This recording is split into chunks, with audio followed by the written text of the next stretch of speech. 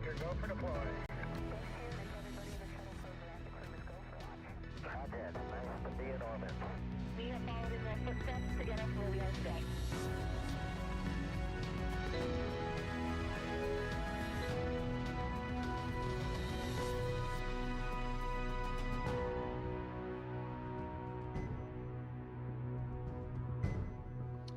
Welcome to this planet's premier spaceport. This is a live look at pad 39A, the very same pad that sent Apollo to the moon, now launches crew missions to orbit.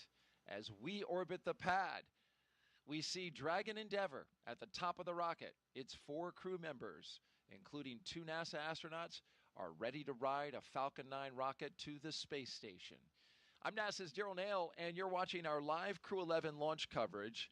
Joining me again for our second launch attempt is NASA astronaut and Space Force Brigadier General Nick Hague. He is a spacewalker, Crew 9 commander, and my co-host.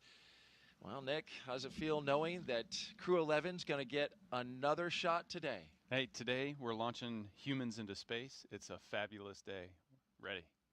Absolutely. And we are also listening to the loops, and we will pause when we hear those operational loops come over our audio channels here. You will not see Nick or I on camera until our final hour before liftoff. For now, it's audio only as we document and show you the video, the pictures of the sights and the sounds leading up to liftoff. It's been a beautiful morning so far. Astronaut Nick Hague was outside capturing the beautiful sunrise this morning around 6:30. Yeah, what a lovely sunrise it was, too. Yeah. It's a beautiful day out there. It sure is. And it started that way yesterday as well. As we know, we headed into yesterday's launch attempt, which was slated for 12:09 p.m. Eastern Time, with just absolutely perfect weather at the beginning of our journey. You see clear skies there. However, we had weather interrupt what was going to be, and at least looked like was going to be, a perfect setup for launch. The crew was good. The vehicle was good. The spacecraft was good. We were green all the way across, except for at T-minus 1 minute and 7 seconds, we had a cumulus cloud get into the standoff area with a 10-mile radius around the pad. And so when that happens, we have weather rules that constrain launch, because when you launch a rocket through a cumulus cloud, especially if there's energy in it, potential lightning could be induced by a rocket launch. We stood down for that launch opportunity yesterday, but we got so close. It was Nick. so close. We were out there a minute to go, and off goes the warning for lightning in the area, and you can see the rain in the distance coming down, and Mother Nature decided to let us try again today. And we are hopeful she will give us a chance today. We certainly know that the conditions will be very similar to the ones that were in play yesterday. We have a sea breeze that's going to be coming onto land, as it always does this time of year, and it cooks up things in the atmosphere. The question today, though, is with our T0 at 11:43 a.m. Eastern Time, we're just a little bit earlier, about 22 minutes earlier than yesterday's T0 due to orbital mechanics. So hopefully, if the same setup happens as it did yesterday with the weather, we would launch today, because that cumulus cloud would not be around. Absolutely. It is... I'm an optimist. You going. are. We're going. Astronauts have to be optimists. They really do, right? And as we look on our screen, we are seeing the astronauts that are flying today, and that is Commander Zena Cardman. Her crew made their way into the suit-up room, as they did yesterday. Once again, getting suited up, the gloves, the suit, the helmet, the boots. This is a time to make sure that everything is ready, Nick.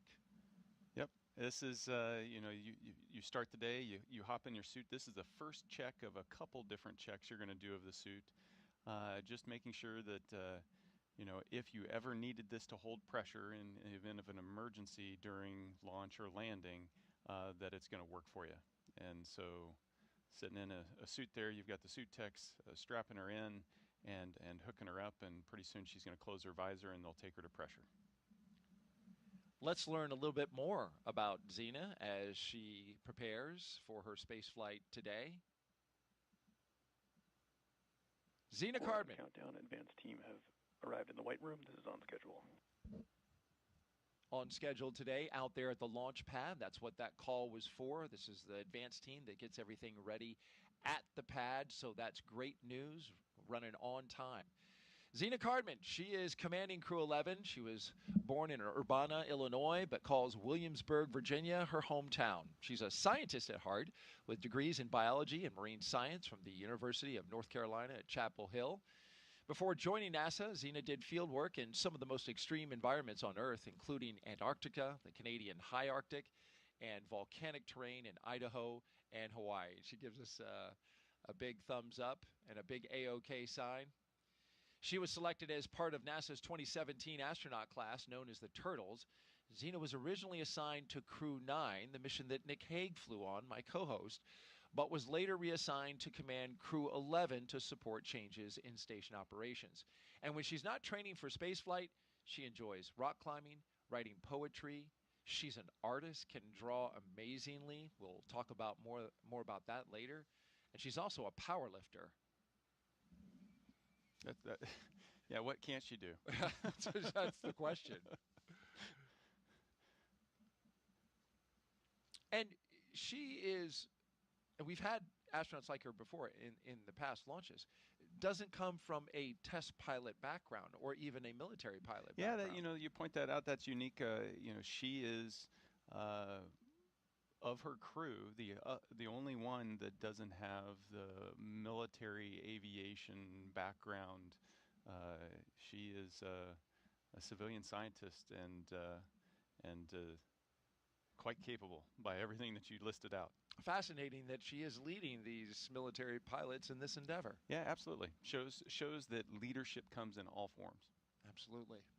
Next up, our Crew 11 pilot. Speaking of military pilots, NASA astronaut Michael Fink.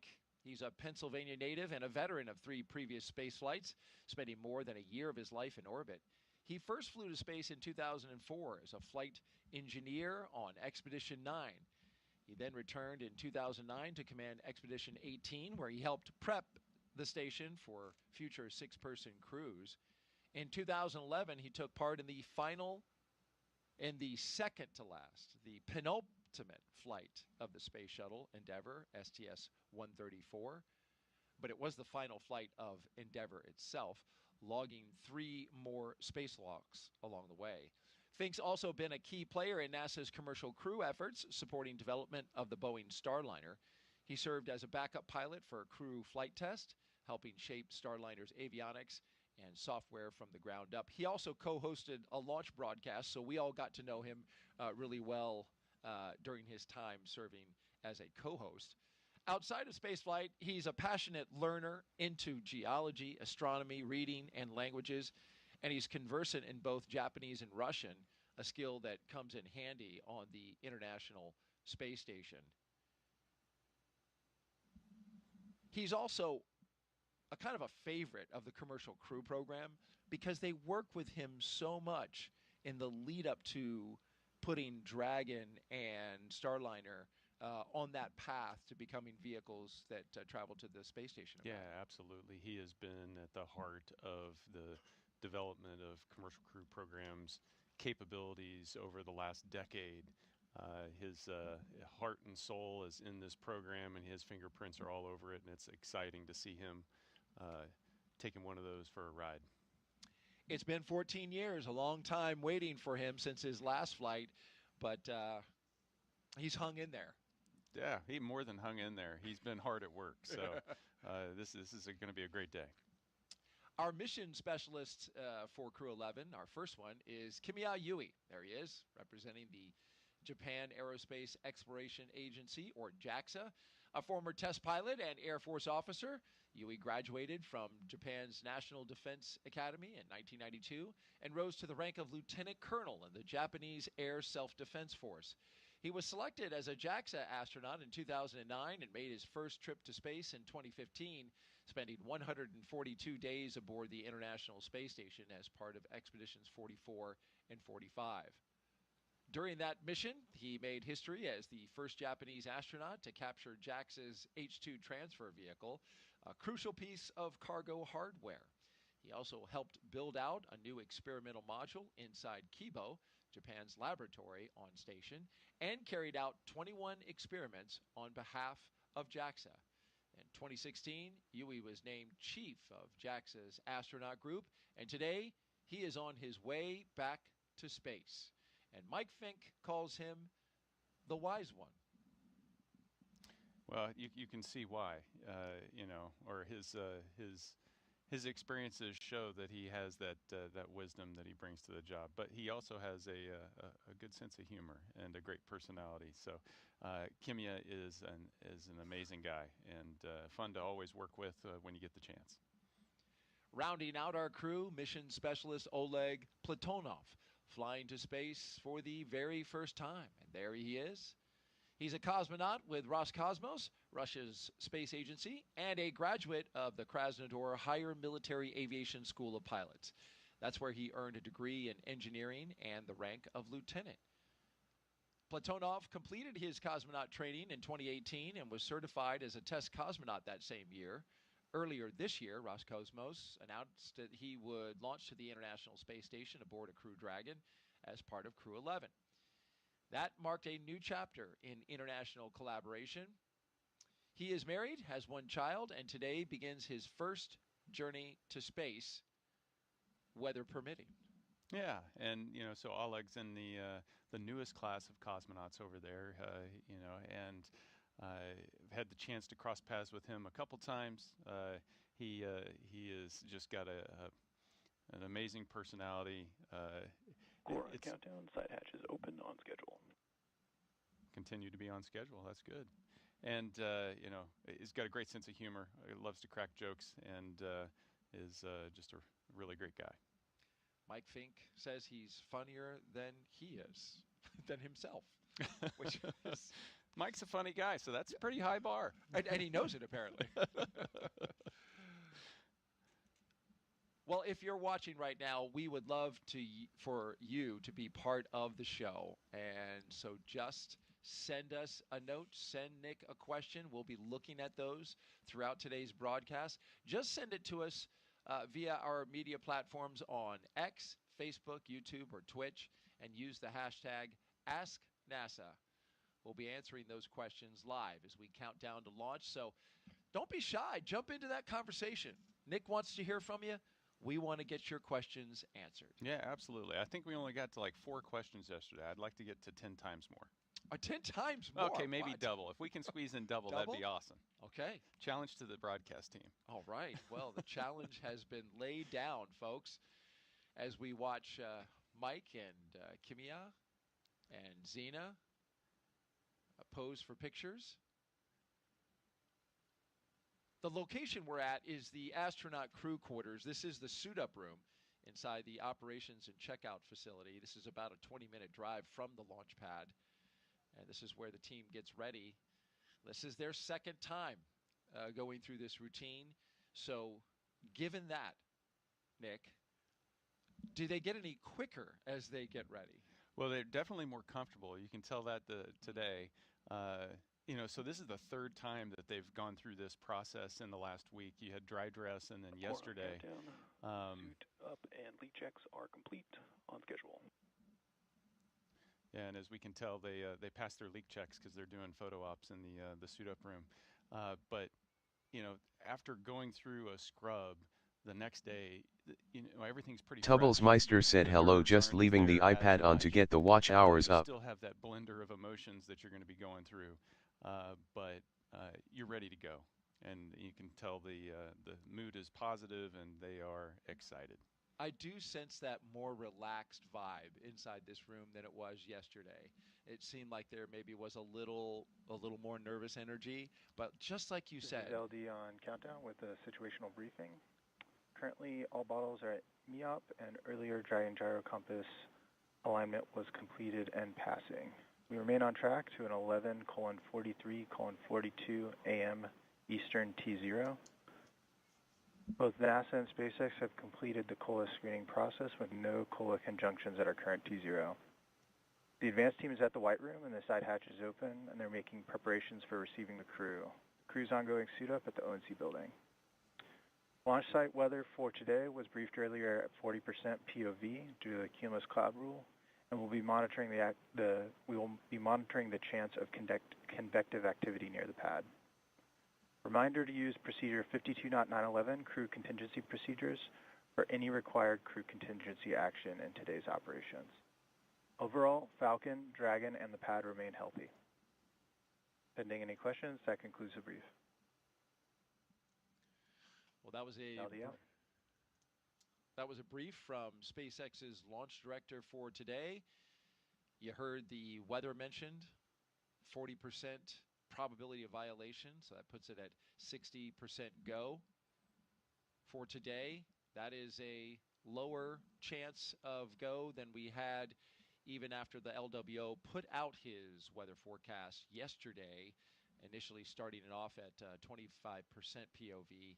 That has increased to 40% due to the arrival of those sea breeze, that sea breeze activity, that convective activity he talked about, which will happen along the coastline. We'll talk more about the weather in a bit, but first we want to talk about one of the support folks that's here inside the room as part of the team. You can see that most everyone there in the room wearing a black ninja suit, they are SpaceX employees, except for this gentleman right here, number 30. That is NASA Core astronaut. countdown. LIO installation is complete on schedule. That is NASA astronaut Marcos Barrios. He is in the role of astronaut support person. So he is with the crew, both here in the suit-up room, but also at the ready, going all the way out to the pad. Yeah, Marcos will be with them all the way until they crawl in the capsule, and he is the crew office, the astronaut office representative as part of the pad crew.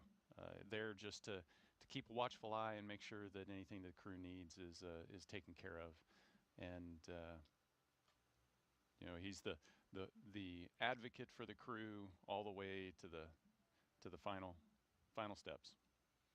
He heard you talking about him, Nick, and gave us a wave. He's good like that. And so now the crew is sitting in their recliners, taking a load off. Those recliners, to me, they harken back to the space shuttle days. Remember when those guys were getting ready, they sit in a big recliner and looked like they were kind of relaxing, taking it easy. Yeah, nice and cozy.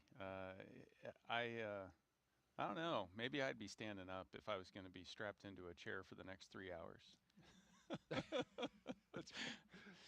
We should stand up more from time to time, since we were strapped to these chairs for 6 hours yesterday. Yeah, it's good to stretch the legs. You can see the chief of the office, Joe Acaba, there, providing some last words of wisdom, I'm sure. At Astra, above the exit doors there inside crew quarters. And so, in order to meet Nick's goal of social, we're going to jump right into it. We mentioned earlier we want you to be a part of today's launch coverage, so we're taking questions. And the first one we have is from Annie Gonzalez, who asks, "What did the astronauts eat this morning, Nicholas?"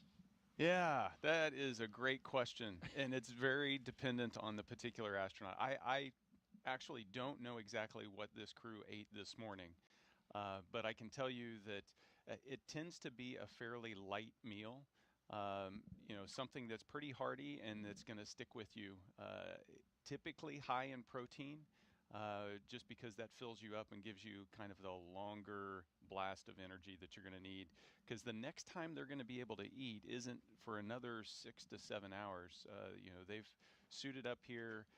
This takes some time. They're going to go out and strap into the rocket, and then it's going to be several hours before they launch. And then after they launch, from liftoff, maybe 45 minutes after liftoff, until they get out of their suits and have an opportunity to eat. So it's a good 6 to 7 hours that you're going to go before your next meal. So they want something that's going to stick to their bones. And you had heard what they ate a couple nights before. Yeah, we get this opportunity to select, our favorite meal, if you will, and the crew, 3 of them had steak as their penultimate dinner, and one of them had ramen and a corn dog. I'll leave it to the audience to try to figure out which one's which.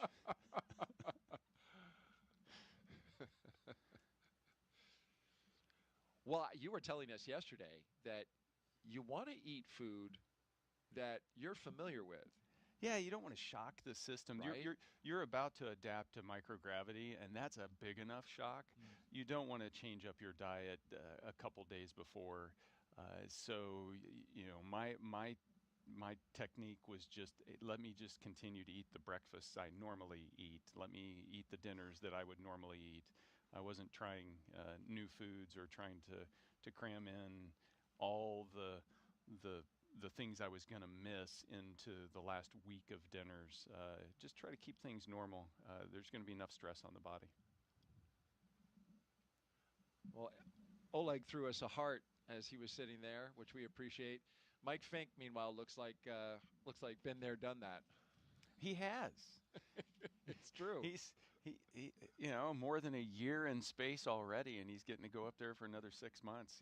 He's a lucky dog.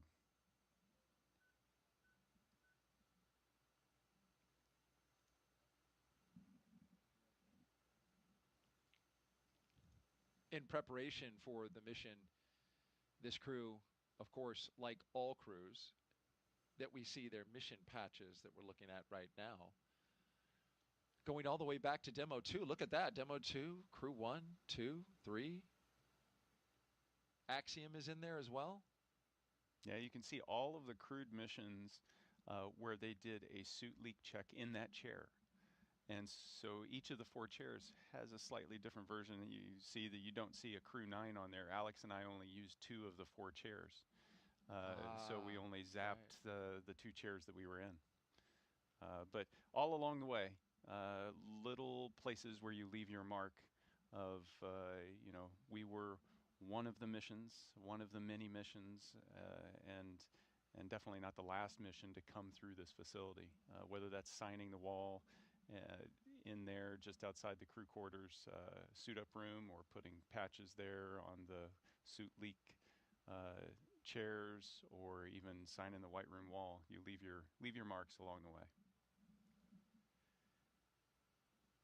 And they left those marks yesterday during the launch attempt in many places, including on the wall inside the white room. Won't have to do it today.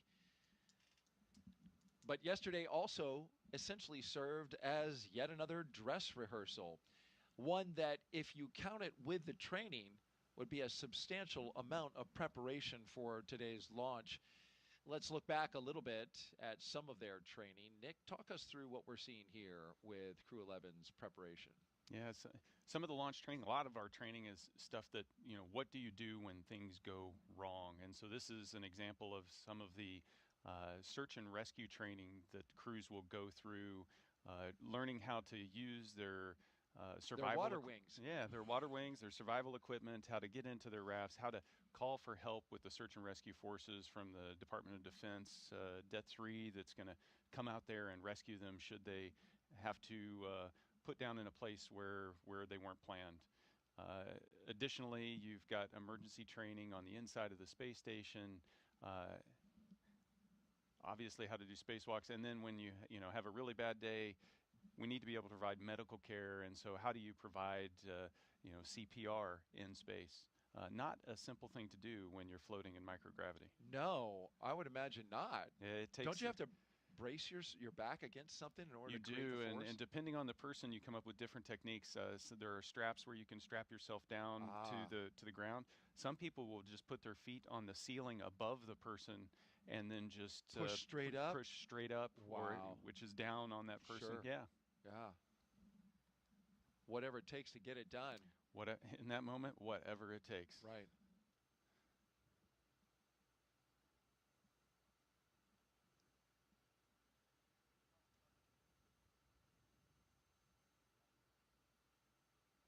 You had an interesting training, Nick. You trained to be the pilot all the way up until a few months before. Indeed. Then you had to switch to commander. What was that like?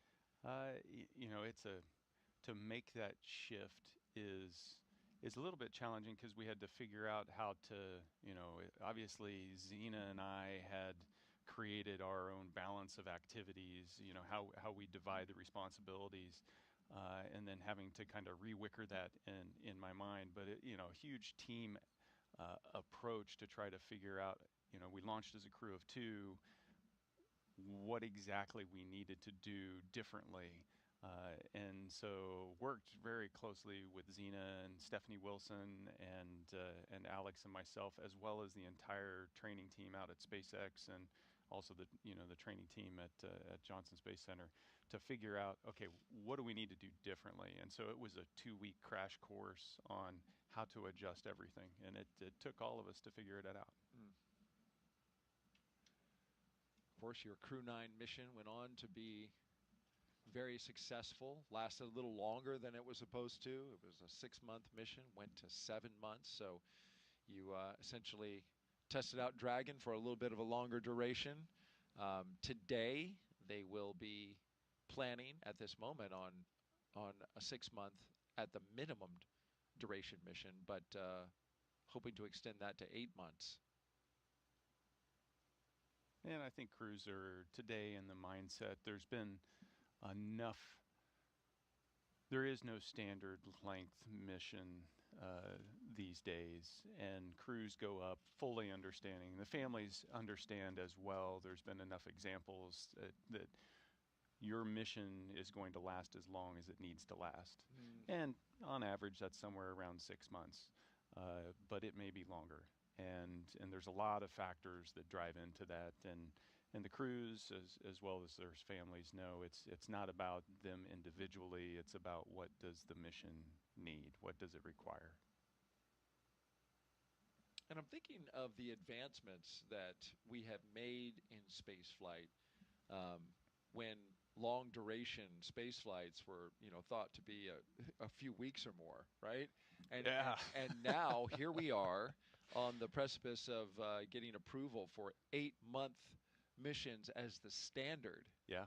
In space. It's it's progress. Yeah. To go from average shuttle durations like 10 days to average missions 6 months to now it's we've really figured out how to support the human in low Earth orbit, to be able to keep them up there for a long period of time and keep them healthy.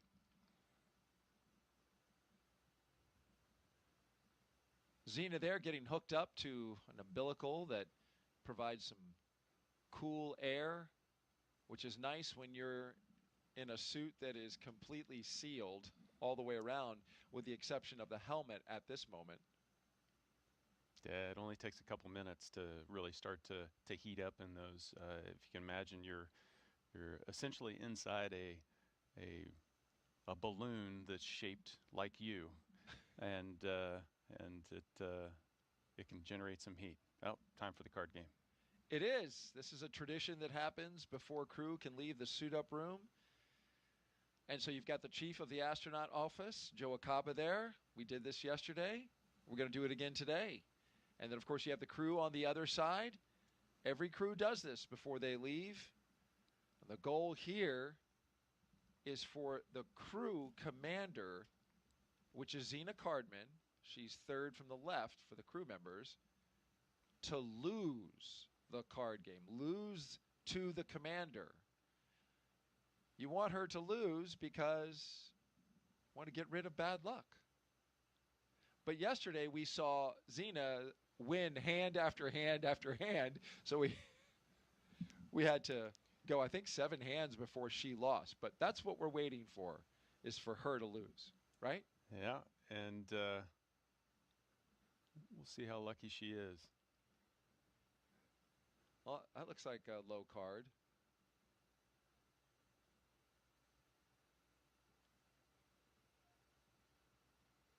Okay, so Xena and Oleg are hanging in there again.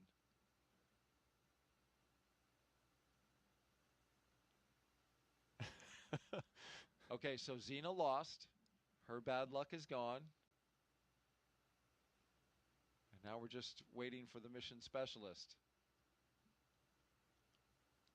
Oleg Platonov. And he loses. he loses and they applaud. Yes, well, you know, time-honored tradition. Absolutely. And that's the way it works. All right, fun and games are over. Now it's time to go launch to space. Let's do it. All right, as we head out of the astronaut crew quarters room, we bring you live to their destination, the temporary destination at least, the launch pad at 39A, where their Falcon 9 rocket stands ready again.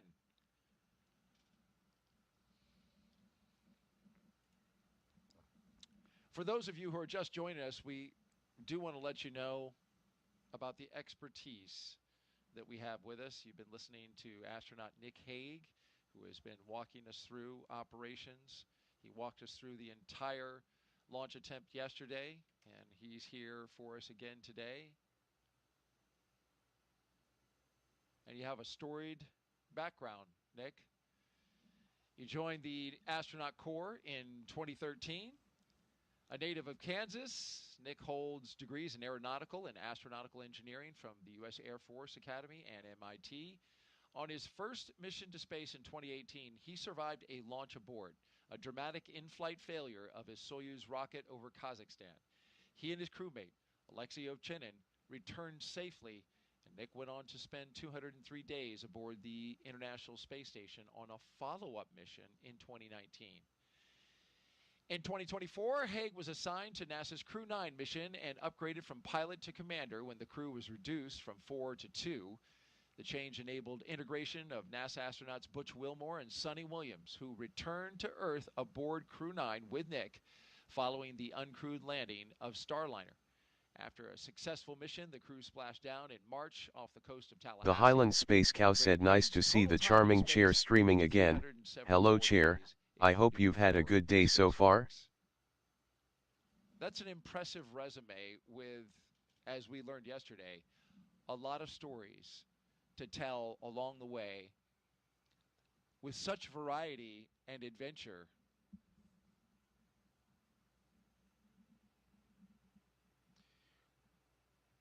We are listening to a weather brief offline, so we're going to take a moment to listen to that.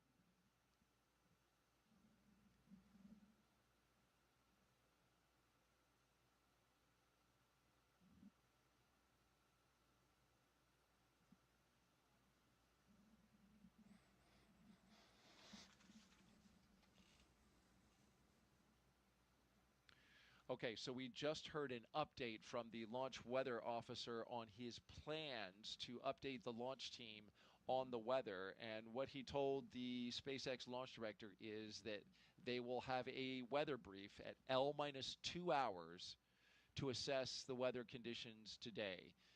There is concern about the possibility of pop-up cumulus clouds and storm clouds in the area, but the launch team felt good enough at L-8 hours today, which was around 3:43 in the morning when they held their first weather briefing of the day, to proceed forward. But they are monitoring this closely, Nick. Yeah, you know, and this is good news, right? We feel comfortable enough that we will continue to. We've got an opportunity, we've got a chance, so we'll continue to march down the timeline. You know, as soon as they feel like it's not going to pan out, that they're gonna knock it off and scrub for the day. So this is positive news. L-2 hours will be 9:43 a.m. And so we will listen in again for that update, which is important in this launch flow because 2 hours before gives you plenty of time to discuss and look at the conditions, talk about all the data as you prepare for the moment where you cannot adjust, and that's the beginning of tanking at T-minus 35 minutes. Once that kicks off, then you are on your way unless you call a scrub. Yeah. Yeah, no, there's once you start to tank up the rocket, now you've armed the launch escape system, the crew's strapped in, and now you have to undo all that. So there's negative work. So you really don't want to go past that point unless you're hey, reasonably confident that we can get this down to T-0 and lift off. You're looking now at an elevated position from our flight operations team. Our Kennedy Space Center helicopter getting us a good shot outside the operations and checkout building. This is the facility where we saw the astronauts suiting up on the inside. This is where they walk out to their awaiting vehicles. They are 3 Teslas, 1, 2, 3, with the license plates that say live, laugh, launch. Those are good words. Especially the last one. There it is. We got, we got 2 of the 3 yesterday. We did. We did. We did. But it begs the question, Nick, where did the love go? Oh, you know, it's still there. You see him with the heart hand, the hand signals. So there's plenty of love. Plenty of love going around? Okay. Yeah, you're right. I saw it yesterday. That's Zena's favorite move. She throws out the hearts, and boy, she's an astronaut with a lot of it. Yeah, so they're anxiously awaiting the team, you know, getting ready to walk down the hallway and mentally start to make that shift of, okay, we have, you know, the train is starting to leave the station, and we're headed to the pad. As we look at this license plate, let's review the past 10. Well, look at there. One of my favorites is Later Earth with the 8 in there from Crew 1. I like Blast Off with Crew 5, using the 5 as an S. You have Bye, Crew 7. I don't think you held that long enough. I didn't. Bye. There you go. 7 letters. You know, it's funny. Jessica Beer said the same thing. Daryl, you didn't hold that long enough. From her, I kind of get it. From you, that surprised me. And hey, there's yours. You were ready for it. Ready for it. And you had to be ready for it, man. You were dodging a hurricane, and all kinds of stuff was going on with your mission. Every mission's unique. Every crew is ready for it. It's true. There's a huge team on the ground making sure that we are. Yes. I'm going to stand up, Nick, to kind of stretch out. Okay, don't hit your head on the ceiling. I know. We're not on camera, so it's not a problem. If I do, just cover me if I hit the deck. I got you. Appreciate that. Now there's a look outside. The family and friends are gathering now, as they did yesterday. And you've been on a second launch attempt, albeit with very different circumstances surrounding it. But when you do it again, hey, this is a chance to say goodbye again. Yeah, you know, it's this weird mix of feelings because you've said goodbye yesterday and now you're going to say goodbye again. But you also want to take that opportunity because this is the goodbye. And the next time you're going to see your family is months from now. So it's still a special time.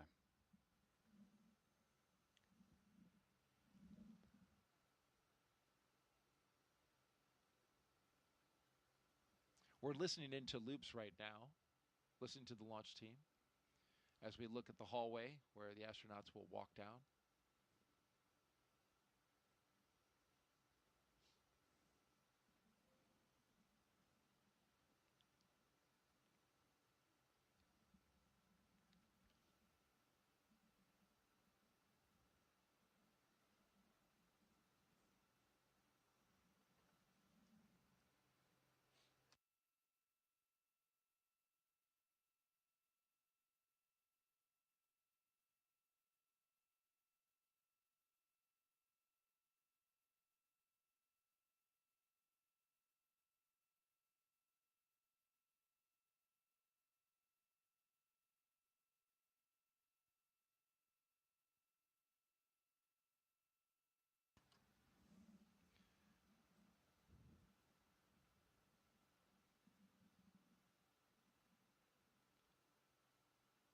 All right, nothing to note on the loops.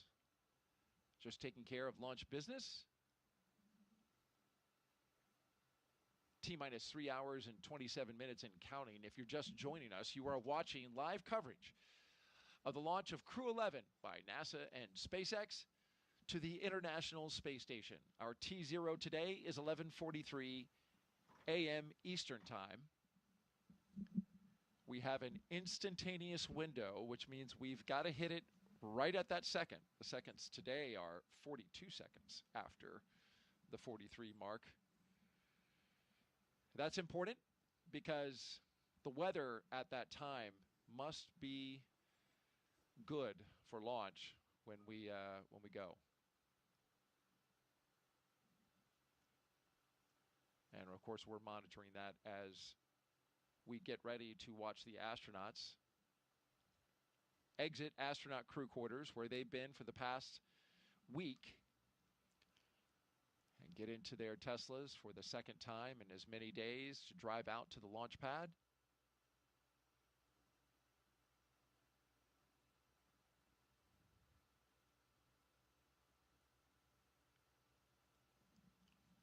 Were you able to find out anything about what the astronauts did while they were hanging out the past 24 hours? I traded a couple messages back and forth. You know, obviously when they got back to the crew quarters, it was straight into debrief, because that's what you do with operations. You perform them, and then you debrief them, because even yesterday you can learn things about the operations. And so they got the update on the weather and what caused the scrub, and then were able to get some quiet time and get recharged, you know, and have an opportunity to connect back with families again. Good. I needed a little time to recharge yesterday, Nick, after that 6 hour I tell you what, behemoth. Daryl, you exhausted me.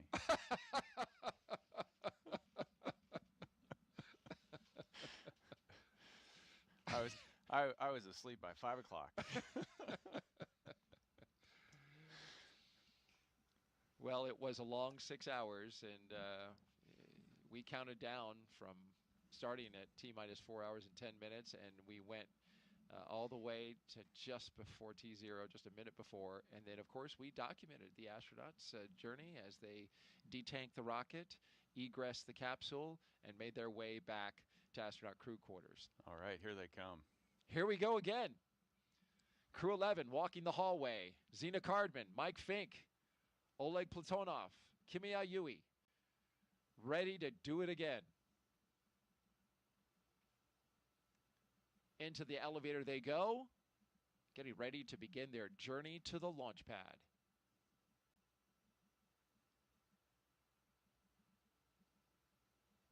Big waves from the crew. And Kimia, his wave interrupted the elevator.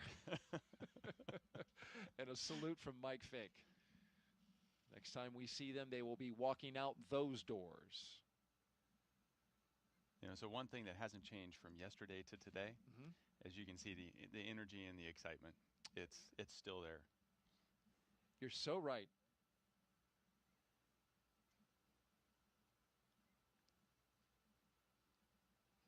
Because after all, at the end of the day, it's another attempt to try to go to space, and that is just... Yeah, and as a crew, you're in the mindset, we're going.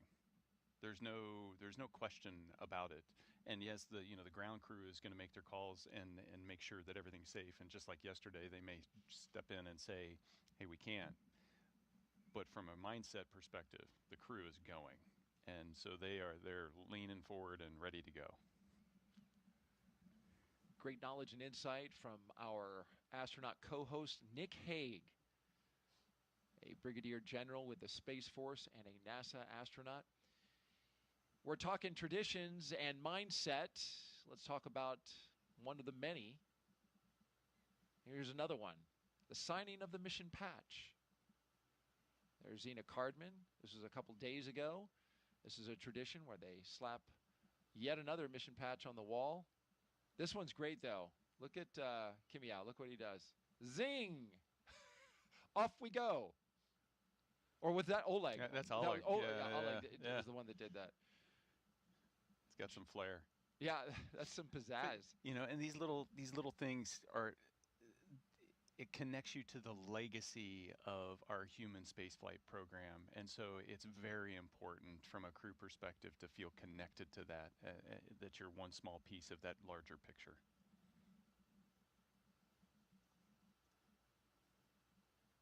That's right, and a legacy that goes back to the 1950s here on the Space Coast. Families are there. You can see them, family, friends, and loved ones, as well as special guests. The doors open up, which means we're going to see the crew shortly. But they're behind stanchions, and that's for a reason, Nick. Yeah, quarantine is so important. Making sure that we can keep the crew healthy. They've been in quarantine for the past 2 weeks. And we preserve that all the way up to the point of them getting in the capsule. And so you see those stanchions providing that separation to keep that safe distance so that nobody ends up getting inadvertently sick.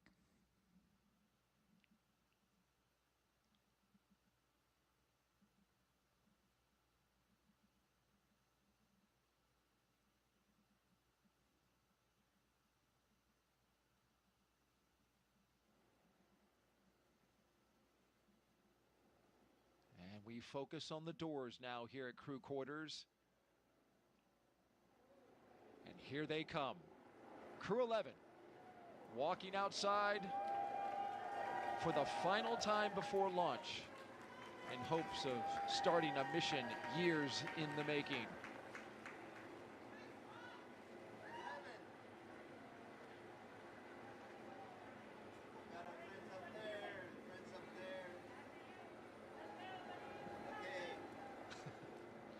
Nick is waving. You can't see him, but he was literally waving at the screen. How can you not?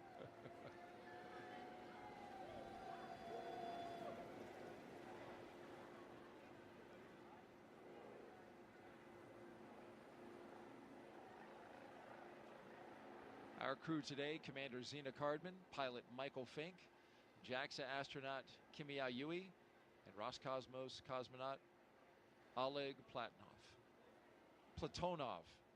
I corrected my pronunciation yesterday, and I slipped back into Americanizing. Crew walkout has commenced on schedule. Everything on schedule.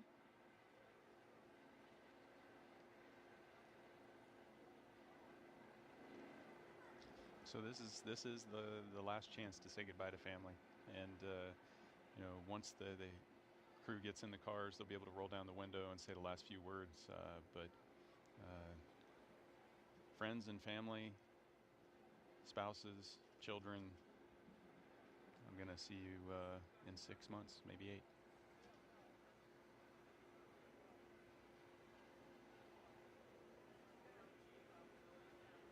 Core on countdown. Advanced team is complete with preps and ready for crew arrival on schedule. So we've gotten the word that the crew can pull out from their location. This looks like you can have even a little conversation at this point. Yeah, you know, last little, you know, these are the things I forgot to do at the house that I need to remind you about. No, it's a chance to say those last few words. You know, for me, those words always fail to fully express the emotion that you have in the moment. You're excited to go, but you're also a little sad to know that you're going to be separated from friends and family for that long. Stuart Rolfe said, "Wow, so exciting, love those Teslas, yay." As well, which is, you know, family is in a different position. Yeah, you know,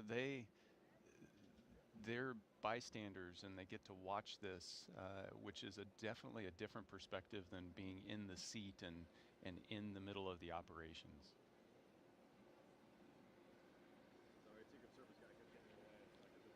It can be stressful, but NASA does an amazing job of providing extended support to the families to help them, you know, especially through stressful times like a launch.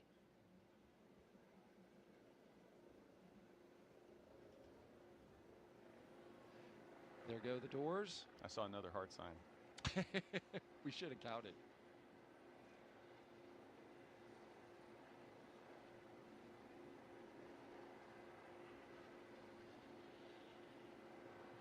So you see 3 Teslas there. The first Tesla has the closeout lead and 2 suit technicians. The second Tesla has the commander and pilot, along with a flight surgeon. And the third Tesla in the back that you see there has the second closeout lead and other support staff, along with the 2 mission specialists.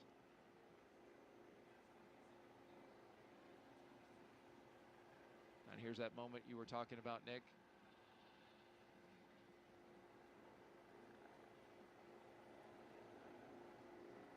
Well, it's just natural to want to lean in a little bit, isn't it? It is. The quarantine, the window's down and you want to just reach through and give them a hug, and you can't. Right.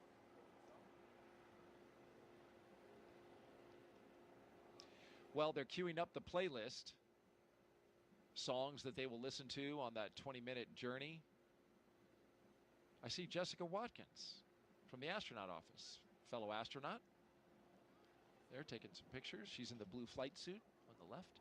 Yep, and we've got... Tubblesmeister said don't forget to like the stream as it massively helps the channel grow even more. Provide them that support, and it means a lot for the crew member that's launching to know that you've got one of your colleagues, one of your friends that's there to take care of the people you hold most dear. No.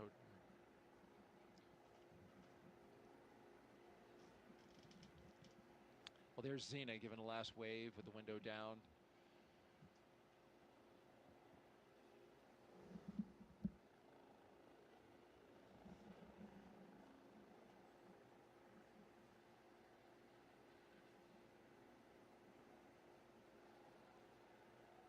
There's lots of mixed emotions when you're launching, and this is one of those moments where it's lots of smiles and energy, but there's also teary eyes. Right. All right, to big cheers, the crew is pulling out. Crew 11 on the road to launch pad 39A. Let's take a moment now to hear in their own words from each of the crew members, and we begin with the commander, Xena Cardman, as she shares her path from field science to spaceflight. I think in a lot of ways, science and exploration is just innate to us as human beings. That's why toddlers ask so many why questions. It's just part of who we are. In many ways, I think trying to explore space generates solutions to problems that we didn't even know we had. My name is Xena Cardman, and I am the commander of NASA's SpaceX Crew 11 mission to the International Space Station. I was born in Champaign-Urbana, Illinois, but grew up in Williamsburg, Virginia. I grew up almost like an only child. I have 2 older brothers, but the younger of the 2 actually went off to college when I was 5 years old. And so I learned to play in my backyard a lot, play with friends, use my imagination, and explore the natural world around me. Richie Rich 370 Gaming said rather watch the official stream. It's the same without the chair. Inspired me to pursue research on my own, even as a high school student. But while I was at college, I also got to know microbiology, I got to know geosciences and chemistry. I wound up doing a lot of research in an oceanography marine sciences department and studying in remote locations like Antarctica. I also, while I was an undergraduate, became a creative Tubblesmeister said beat me to it. I've really valued that chance to study the creative side of my brain and explore our natural world through that side as well. I love being an astronaut right now because there are many pathways to get to the International Space Station. We spend long duration periods, so many months long, living and working on board that space station, and it's really focused on research. A lot of that research Richie Rich 370 Gaming said dick. And a lot of that research is on us as human subjects. I'm very excited to be actually a test subject for a lot of the medical research that we're doing on board the ISS. I've signed up for a very large, all-encompassing medical study called CYPHER, and this, I think, is going to be critical as we start thinking about going for longer durations and farther places like the moon and Mars. Tubblesmeister said good job, My role as Lee. commander is to bring out the best in my crewmates from the moment we start training till the moment we get back to Earth and then some. And so I'm always thinking about that larger mission overview and how my crewmates are doing and what we can do for each other. Spaceflight, by definition, requires collaboration and requires more than one person, and the chance to be part of something much larger than myself has been humbling and inspiring and deeply fulfilling. even since I was a child, looking up at the stars, looking up at the cosmos is inspiring. It helps me answer questions like, what are we doing here? Who are we? Where are we? I don't think we grow if we don't challenge ourselves. I think that's true for myself, it's true for teams, and it's true for us as a society and as a species. We have to take some risks, we have to challenge ourselves in order to push ourselves, and I can't wait to see what we discover during my career and for generations to come. Next up, astronaut Michael Fink. Next up, astronaut Michael Fink, a veteran of 3 missions and 4 spacewalks, as he reflects on what keeps him coming back to space. Human beings, part of our nature, part of who we are, our identity is explorers. Because every time we explore, we improve our lives and our situations. It's just natural. My name is Mike Fink, and I'm the pilot for NASA's SpaceX Crew 11 mission to the International Space Station. I grew up in Pittsburgh, Pennsylvania, home of the mighty Steelers, and it was a great time to grow up, lots of great educational opportunities, a time that was tough economically, but a place where we knew that dreams could come true. When I was like 2 and 3 years old, my parents would wake me up from whatever nap I was taking to watch moon landings. We did many moon landings back in the late 60s and early 70s, and that made a big impression on me. So I knew that back then, even when I was like 3, that I wanted to be an astronaut. I wanted to go walk on the moon. I wanted to go explore space. So I learned to read so I could read more about space, and the more I read, the more excited I became. When I was in high school, I didn't know what engineering was. I knew what math and science were, physics. I was kind of good at that. Math. I took a leap of faith and went to an engineering program at the Massachusetts Institute of Technology, MIT. Thankfully paid for by an Air Force ROTC scholarship, and then hustling with side gigs on the weekends. And I got to study airplanes and rockets, 2 of my favorite things. So I was able to graduate from MIT with 2 degrees, and then the summer after graduation, I had a really wonderful opportunity to study in Soviet Union. Fortunately, I'd studied Russian language, so I knew enough Russian to go with studying cosmonautics. And then I spent the next year at Stanford University getting a master's in aeronautics and astronautics. I love the space station. I helped build it. I helped the first modules get ready here on planet Earth, and have had the joy of living aboard the space station for 2 long-duration missions so far. We've learned from the International Space Station that space is a great place to really understand more about the universe. When we are aboard the International Space Station, we're still gravitationally connected to planet Earth, but we're free-falling, so like we're in microgravity. So you take that big G out of the equation, and then you can find out what's really going on physically. We're also outside the atmosphere, so we can look to the universe beyond us without atmospheric interference. When I'm on a spacewalk, I can look out to the whole universe, and I can see how small our planet is and how big and wonderful the rest of the universe is. And it's calling to us. We need to explore and go see the whole universe that's out there. Space exploration is something that really speaks to me as a person, right? We all kind of have our passions. And for me, since I was like 2 or 3 years old, I wanted to go to space, explore space. And I've had a chance to do that. Half my life I've been an astronaut. I've really, really enjoyed exploring space.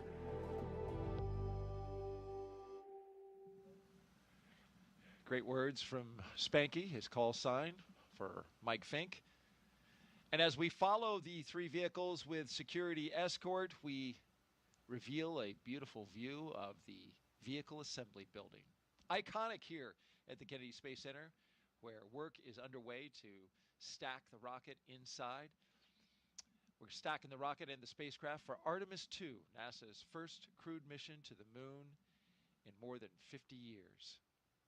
To station, representing Japan, and what this mission means to him. I think humankind has a desire to explore and also expand our area of activities.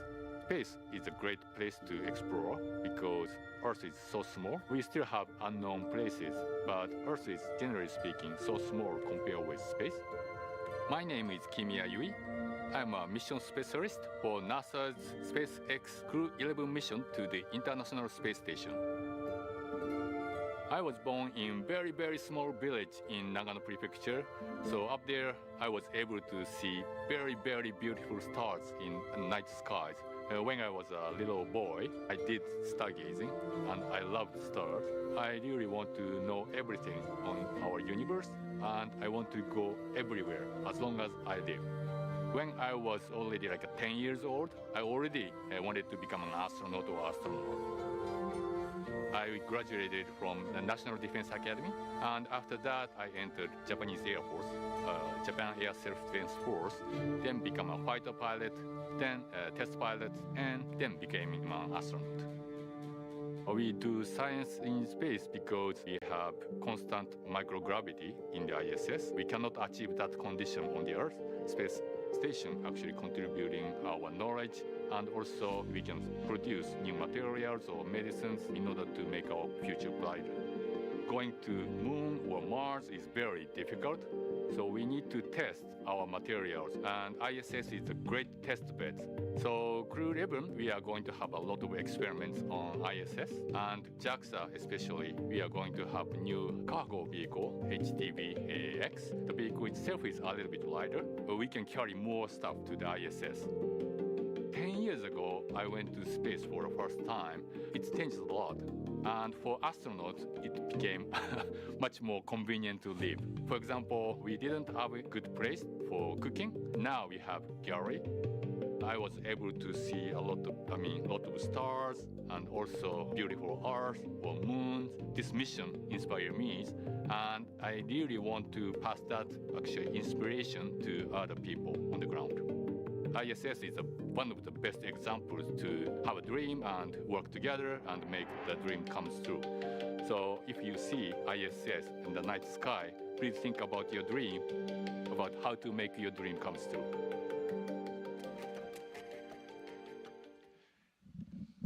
And finally, Roscosmos cosmonaut Oleg Platonov sharing his thoughts as he prepares for his very first flight to space. Бесконечный космос открывает бесконечные возможности для человечества, поэтому есть необходимость осваивать Солнечную систему, осваивать просторы за пределами Солнечной системы. А для того, чтобы это сделать в будущем, мы должны закладывать эту базу. My name is Oleg Platonov, and I am a mission specialist for NASA SpaceX Crew 11 mission to the International Space Station. Я родился в большом индустриальном городе в России, в городе Челябинске. Это моя родина. Я занимался в патриотических кружках, связанных с авиацией и космонавтикой, поэтому уже в мое детство я задумывался о космосе. У меня много целей в этом полете. Прежде всего, я хочу полететь на мощной огромной ракете в космос, долететь до Международной космической станции, сесть возле большого иллюминатора на станции, посмотреть на нашу красавицу Землю, и это будет вдохновлять меня работать все лучше и лучше. Мы можем получать новые данные о нашей Земле, о Солнечной системе, о космических лучах, о нашей Вселенной, о жизни микроорганизмов в космосе, о здоровье человека, о получении новых лекарств, о путях улучшения конструктивных материалов и внутренняя потребность человека исследовать все, что находится вокруг него. Хочется узнать все новое, новое и новое, расширяя горизонты своего знания, что границы открыты, что мы можем летать в космос, что мы можем лететь дальше, все дальше и дальше, за пределы нашей Земли, за пределы Солнечной системы. И это будет вдохновлять уже не только нас, но и не предыдущие, а следующие поколения.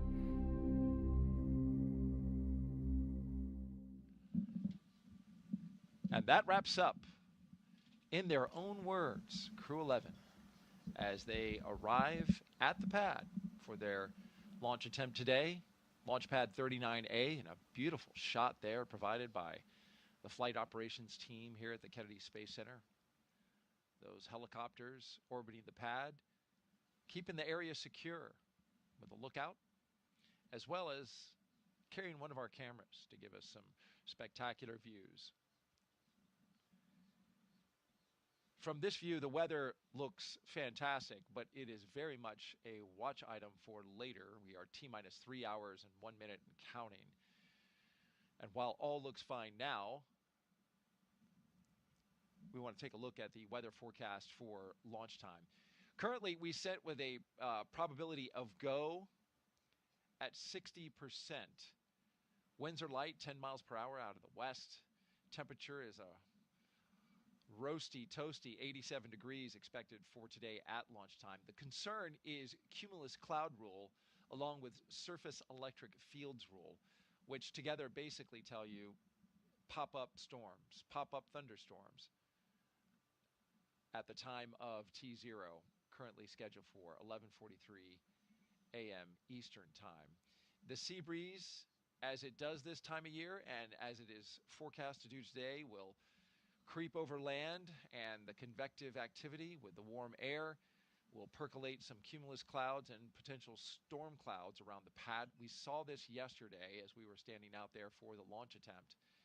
The hope is that those will percolate not too close to the coast,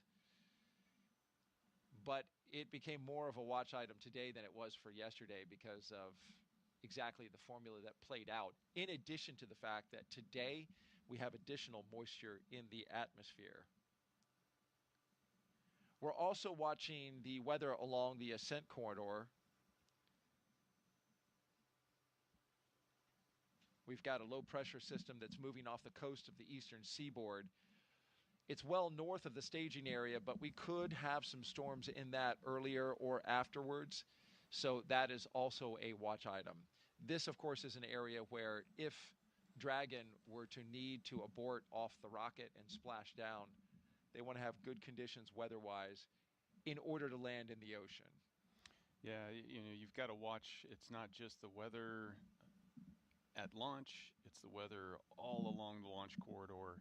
And it's a really complex process. There's a lot of factors that go into it, and it's almost an impossible task for the weathermen to figure it out in advance. So we just continue to watch and take it down to the real-time call of are we ready to go or not. The launch weather officers, a very capable bunch. They do their best.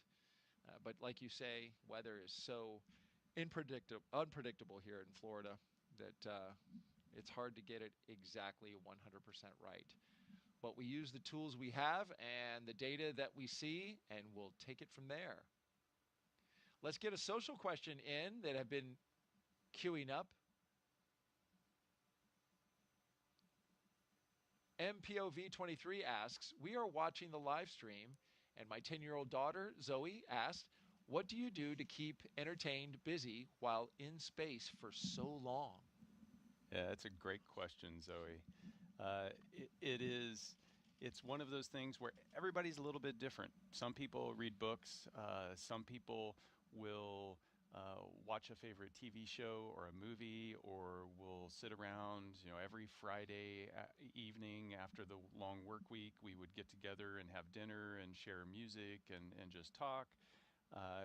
But without doubt, something that everybody does is go to the window and look out the window at the earth down below and just soak it in, because it is such an amazing view. You can see almost coast to coast of the United States as you fly over, so you see so much, and you almost start to lose the ability to see the impacts of humans, and you see the mountains, and you see the oceans and lakes and deserts, and you start to appreciate just how connected everything is on Earth. And then when you get on the other side of the world, you're in the dark, and then the stars all come out, and you can see the universe just kind of unfold in front of you, and there's so many stars that you can't see that many stars from the ground.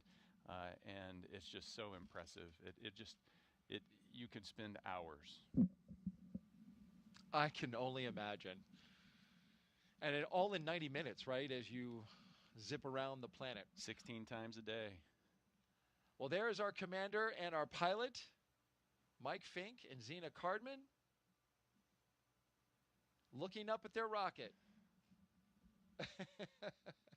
Big hugs, big hugs. And so Zena must have listened to your commentary yesterday, Daryl, because she was leaning back farther than Mike was today. I noticed that. I was going to say so. I was like, wait, Mike Fink has the upgraded suit. He is the only one of the crew to wear the version 2, V2, R2, which is an upgraded suit that SpaceX is providing. In the elevator they go from the ground floor up to the 275-foot level. This is a great shot. They were just there looking up at their rocket. This gives you a sense of scale. Which is so hard to get in the space industry. Yes. You see these pictures of the rocket and launch pad from a long ways away, and without a person standing there, you start to forget that these are small buildings we're launching into space. Yes, that's right. That was a great shot too, right? We saw them close up in the elevators, and then we widened out to the rocket. It really gives you a sense of scale. Great work by the production team there. All right, they get to the elevator. They have one more set of stairs to climb before they get up to the crew access arm.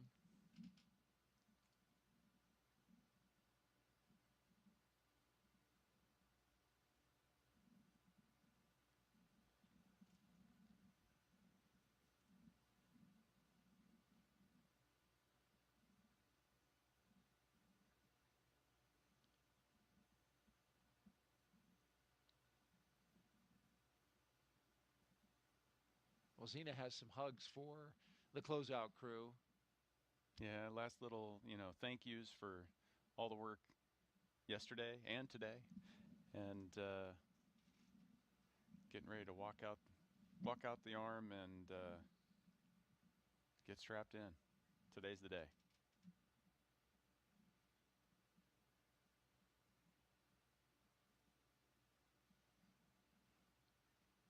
A nice gaze out across the spaceport. You can see everything. It's an unbelievable view. It's so scenic. And here comes Mike and Zena. Hearts and thumbs up with big waves, getting ready to get inside Dragon Endeavour.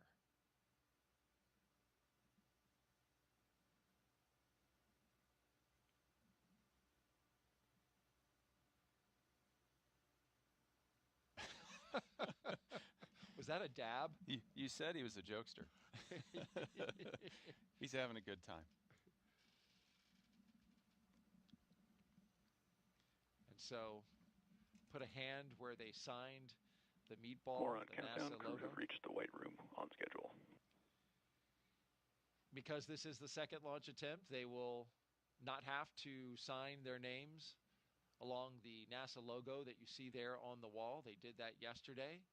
So Zena just put her hand on it, gave it a touch, and they'll go straight into making sure their suit is clean and there's no FOD before they get into the Dragon Endeavour, their spacecraft that will take them on a journey to the International Space Station, 260 miles above the surface of the Earth.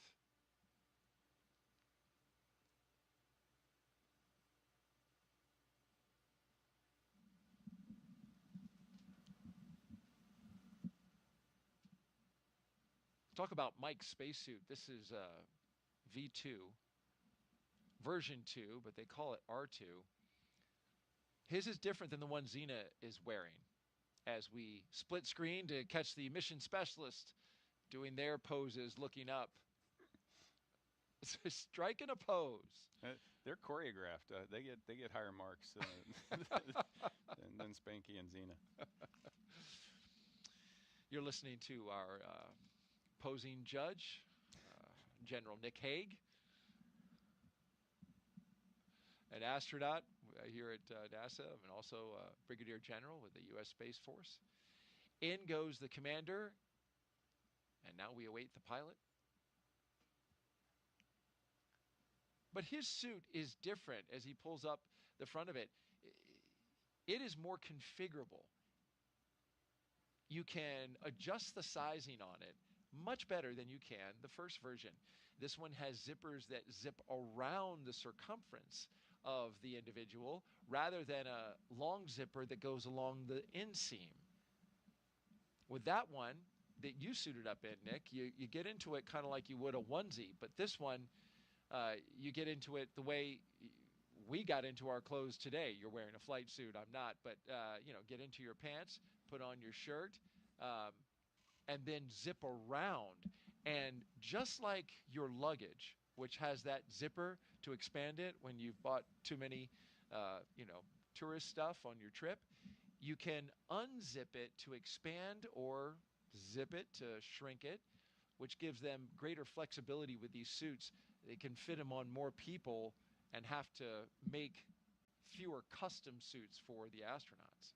Yeah, suit fit can be a really finicky thing, and there's a lot of effort that has been spent with the first version of the suit, trying to make sure that every crew member gets a suit that fits. With this new one, there's a lot more adaptability and a little bit more forgiveness in the suit. It's one of those things that's really important. Normally, these suits are never pressurized except during leak checks, but in the event of an emergency, they may need to pressurize, and if they don't pressurize in the right shape, it can lead to injury of the crew member.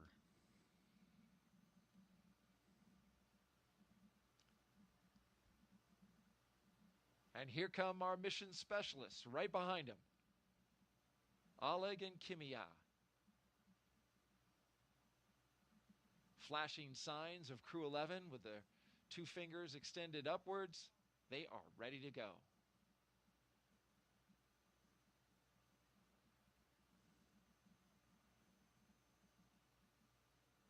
You know what I love about the view, you were talking about it earlier, that we can see out the windows there, is that with the exception of, the occasional launch pad and building and stuff, this is a pristine wildlife refuge that just goes on and on and on. So it's natural Florida the way it was before, it became populated. Yeah, and it's that that stark contrast of of nature and then this technology, like the most sophisticated thing that humanity can do, plopped right down in the middle of it, and that juxtaposition is just it's eye-catching.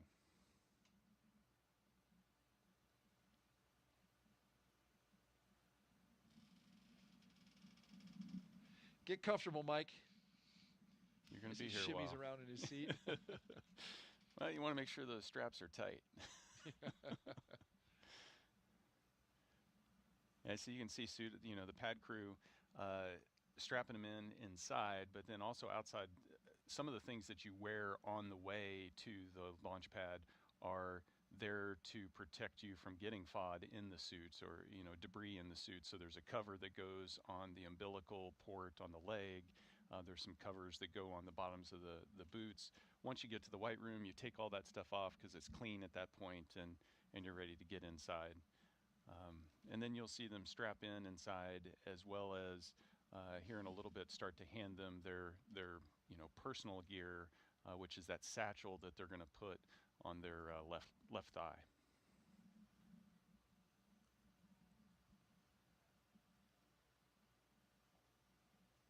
If you joined us recently, you're watching NASA and SpaceX's coverage of the launch of Crew 11 to the International Space Station. Our T0 set for 11:43 a.m. Eastern Time. We are counting down, currently T-minus 2 hours and 47 minutes. We have the commander and the pilot seated in their positions.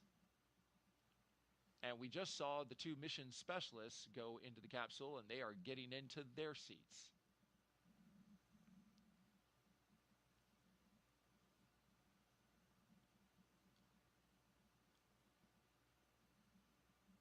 NASA astronaut Nick Hague is here, helping us document Crew 11's journey into orbit. In our split screen, we are inside and outside of the spacecraft.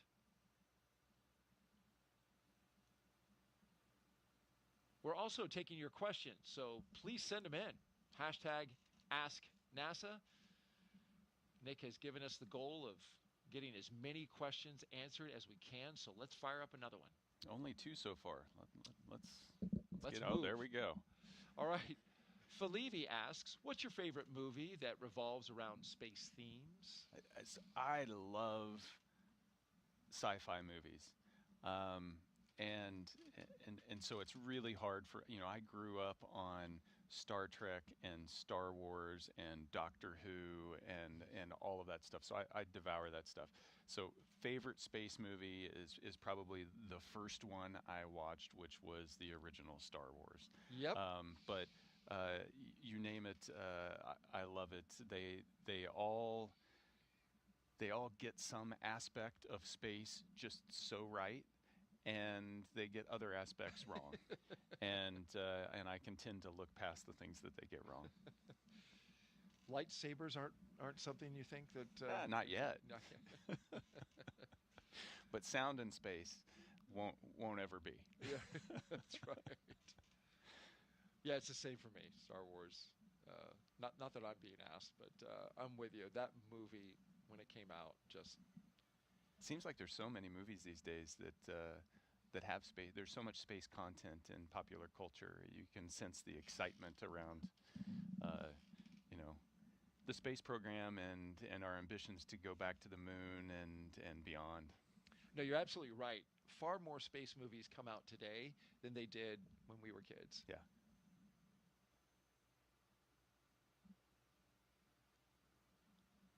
All right, Crew 11 now completely seated.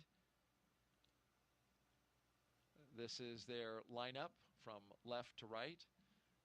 We have Oleg Platonov, Mike Fink, Commander Zena Cardman, and Kimia Yui.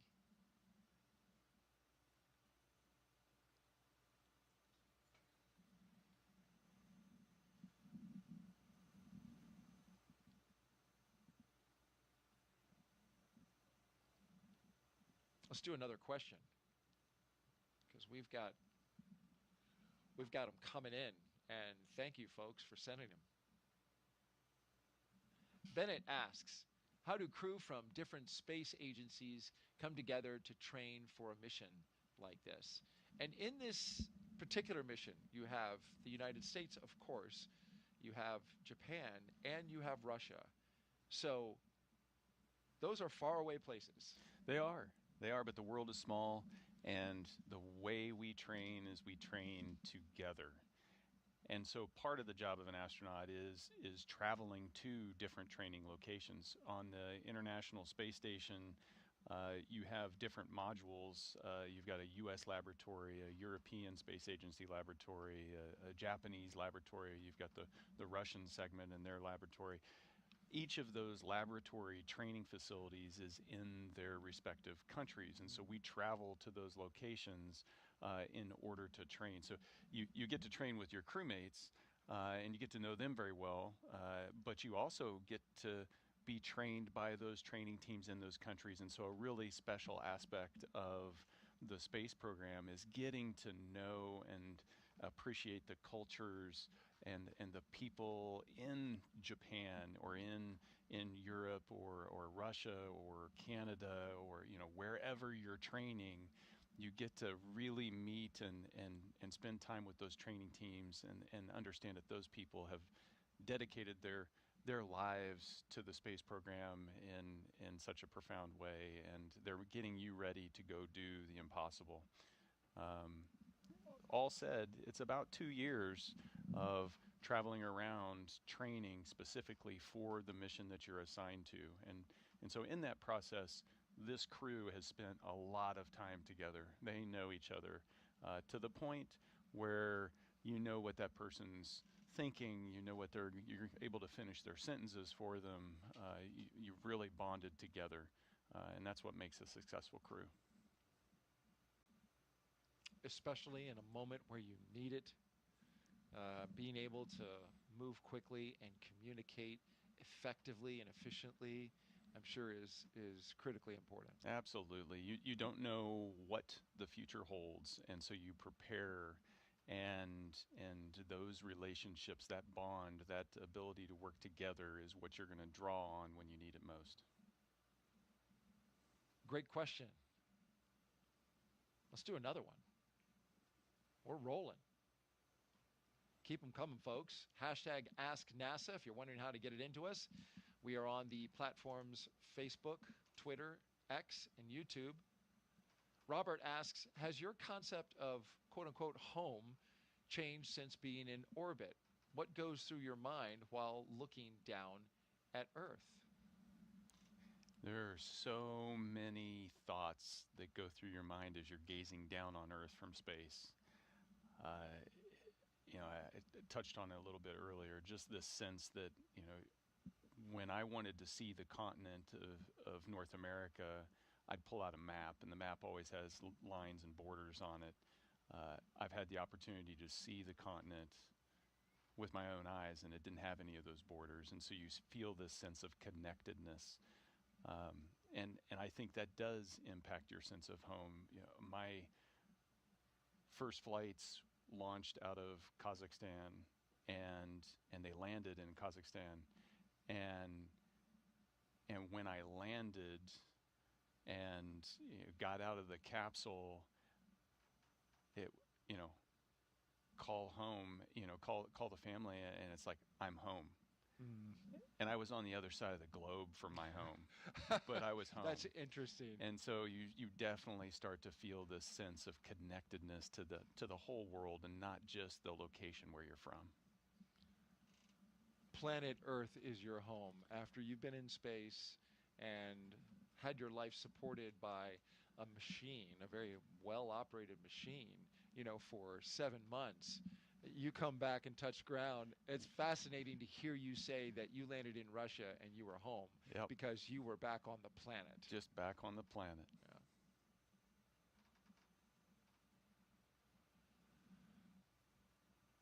Well, these 4 crew members are preparing, as we've been watching them get ready for launch. In the immediate future, they're getting ready for hatch closure. So the closeout crew that you see there is getting those final touches in place, preparing the crew with everything they need before they leave the capsule, because after all, they are strapped in, won't be able to move around. So any final placement of items or support equipment that they need, they're taking care of that right now. Yeah, there's lots of gear that you end up with on you once you're strapped in that you didn't have on you as you were heading out to the launch pad. Probably the easiest thing to see in the view is the satchel that's on their left thigh. It's a knee board so that they have a place to write and take critical notes. Dragon, ready for comm checks. Copy, ready for comm checks. We are configured for umbilical comm checks. So seat 1, seat 2, seat 3, seat 4, comm check. Seat 1, loud and clear. 2, loud and clear. Seat 3, loud and clear. Seat 4, loud and clear. Core, all loud and clear. Umbilical comm check is complete. Report when ready for seat rotation.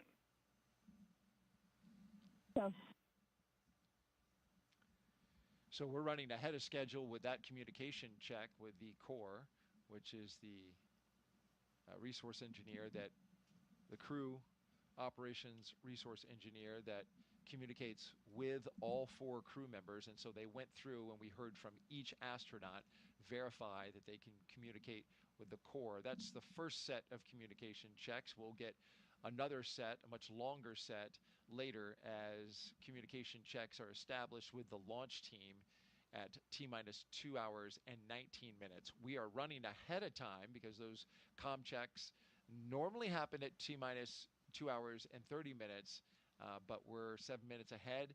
That's kind of understandable given this is the second time in 2 days that they've run through this procedure, so you can really tell they've got it down. Yeah, no, practice makes perfect.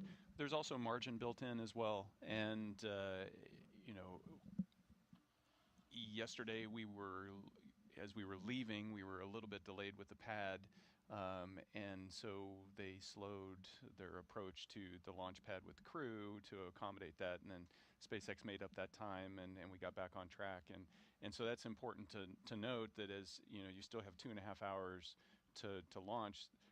There are built-in margins that we create the opportunities to address any issues that pop up. So far, everything's been going great.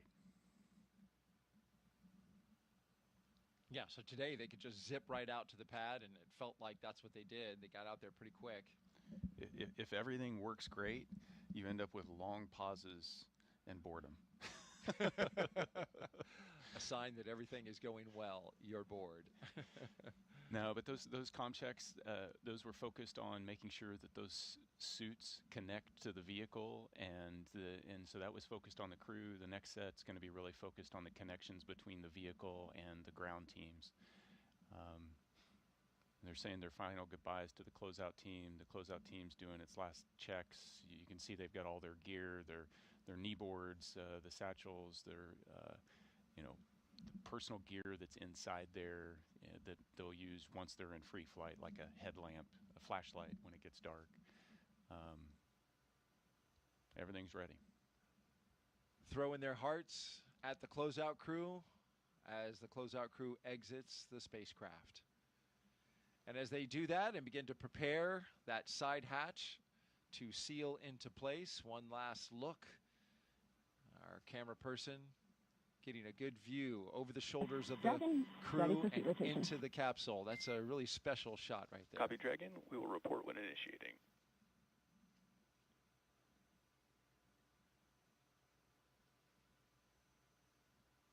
And so here they're going to rotate seats here shortly, put them into the launch configuration.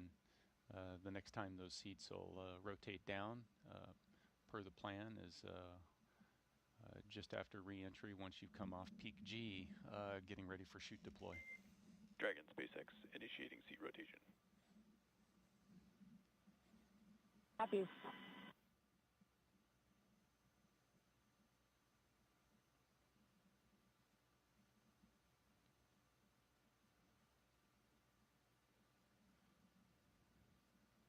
And there go the seats, articulating upwards, putting the crew in launch position. Get a view below their feet as well. Yeah, you can see all the supplies. Cargo, yeah. You've got cargo on the right-hand side, some coolers, experiment lockers in the middle, and then you can see the left container on the left-hand side. That's your survival raft if you would need it. It'll deploy. We saw a video of that earlier.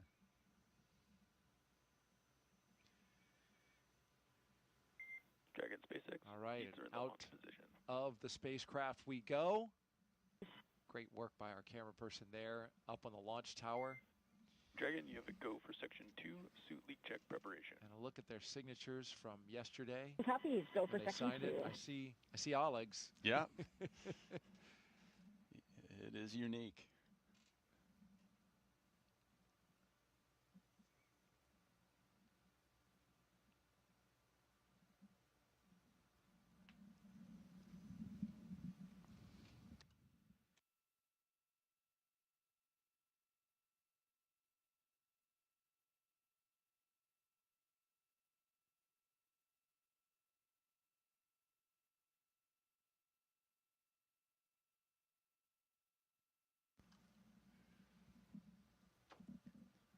As the astronauts are seated into their positions here inside Crew 11 and the spacecraft Endeavour, we want to revisit your missions, all three of them, Nick, that you participated in. And we have some photos to kind of take us through that. This is something that the astronauts think about all the time. All of you think about when you get ready to launch. You never know what's going to happen. And that was the case on this day in 2018 when you launched from Kazakhstan. Yeah, so we were at the Baikonur Cosmodrome, launching on MS-10. Dragon care complete. Ready for leak check. Copy, Dragon. You have a go for Section 3, suit leak check. Go Section 3, suit leak check. yet another check of the suits to make sure that they're working. They're important equipment.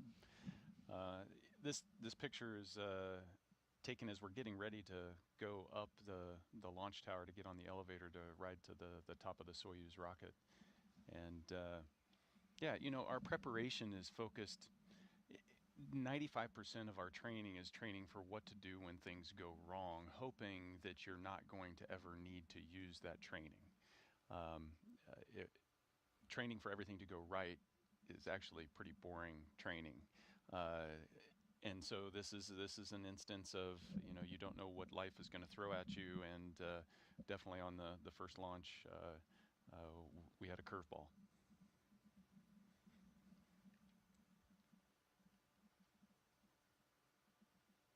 It was a beautiful day, not unlike today. You know, a fall day launching off the same launch pad that Yuri Gagarin launched off of, and 2 minutes into the flight, that's when staging occurs for the Soyuz, and for the Soyuz rocket, the little external boosters on the lower half of the rocket are empty at that point, and then they gently separate and then propel themselves away. But on that day, one of them failed to propel itself away, and when you're 30 miles up going 4,000 miles an hour, the slipstream of the wind is strong enough that it forced that empty tank to impale the center of the rocket, and it disintegrated. In that instant, because everything happens fast when you're going that fast, the launch escape system pulled us to safety. And so this is a still shot of that moment. You know, it was kind of a violent side-to-side shaking. The alarm is sounding. You can hear it. You can see the alarm flashing in front of you. There's a light that comes on the console that, you know, says rocket emergency, and then you spend a second or so trying to figure out exactly what happens as you're slowly tumbling, continuing to coast toward space because we were going so fast. And so we coast all the way up out of that debris field up to about 90 kilometers. You made it to space. Yeah, depending on who you ask. Okay. Though was it 62 miles is the Kármán line? I don't know what the conversion is for the kilometers. Yeah, so they use 100 kilometers is the international standard. The military uses 50 miles. That leaves this gray area, and as far as I'm concerned, I walked away alive, so that it didn't matter. Amen. Hanchari said so a nice that launch. Launch escape system automatically sensed that there was something wrong and pulled us to safety. And you know, so we landed. The flight was 20 minutes. Pararescue forces were there to pull us out, and within 6 hours, we were coming down at the airport, walking off the jet, able to embrace family. And you can see I'm giving Katie a hug, and that's your wife. That's my wife, and Alexei's there with his wife Svetlana, and you know our extended family is all there as well, and you know it's that sense of disappointment that it didn't work out, but also that sense of Dragon, 4 good, we've checked. Copy, Dragon. We see the same. Closeout team will perform final closeout steps and exit the capsule. You can proceed to Section 4, side hatch close, and report when ready to close the hatch. In Section 4, and will go.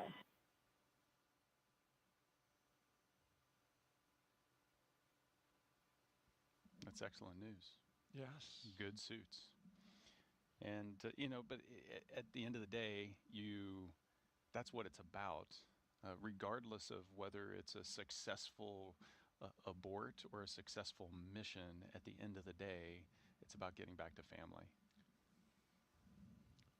And you did that day. The launch escape system worked as it was supposed to, and it brought you back to your family, along with your cosmonauts, who was your fellow crew member, to his family as well. And that's why you train the way you do, is for moments like that. And it underscores the importance of safety, because this is a risky endeavor. It is, and you know the crew members take that risk. The families take that risk right there with them. That's why we train. That's what, you know, we talked about the SpaceX Dragon, crew are ready for side hatch closure. Copy, crew ready for side hatch closure. we talked about that before. You know, that international aspect training as a crew. You know, during the abort, Alexei and I didn't have to communicate directly to each other. Dragon, SpaceX, comm check.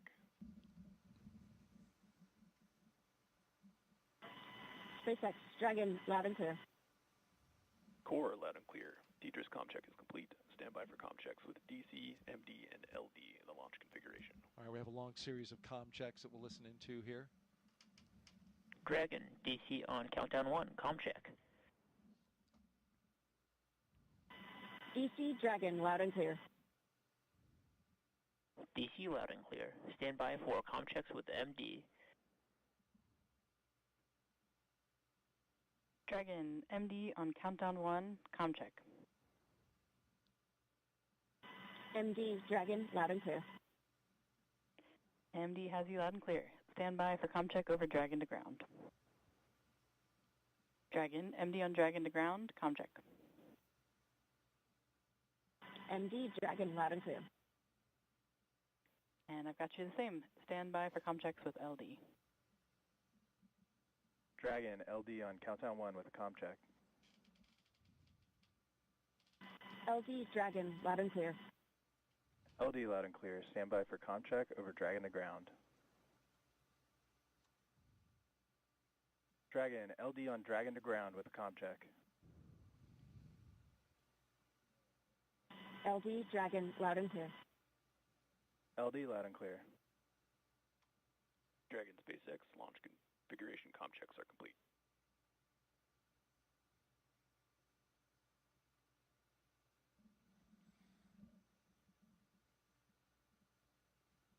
All right, we're through those comm checks, which we got to be able to check the path through the ground, through the air, and they all sound good.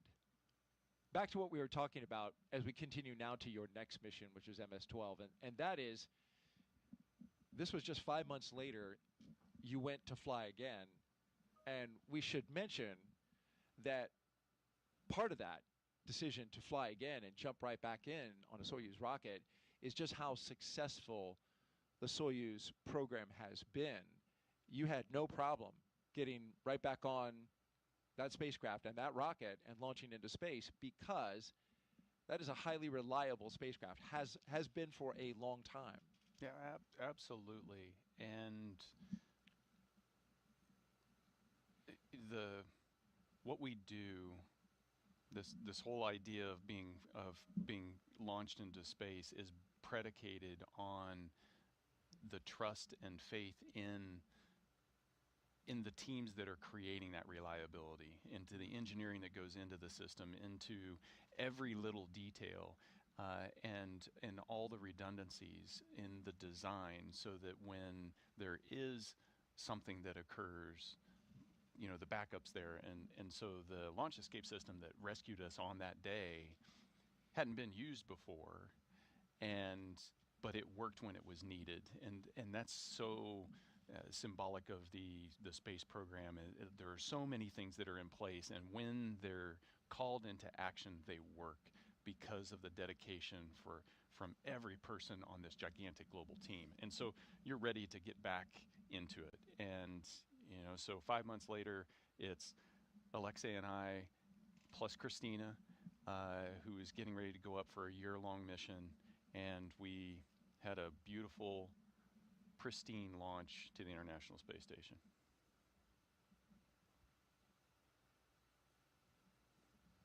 Nighttime launch this time, though. So, you know, when you get a twofer, it's nice to get a day launch and a nighttime launch. But you know, and there was so much buildup in terms of getting to the space station, but the real mission is on the space station. It's doing the science. It's the 200+ days that follow the 6 hours getting there that that you're up there doing scientific research and keeping the laboratory running and upgrading its capabilities. That's why we launch. The launch is thrilling and it's an exciting part of the mission, but it isn't the mission. Well said, Dick. And you returned home from a successful mission aboard the International Space Station, and you can certainly tell that you were in space for a while. Yeah, I mean, you guys picked a great photo of me with a grimace on my face. You couldn't find anything better. I actually had an amazing time up there. Yeah. But when you come back, gravity is painful. Yeah. And The adjustment. the adjustment back, you haven't had to lift anything for 7 months, and then you come back, and so the first few days of readaptation are challenging. What are you saying there? Ooh, ooh, ooh, ooh! Don't, no. Don't drop me, please. No, it's great, and like I said, you're home, and there's this huge sense of accomplishment and relief. They're removing the protective cover around the seal that leads into Dragon Endeavour. That's to prevent any FOD from getting on it, but they will now take pictures and document exactly how it looks before they seal it shut, put a nice bright light on it, and go around and do that inspection. It's always amazing to me that how little FOD, this debris that can cause a leak in the seal, and the seal is just a piece of rubber that's going to press up against a piece of metal, and something like dust or a hair is enough to create a leak path that it's going to fail the leak check, and that's really important because this hatch is going to stay closed for the next 6+ months and protect the capsule and the crew from the vacuum of space, from all the air inside the capsule leaking out into space. You mentioned the 6-month baseline for Crew 11. That is currently the minimum amount of time they will spend on station. However, the commercial crew program is reviewing data along with SpaceX to certify Dragon for an 8-month stay. They're going to go ahead and let them launch, and then that certification is expected to happen sometime in October, and that will stretch their stay out to 8 months. And I've never heard of any astronaut saying, "Oh no, I get to stay longer." Every day in space is a treat. It's a gift. It's just such a spectacular experience, and it doesn't get old. So at the end of 180 days, this last mission I did was 171 days. The one before it was 203. You're still sad to leave at the end. It's mixed emotions, but it's every day up there is a gift. I got a little sad when you left yesterday. Stuck in tight quarters with me for 6 hours. Got so used to you after 6 hours of being here, saying all these wonderful things about space, and then I got in my truck and Nick's gone. Good thing we scrubbed, because I'll see him again tomorrow. Well, thank you. I'll take that as a compliment. Absolutely. It's been an absolute pleasure and an honor listening to you tell these stories. And we have one last one. We want to talk about the most recent mission, of course, Crew 9.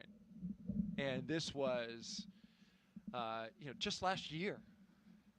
So you had a bit of a it hasn't break even been a year since I launched. Yeah, right. I mean, you're still pretty fresh from space, Nick. Yeah, it's you can see Alex and I. It looks a little more spacious in there when there's only 2 people. Sure does. Yeah, but at the end of September, in July, the decision was made to switch to a 2-person crew so that we could create open seats there for Butch Wilmore and Sonny Williams to come back with Alex and I. Their Starliner had some issues, and so they, NASA decided to bring it back uncrewed, and so Butch and Sonny, they made the decision to have them join our crew in rotational mission to go up there and do a 6-month full-length, long-duration mission. And so Alex and I launched, and priority one, beautiful launch. Ours was kind of the exact opposite of what we had yesterday. I know. Where it was, the weather was trash all day long, except for the 30 minutes right before launch. And so we launched into this beautiful hole in the sky. And yesterday was just the exact opposite. The priority was, let's get to space and let's integrate Butch and Sonny into the Crew 9 crew. And so you can see us there in the capsule together. Butch is in the far field. Sonny's just off the camera in the near field. And from, day 2 on the station, we were Crew 9 there for our, 6 months of scientific research. And that is the mission, is to go up there and do that research and maintain the station and, continue to discover. And then we were able to, get everybody back home safe, which in the end, that's again what it's about. It's about getting back to the family and giving them a hug. And that was such a high-profile mission, Nick. It was very much in the spotlight. Even, when I talk to people who know I work at NASA, they say, "Oh, what about those 2 astronauts that got stuck up at station?" It's like, that was stuck was the word. It just did not. Stuck got stuck. Right, it did. Stuck. But they transitioned. NASA made a decision, and immediately they became test flight, crew members into regular increment mission specialists. And they just made the pivot. They worked on station. They worked alongside you. They were a part of Crew 9. Yeah. And you brought them home on Dragon. And, it was really making the best of a situation, a decision that was made, to get full use of their time being, having expended the energy, the effort, the money to get them up on station. Yeah. Hey, let's put them to work. Yeah, and yesterday and today, the Dragon theme. SpaceX, the closeout team is taking final steps in preparation for side hatch closure. Stand by for hatch closure, and then transition to pad hatch closed. Ensure all items are secure from now through launch. Dragon copy from Wilco.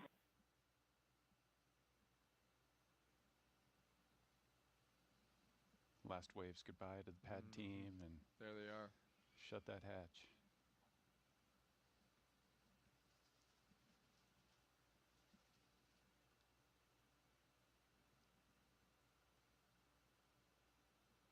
And the closeout crew closes the hatch to Dragon Endeavour, sealing the astronauts inside for their journey to the International Space Station.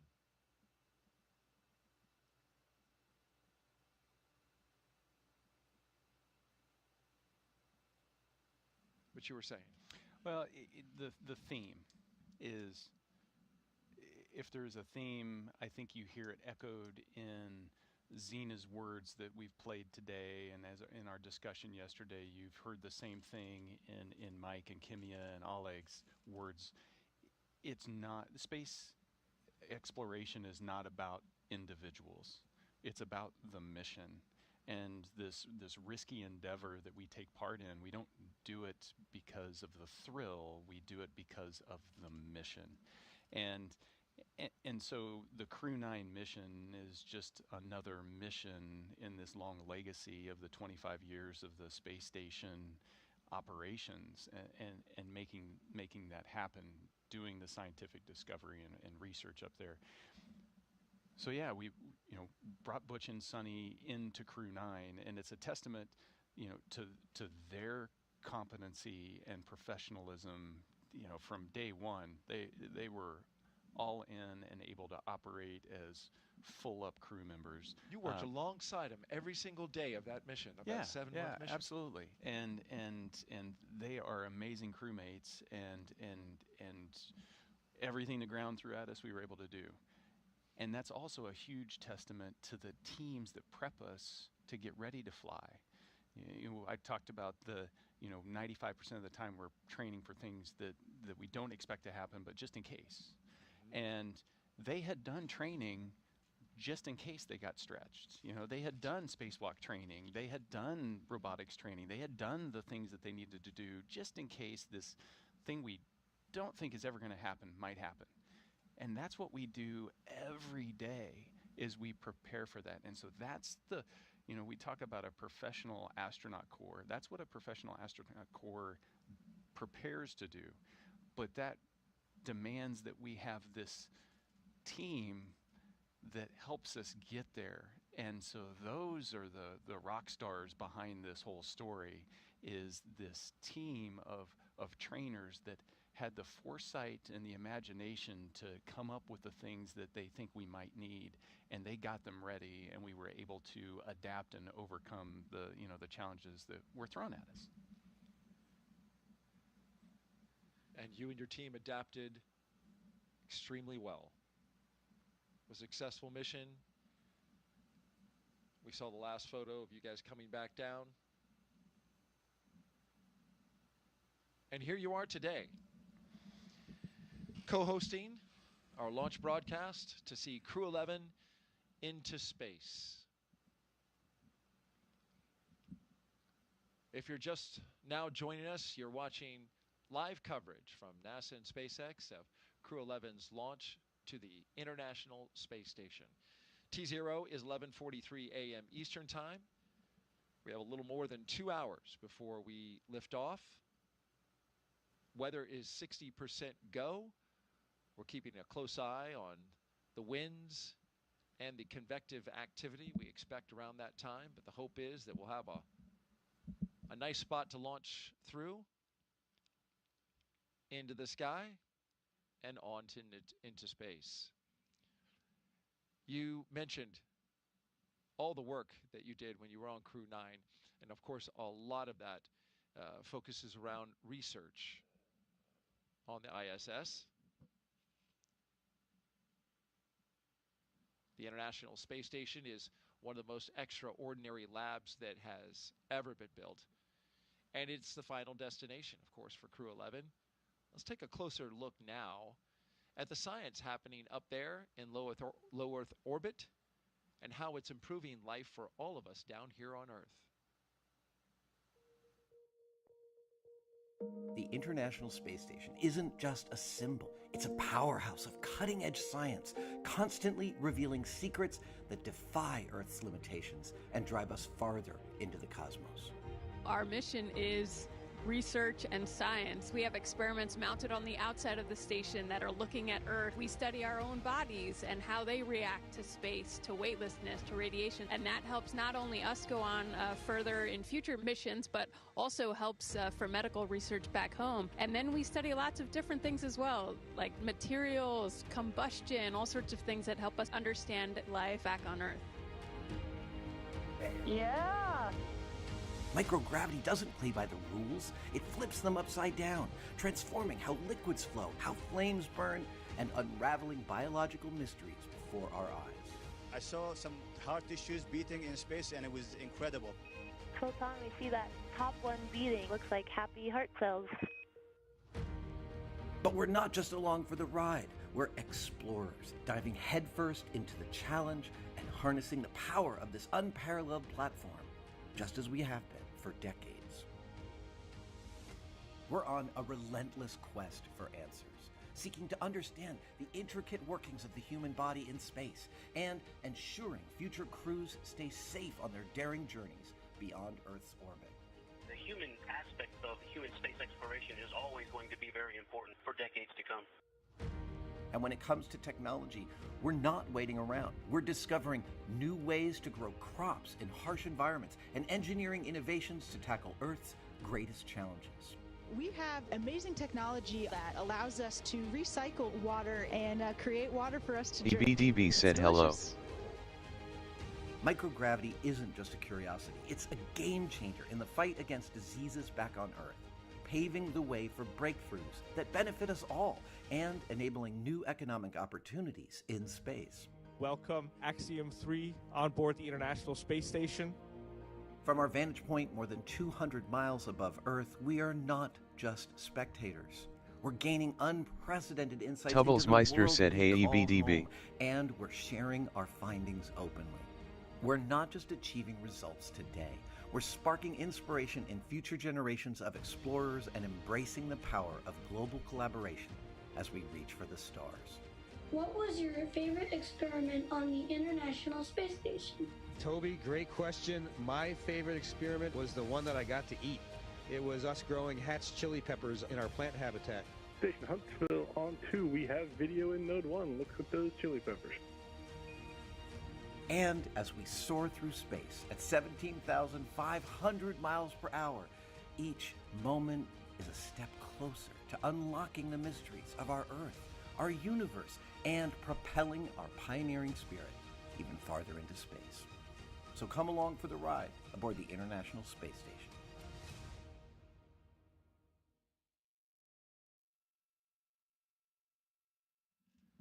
The beauty of the International Space Station and all the science that's happening aboard. Yeah, I mean, that's it. Why are we there? It's science. It's science in the space environment and in the radiation environment. It's science in microgravity, where you can float without end, and you can't do that anywhere else.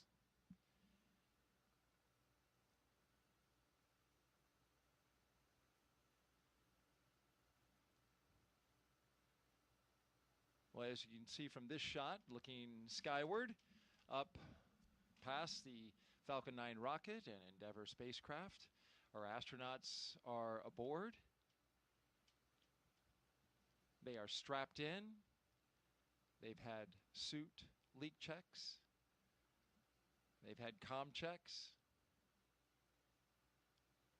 And we're starting to get a few little clouds in the sky. That's expected. It's warm here in Florida on this first day of August. And it's also very humid, even more humid than it was yesterday. As you can see, the puffy cumulus clouds are accumulating a little earlier today.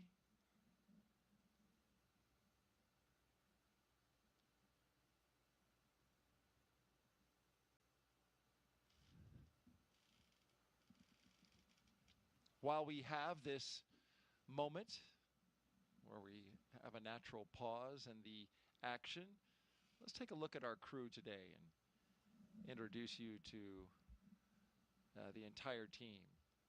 They are led by Crew 11 Commander, NASA astronaut Zena Cardman. She holds a Master of Science in Marine Sciences from UNC Chapel Hill. Cardman has experience with NASA research in the Canadian High Arctic and has supported real-time station operations and lunar surface exploration planning. She also likes rock climbing and powerlifting in her free time. And you trained with her for over a year. Yeah, almost 18 months. She's a person of many talents. But most importantly, she's got an infectious personality. Her positivity and she's just a fun person to hang out with. It does. It radiates from her. It does. Yep. You know? Yep. And that's, if you're going to be in a capsule for 15 hours or 20 hours or 40 hours, or you're going to be in a station in close proximity to somebody for 6 months or more, you want somebody that you enjoy hanging out with. And I certainly enjoyed our time together when she co-hosted our launch broadcast for Crew 9, when we watched you, Nick, go up into space. Michael Fink is our pilot and funny man. Only, according to him, the only second funniest crew member aboard. He is a veteran of 3 space flights. Fink has completed 9 spacewalks, totaling 48 hours and 37 minutes of EVA time. He spent 382 days in space. Fink is a certified pilot for Boeing Starliner and SpaceX Crew Dragon, as well as a co-pilot, flight engineer on Soyuz, and a mission specialist on the Space Shuttle. Fink enjoys spending time with his family, traveling, geology, and learning new languages. Equally, somebody that's enjoyable to hang out with. That's true. it's you know, you can say that about all of this crew. Just Dragon great SpaceX, people. we had a good side hatch leak check. Dragon copies. Good leak check. Great news. That is great news. That is. And so that means that the crew is sealed up inside, safe from the hostile environment of space once this Dragon spacecraft gets into SpaceX, for awareness, orbit. We are commencing health check for launch escape system. Expect momentary flight computer state change, followed by a transition back to pad hatch closed. Dragon copies. We'll monitor the flight computer state changes.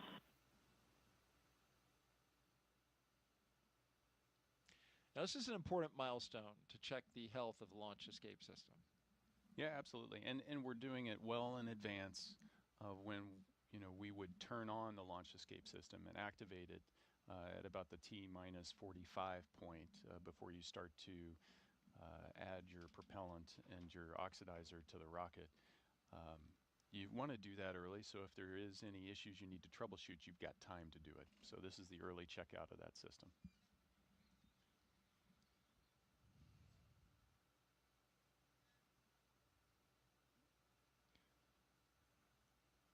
Let's introduce you to our mission specialist now. Kimiya Yui is the JAXA astronaut on board. He's Crew 11's mission specialist, and with 142 days in space, this will be Yui's second trip to the space station. Yui flew as a flight engineer for Expedition 4445 and became the first Japanese astronaut to capture JAXA's H-2 transfer vehicle.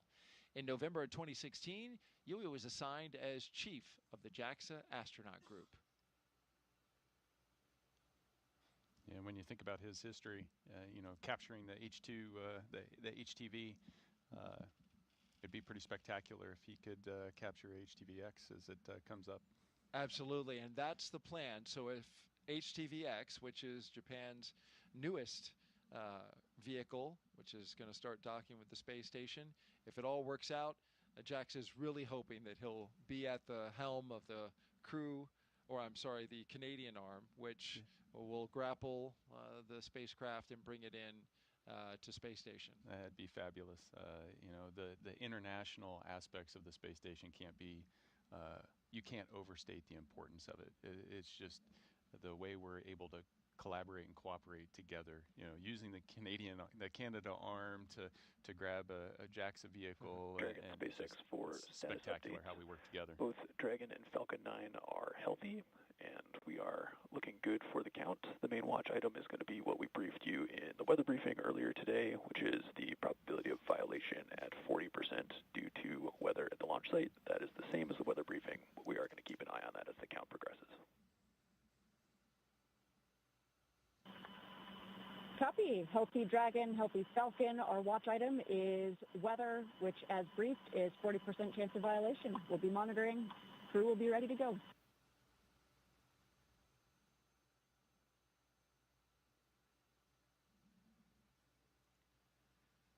And lastly, the Crew 11 mission specialist, Roscosmos cosmonaut Oleg Platonov. This will be his first trip to the International Space Station. He graduated from the Krasnodar Higher Military Aviation School of Pilots with a degree in engineering and military rank of lieutenant. He is married with one child, and he is taking a toy from that child. Who the child is good that with sounded it. terrible. It doesn't. He has taken his children's toys, but he's taken it into space. If we Here, I'm going to take your favorite toy away from you. Is this no. your favorite? Okay. No, and that's one of the cool things that, you know, we're allowed to do is take, you know, little mementos that, you know, we can take that remind us of our friends and family and loved ones, and then we, you know, at the end of the day we get to bring that back to them, and then his child's going to be able to hold that dear the rest of their life. It really has to be special. I have a son, a young son, and I look at his toys with nostalgia, right? I see him play with them. I see how much they mean to him. And then to add that additional sentimentality to it is That's just cool.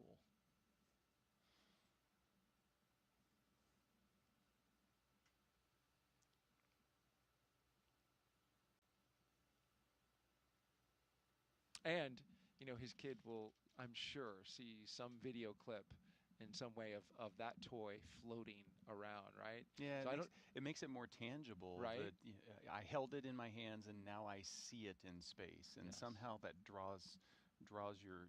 You know, I did the same thing with my kids. It draws them closer to that experience. Yeah.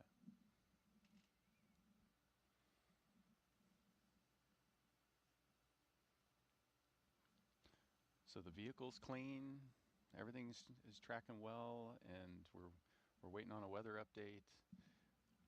I propose we focus on the 60% go as opposed to the 40% probability of violation. We Just can do seems that. more. It seems more glass half full. To It does, doesn't it? And that's what we put on our graphic. We put the go. Officially, it's given to us in a POV. And I understand that. You know, statistics are the way they are for a reason. That's right. But Nick is positive thoughts he today. is doing his best with the positivity here, and I appreciate it greatly.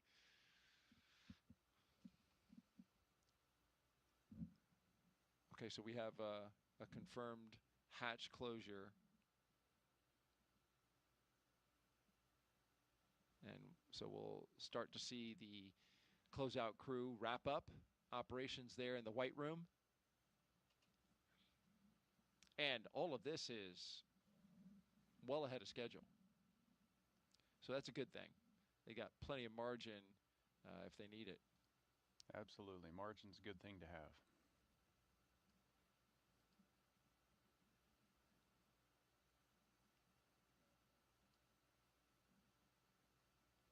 How about some more social questions? I love it. Let's do it. Yeah, keep them coming, folks. You can do it with hashtag AskNASA through the various platforms, Facebook, X, YouTube, and Twitch. Our next question. Abigail C3 asks, are there any space, quote, pioneers that have inspired Nick during his career or leading up to it? Did you have mentors at NASA? Well, let's take the first half of that question and talk about the pioneers. Yeah, pioneers. You know, I read lots of biographies, autobiographies as I was growing up of, you know, the Apollo generation, the early space program. I was fortunate enough on my first space flight, actually before that, after I'd been selected at NASA, every couple years we have a reunion where all the current astronauts, former astronauts gather together, and I got to meet Michael Collins, and he is somebody that I had always looked up to, and it just, if you read his book or you just read his history, for me he was the epitome of, we said it earlier today, it's not about the individual. You do the job that the mission requires you to do, and to be part of the crew that landed on the moon, that first landed on the moon, but be the only member that, hey, your job is so important, we need you to stay off of the moon to make sure that we can get them back home safely. And you do what it takes. And that's what we ask of everybody that joins the astronaut corps is we're going to need you to do what the mission requires. And that's an example that sticks in my mind. And during my first flight, he came to Mission Control, and I was able to actually do a downlink and chat with him. Oh, wow. So it was a full circle moment, and something I'll never forget. Michael Collins, of course, was part of Apollo 11, which launched in 1969 and helped land the first man on the moon for the United States. But as you mentioned, he was called at times the loneliest man in the world, because it was his job to stay back in the capsule while Neil Armstrong and Buzz Aldrin descended down to the surface of the moon and got the white-hot attention of the entire world when they walked on the moon. And there was Michael Collins, steady, waiting for them to get back. Taking care by of himself. the ship. Taking care of the ship, making sure that he was ready to receive them when they came back. And then what about now, if you can share? Do you have any mentors? Well, the astronaut office is such a close group. You get to interact with so many people. So, I can point to today's crew. So Spanky's been part of the office since I showed up. And this is Mike Fink. Yeah, and he has, been there as kind of this force helping shape the commercial crew program. And, just being able to watch that. And we have a similar background. I was a Air Force flight test engineer before I transferred over to the Space Force a few years ago. And he was an Air Force flight test engineer. And so we had a similar military background. And so there's lots of those touch points inside the astronaut corps. And so we work together to make each other better. Such tremendous experience just within the astronaut corps. It's a great point, Nick. You've got highly experienced veterans who have flown on space shuttle, and you have the new generation of astronauts who are flying on the commercial vehicles. Yeah. So it spans the gamut. It does. It does. Well, Expedition 72. My U.S. crew members up there were Butch Wilmore, Sonny Williams, and Don Pettit. So by comparison, I was the rookie. But I had, previously done 3 spacewalks and been up there 200 plus days. Right. I was still the rookie. So there's lots of experience inside the astronaut corps, and part of that is making sure that experience gets shared down. So it's exciting to watch Xena and Oleg launch on their first missions to start to accumulate some of that experience. It's a passing of the baton. Really enjoying your insight and your experience as you talk about it, Nick. Astronaut Nick Hague here with us, commander of Crew 9, also flew on Soyuz. We are T-minus 1 hour and 49 minutes in counting until the liftoff of NASA's SpaceX Crew 11 mission. We have 2 astronauts and 1 cosmonaut inside of the Dragon Endeavour atop the Falcon 9 rocket from Launch Pad 39A at the Kennedy Space Center in Florida. Of course, they are headed to the International Space Station to help maintain the orbiting lab. Once on board the International Space Station, Crew 11, as you see there, will become members of Expedition 7374. They will conduct research to develop the production of nutrients in space, such as vitamins. They will also evaluate mass-producing human-induced pluripotent stem cells, or iPSCs, to develop cell-based therapies for diseases such as cancer, also as a possible alternative to antibiotics. Crew 11 will test phage therapy to treat bacterial infections.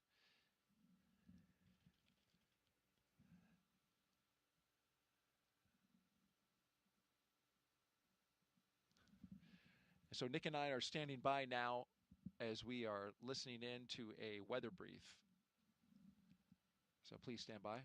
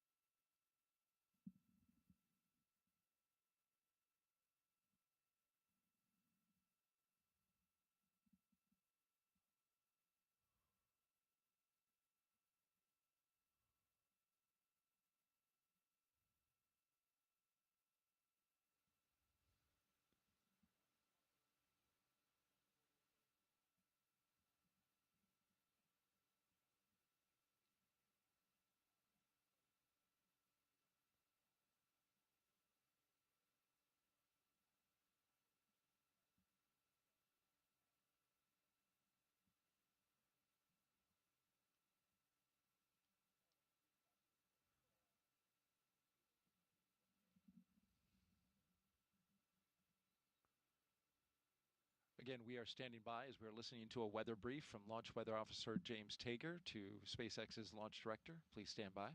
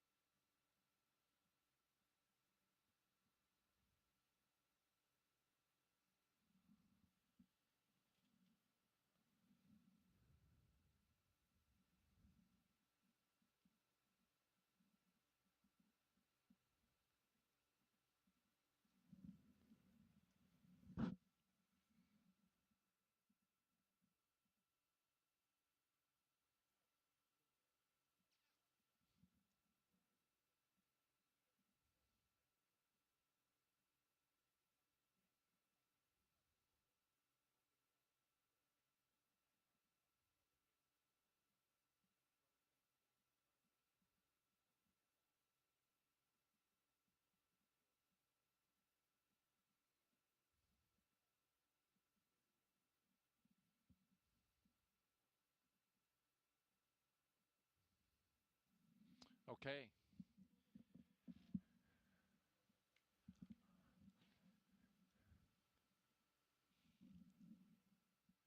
All right, so we have been listening to a weather brief. This was off air, by the way, but Nick and I listening to Launch Weather Officer James Tager give an update to Launch Director for SpaceX on the weather. This is something that they had set up a few hours ago to do one at the T-minus 2 hour mark. And so here we are, and we have the update. And basically what they said was, it is a sit, watch, and wait situation. We do have increased moisture in the atmosphere. You can certainly see that in the picture in the lower right hand of your screen. Cumulus clouds, light ones building in the area.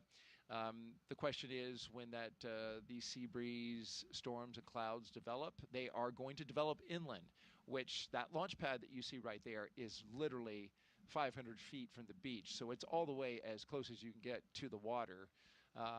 Right there at the Atlantic Ocean.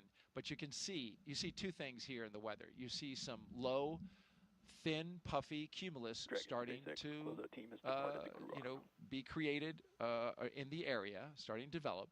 And then you see those high cirrus clouds. Those high clouds are drier in nature. You want to see those. They are moving over the area. They look at those as a sign of good things, potentially to kind of mitigate against the increase in moisture.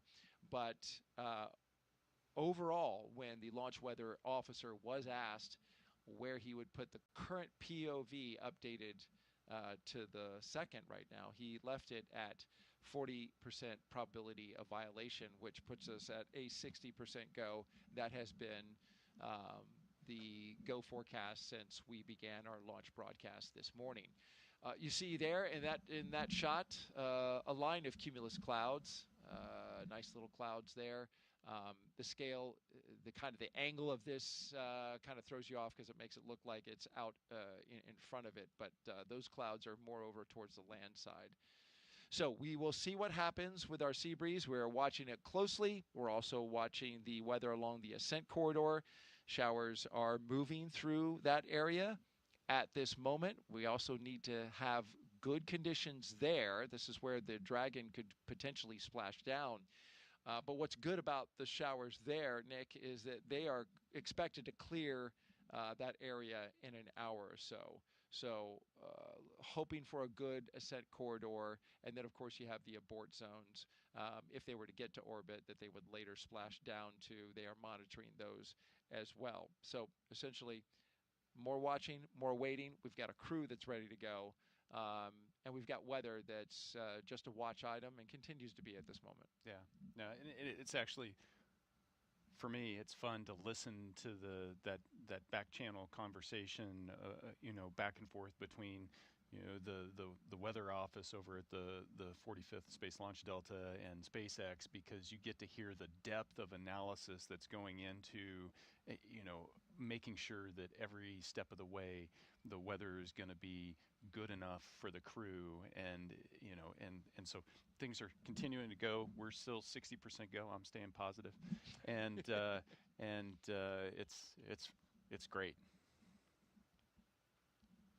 Well, we got really close yesterday at 12:09 p.m. Eastern Time. We were just a minute away. And so today we'll be at 11:43 a.m. Eastern Time. So if everything tracks as it did yesterday, then we should be good to go. How about that for some positivity from your co-host? I love it. I love it. Okay. All right. T-minus 1 hour and 40 minutes and counting. Let's take you now inside Mission Control in Houston, where flight controllers are constantly monitoring the International Space Station and the people living aboard. NASA's Sandra Jones is live there at Johnson Space Center. Sandra, good morning. Hey, good morning, and thank you, Daryl. As you said, this is Mission Control Houston in the International Space Station Flight Control Room here at the Johnson Space Center in Houston, Texas. The team is continuing to prepare for launch today and is being led by Flight Director Anthony Varia. Today, we will be hopefully launching the 11th rotational crew mission to the International Space Station under the agency's Commercial Crew Program. Following Crew 11's arrival, the space station will have a total of 11 crew members representing 3 different agencies aboard for just a few days. Once on board, Crew 11 will go over handover procedures with the off-going Crew 10, including a safety briefing and orientation, and then the new crew will jump right in to help advance scientific knowledge and demonstrate new technologies. After a few days of handover activities, the members of Crew 10 will prepare for their undocking and return to Earth. Direct handovers between crews allow for continuity of the activities and helps to ensure a continuous U.S. presence on the International Space Station, which is about to celebrate 25 years of continuous human presence in November. Ahead of Crew 10's return, JAXA astronaut Takuya Onishi will turn over command of the International Space Station to Roscosmos cosmonaut Sergei Ryzhikov. The space station is currently in Expedition 73, and here is a look at that mission patch on your screen. In the fall, NASA astronaut Chris Williams and Roscosmos cosmonaut Sergei Kutsverchkin and Sergei Mikheyev will join the on-orbit crew. Shortly after the departure of the Soyuz MS-27 with NASA astronaut Johnny Kim coming home will mark the commencement of Expedition 74, which will be led by the new commander, NASA astronaut Mike Fink. All this, of course, coming up after today's launch. We will continue with the countdown, and with under 2 hours before launch, we'll send it back over to Kennedy. All right, thank you, Sandra Jones. Back here at Kennedy Space Center, you're looking up at the Falcon 9 rocket and Dragon Endeavour with Crew 11 inside the spacecraft at the very top. This is Launch Complex 39A here at the Kennedy Space Center, a historic launch pad where launches to the moon have happened, as well as the long and very successful space shuttle program. We've documented the astronauts' path and crew members' path to the pad today, starting at T-minus 4 hours and 10 minutes. We saw them through suit up, all 4 crew members getting into their spacesuits. They checked them for leaks and then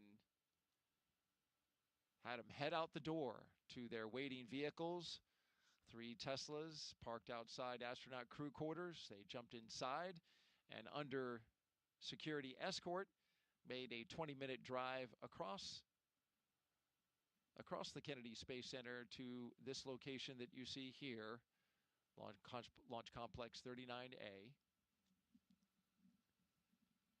Once inside their spacecraft, they performed umbilical checks, they did communication checks, and they pressurized their suits a second time to make sure they are good to go for launch. The closeout crew sealed the door, the side hatch, which is used to enter the spacecraft as well as leave it. They sealed it up for the final time before going into space. And now we are marching to our next few milestones. We have some margin in the schedule now, so a little time for the astronauts to, as Nick was telling us yesterday, do some reflection, chat amongst themselves. And there was a phrase that you used as well yesterday, chair fly. Yeah, aviation term. Yeah. To, sit there and visualize what you have to do and go through the motions mentally of everything that's going to come down the road. And so chair flying the launch sequence and everything that you're going to have to do.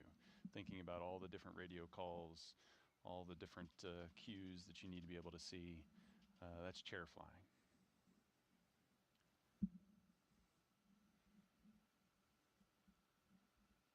Well, let's chair fly ourselves right to the International Space Station now with some video.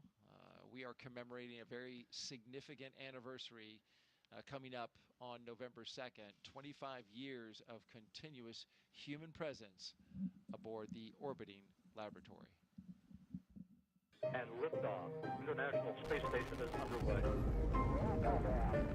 We are in the golden age of the space station right now in terms of the return on investment and what we're able to do there. One of the great legacies of the space station is not just going to be science, but very importantly, the international cooperation. This is perhaps most prominent, international cooperation for exploration.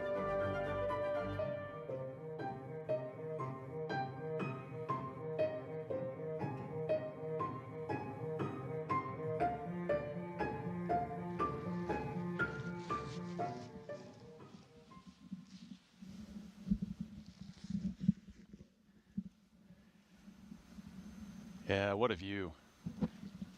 25 years. When I first joined the astronaut corps, I'd go to elementary schools and say, everybody in this room doesn't know life without someone living off of the planet Earth. Now I can do that at colleges. It's just impressive, the legacy of scientific research and international cooperation that the station program has built over the last 2.5 decades. It's a treat to be part of that, and everybody that's part of human spaceflight, that big team I keep referring to, that 100,000 people across the globe, everybody should be so proud of being part of that.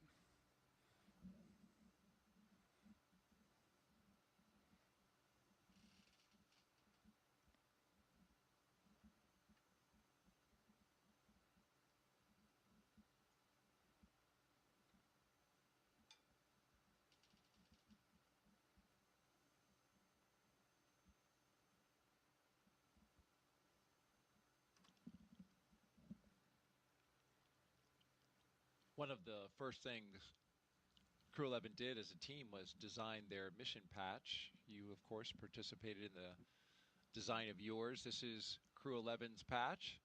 Its colors celebrate the 3 nations they represent, and the 3 stars you see in there. They honor their space agencies working together, NASA, JAXA, and Roscosmos. 2 sunbeams form the number 11 that you see shaded in the background, shining on a tiny blue dot, our home on Earth. A dragon looks on, a nod to both the spacecraft and the spirit of exploration, while a red flame wraps around it, all symbolizing the full journey: launch, life in space, and a safe return home. And if you look closely, you can see a tribute to their children in the stars, a reminder that missions like this inspire the next generation. Yeah, it's designing your patch is one of those first crew bonding experiences. You put your ideas out there, but it's fun to see the final product because it really expresses the personality of the crew. And Xena hand drew the dragon, so did she? She's an artist.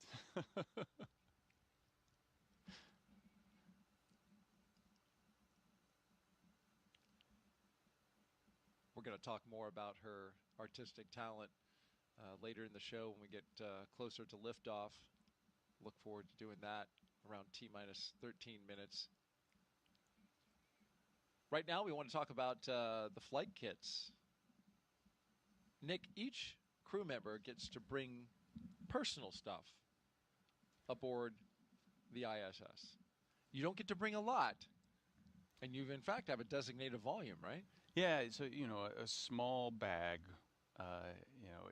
getting things to and from space is expensive, but it is important because you are going to be living on the space station.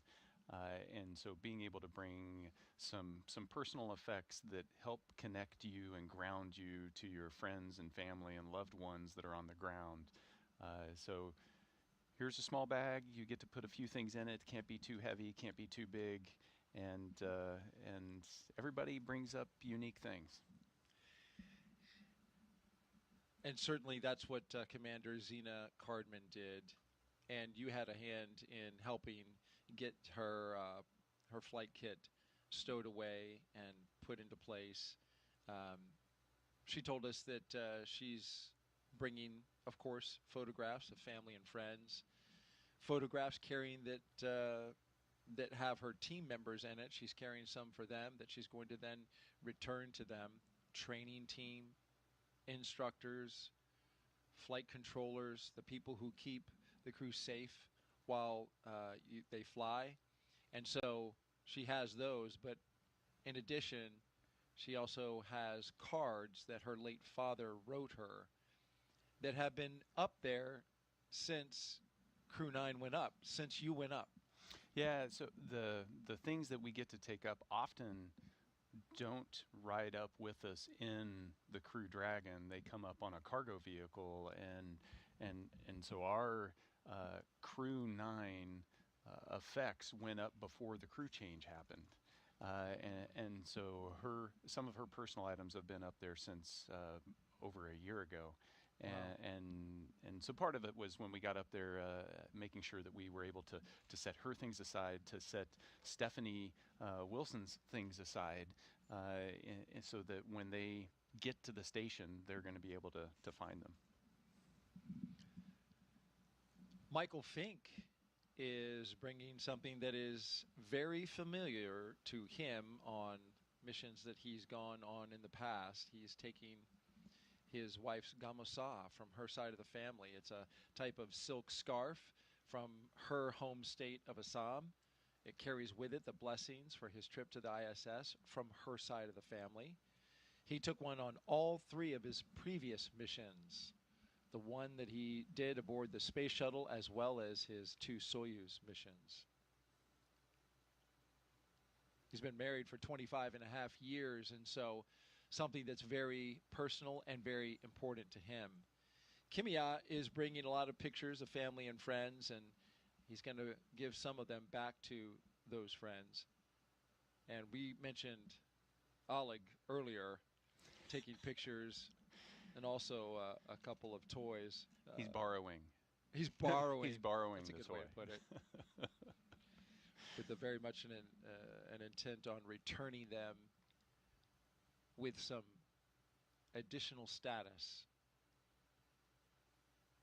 A space-flown toy. Yeah, the space-flown. There's something about. I think this desire to bring photographs, to bring things to space, and then bring them back to your friends and family. It's really the desire is to bring them to space with you. And the best I can do is bring a little bit of space back to you. But yeah, if I could bring everybody, I mean, that's the ultimate goal, is to go from 700 people that have been in space to 700,000 people that have been in space to, the sky's the limit. Yeah. The more people we can get in space, appreciating and experiencing just that life-changing perspective, the better off the planet's going to be. And these are small gestures we do for our families to share that with them, but then also to let them know how important they are to actually putting us in those seats on that rocket, because you don't get there on your own. It takes a team to get you there. It takes the family, the love, and the support to get you there.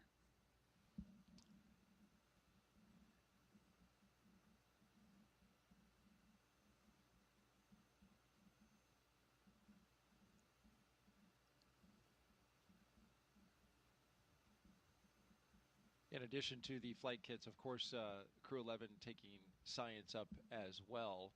And some of the experiments they'll be working on include how do you grow vitamins in space, or even use viruses to fight bacteria on a spacecraft. For the past year and a half, Crew 11 has been training to support cutting-edge research like this aboard the International Space Station. First up is Bionutrients 3. This study is looking at how to make essential vitamins and nutrients in space so astronauts can stay healthy on long missions. They'll be testing samples like yogurt, kefir, and a yeast-based drink to see how well they work in microgravity. Next is Stem Cell X IP1, which uses space to grow stem cells. These cells can turn into any type of cell in the body and could one day help treat diseases like cancer. The Highland Growing Space them in Cow said hey at microgravity EBDB. may produce more cells and better ones, higher quality stem cells that we can then use on Earth. And then there's Genes in Space 12. It's testing phage therapy, which uses viruses that target and kill bacteria. It could be a powerful alternative to antibiotics, especially in space, where infections can become harder to treat. Some pretty interesting research happening on station, Dick, and stem cells, of course, that research has been around for a little bit, and even you got to work on stem cells in space in your time on the ISS. Yeah, and the comparison between my first mission and my second mission, just the complexity of the experiments that we've been able to start to do up there it's just exploded. And so we're really starting to see return on the investment on maximizing the output of our facilities up there. But those three experiments that you highlighted they're pretty cool because they highlight different aspects. The stem cells, Genes in Space 12, it's the 12th iteration, so we've been doing this a long time. Yeah. Stem cells, it's getting really complex. Then you're talking about nutrients in space, and that's how we're leveraging the space station research to be able to inform us on how we're going to do deep space exploration. Because we need to learn some of those answers here close to home where you're a few hours away from the surface and we can iterate quickly versus taking it months or years away from the Earth and you can't iterate as fast and learn as fast. So the space station, I was impressed with a lot of the things that I was doing this last time around were all focused on how are we reducing risk and learning more that's going to help us get back to the surface of the moon and onto Mars. That's the focus now, and where's so much research, the human research as well aspect of it. How can we help astronauts survive the hostility of space in deep space, going out to Mars, going to the moon? So much has been focused on that recently, and it's important because there's a lot of technology that we have yet to develop to help make sure astronauts are going to be safe on that journey. Yeah, and you see this budding start of that understanding and helping really propel us deeper into space. But then you also see that level of complexity build up on the research that we're getting to be able to leverage like the stem cells here on the ground to make life better for everyone on Earth. And that's the goal of exploration at its biggest, is going and discovering and learning so that we can make things better back here on planet Earth.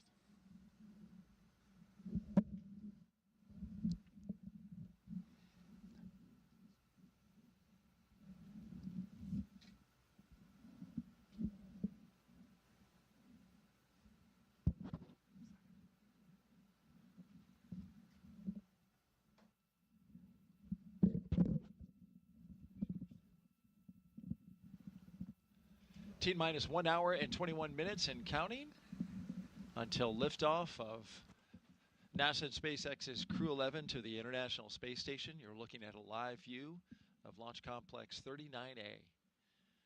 That's Dragon Endeavour, the flight leader in the SpaceX fleet of vehicles. Today would be its 6th flight. Dragon Endeavour has flown 5 previous flights Since its first flight in 2020 for Demo 2, SpaceX's Endeavour Dragon has been a workhorse for NASA's Commercial Crew program, flying mission after mission. It has safely carried astronauts to the International Space Station 5 times: Demo 2, Crew 2, Axiom Mission 1, Crew 6, and Crew 8. In all, Endeavour has flown 9 astronauts, 3 space tourists, 2 Roscosmos cosmonauts, 1 retired NASA astronaut, and 1 ESA astronaut, and an Arab astronaut to and from the International Space Station. And Crew 11 marks Endeavour's 6th mission to the ISS. And there's been some fun that's been had along the way as well. That Endeavour has seen some fun crews. The bar is high. Choreographed dancing is that's a special skill. Those were your friends from Crew 1 that we saw with the sweet moves.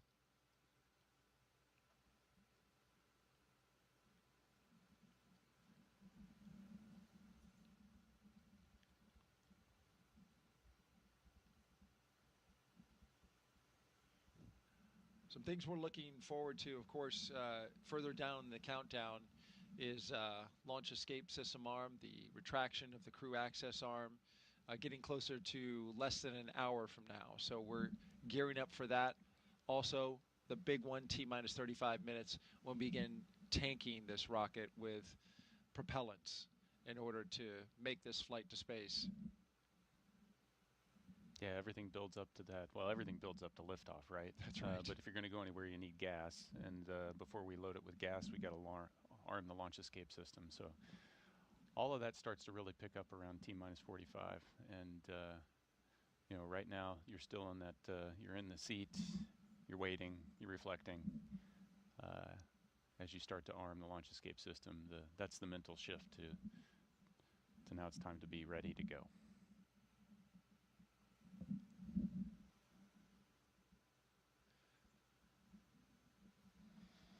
We have time for another social question? We do indeed. Let's take one. Christy asks, how do they store, drink enough water on the space station? This is a great question. Oh, this is great. You can go so many directions with this. Why don't you go into all of them? So water is really heavy, surprisingly. And heavy things are expensive to launch into space. And we'd need to launch way too many rockets if we didn't learn how to recycle our water. And so at its simplest form, what we're trying to do on the space station is mimic the things that happen on the ground. The Earth naturally recycles its water. On the space station, we have to create these really complex machines in order to take dirty water and distill it and purify it into drinking water. And we're able to do that with about 96 to 98% of our water up there. So we only have to launch a little bit of water each time in order to replace what we've consumed. So how do we recycle? What do we recycle? Well, we have to work out every day up there for 2.5 hours. And while you're riding the bike or running on the treadmill or lifting weights, you're sweating. And that sweat has to go somewhere. It evaporates off your skin, and the air conditioners inside of the space station collect that sweat, that humidity, and then they move that into the water purification system, and it turns it into clean drinking water. That's one source. Another big source is urine. And so as we go to the restroom up there, we collect that urine and put it into a urine purification system. And that turns it into dirty water. It's actually clean, but it turns it into dirty water that we put into the water purification system. And we use that. And so what was today's coffee is tomorrow's coffee, is the day after that's coffee. Well, you're looking live. Thank you so much for that. That was a great explanation, albeit a little bit gross. You're looking at a live view of Crew 11 at Launch Complex 39A at the Kennedy Space Center in Florida. Stay right here because in just a few moments, we will be expanding our live launch coverage.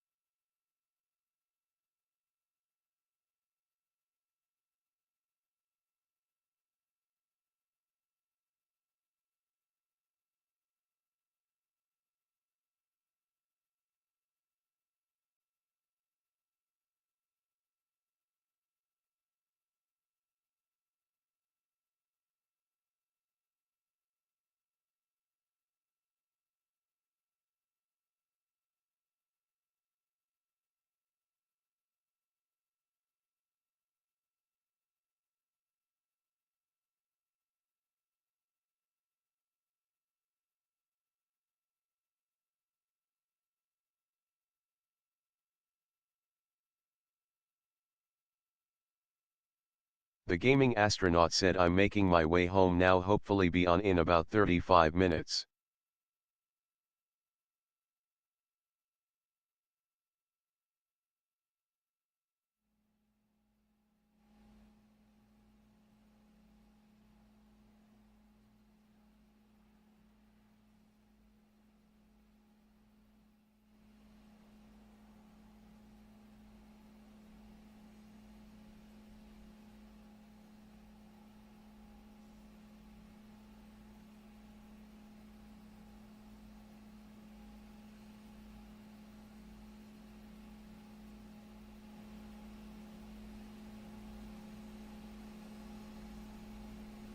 Tubblesmeister said, hopefully, if you run faster, you might be your personal best from yesterday.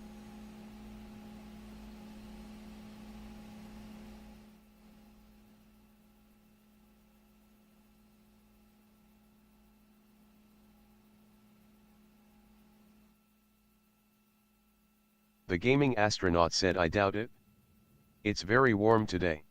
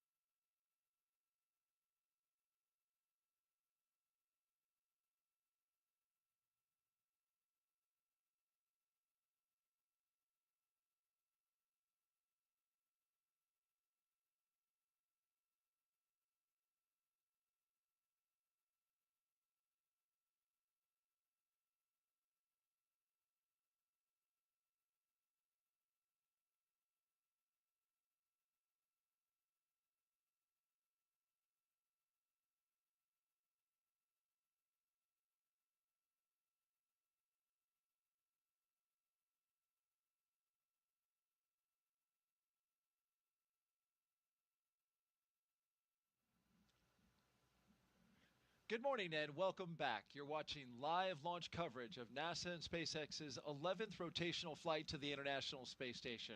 I'm NASA's Daryl Nail, joined once again by NASA astronaut Nick Hague. After yesterday's weather scrub, we're back on track for a second attempt.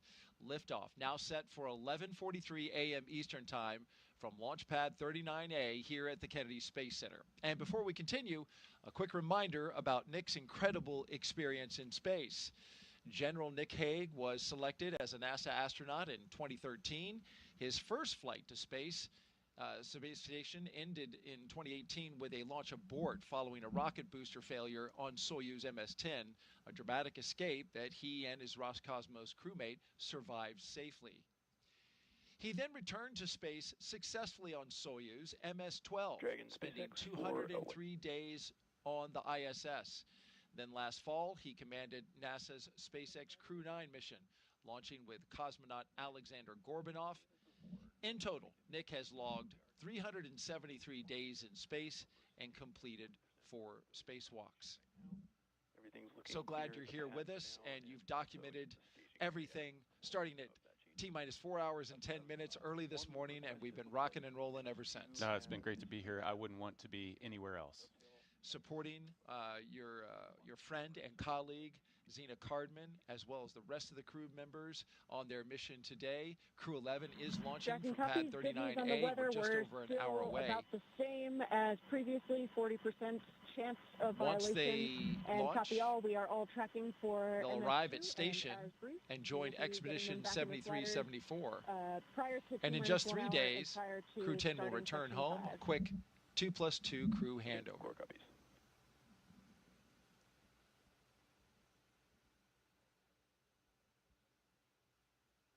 The gaming astronaut said, can dude shut up, lol. about the weather. We had been monitoring that situation. The POV, which is probability of violation, still stands at 40%. That was the update they were giving. We are go, as Nick likes to say, 60% go for launch. Let's take you through Crew 11's launch day preparations so far this morning. After waking up and grabbing a bite to eat, the crew suited up inside the historic crew quarters, a tradition that dates back decades. SpaceX teams helped them into their custom pressure suits, and just like other crews before them and yesterday, they gathered around a table for a card game to burn off any lingering bad luck before launch. After that, they followed in the footsteps of every NASA astronaut since Apollo 7 in 1968 by walking out to greet a crowd of family, friends, and supporters. Then it was into their Teslas for a security escorted ride out to Launch Pad 39A. It took about 20 minutes. The gaming astronaut said _astronaut : _astronaut. Second attempt. They got a look at their rocket, stared up at it, and then walked across the crew access arm and into their spacecraft. And we've been monitoring them ever since. We're watching them live now, strapped into Dragon Endeavour as they await the next big milestones, fueling of the rocket and the arming of the launch escape system. These are big moments, and we'll talk the audience through them. Yeah, absolutely. It's right now they're waiting a little bit, but the excitement's going to start to pick up here when we arm the launch escape system and then put on the 1 million pounds of propellant that's going to go onto this rocket that we're going to turn into flame and push these guys into space. And if all goes well, that'll happen according to plan at 11:43 a.m. Eastern Time. Now, throughout the broadcast, we've been taking your questions from social media. We want to keep Tubblesmeister said please refrain from spamming the chat. Failure to stop will result in a timeout. X, YouTube, and Twitch. And if you're watching NASA's YouTube channel right now, you can refresh your player or browser to join our chat. Okay, at this time, we're going to expand our coverage as we did yesterday to include our partners at SpaceX. So let's welcome back our commentators joining us live again from Hawthorne, California. Welcome back, guys. We're going to give it another go.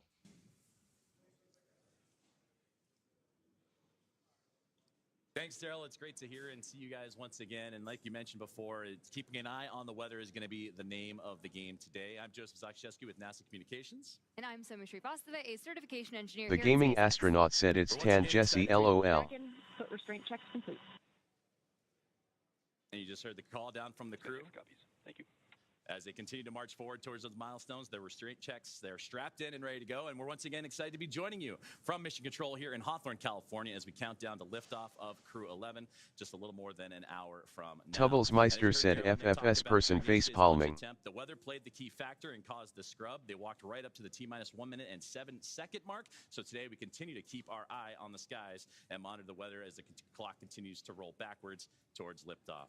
Crew 11 is our 11th mission with SpaceX, operationally flying astronauts for long-duration missions to the International Space Station, and the 12th as a part of NASA's Commercial Crew Program with SpaceX. Crew 11 has 2 first-time flyers on board, as well as a veteran NASA astronaut and a veteran Japan Aerospace Exploration Agency, or JAXA, astronaut making their return to microgravity. The multinational crew also represents 3 different space agencies, Somya: NASA, JAXA, and Roscosmos. And today's crew will fly aboard Dragon Endeavour, which was the first operational Dragon to carry crew on board during SpaceX and NASA's Demo 2 mission in 2020 with astronauts Bob and Doug. Endeavour has been pretty busy since then, having flown NASA's Crew 2 mission, Axiom 1, and NASA's Crew 6 and Crew 8 missions. This will be the first Dragon that gets to fly 6 times. Overall for the Dragon fleet, this will be Dragon's 49th visit to the space station and its 19th human spaceflight mission overall, and the 5th Dragon flight just this year. And notably, today's return of the Falcon 9 first stage will be the last landing at Landing Zone 1. The gaming astronaut said don't forget to like, comment, and subscribe Over for. these last 3+ hours, Crew 11 has been going through the detailed process of getting ready for their mission, similar to what they went through yesterday on the first launch. The gaming astronaut said more streams and videos. Space Station. So let's introduce you to the crew. In the commander's seat, as you get a live look inside the capsule, is astronaut Zena Cardman, conducting her first space flight. She holds a Master of Science in Marine Sciences from the University of North Carolina, Chapel Hill, and has experience with NASA research in the Canadian High Arctic, and she has also supported real-time station operations and lunar surface exploration planning. And sitting right next to Cardman is pilot Mike Fink of NASA, a veteran of 3 space flights. He has spent 382 days in space, including Tubblesmeister said, does this include more chair streams? hours and 37 minutes in total spent outside of the orbiting laboratory. Fink is a certified pilot for Boeing Starliner, a part of the Commercial Crew Program, and SpaceX's Dragon, and the co-pilot flight engineer on Soyuz, plus a mission. The gaming astronaut said, hopefully not ha ha ha, rolling on the floor laughing. Last mission for shuttle Endeavour, so only fitting that he flies on an Endeavour here today.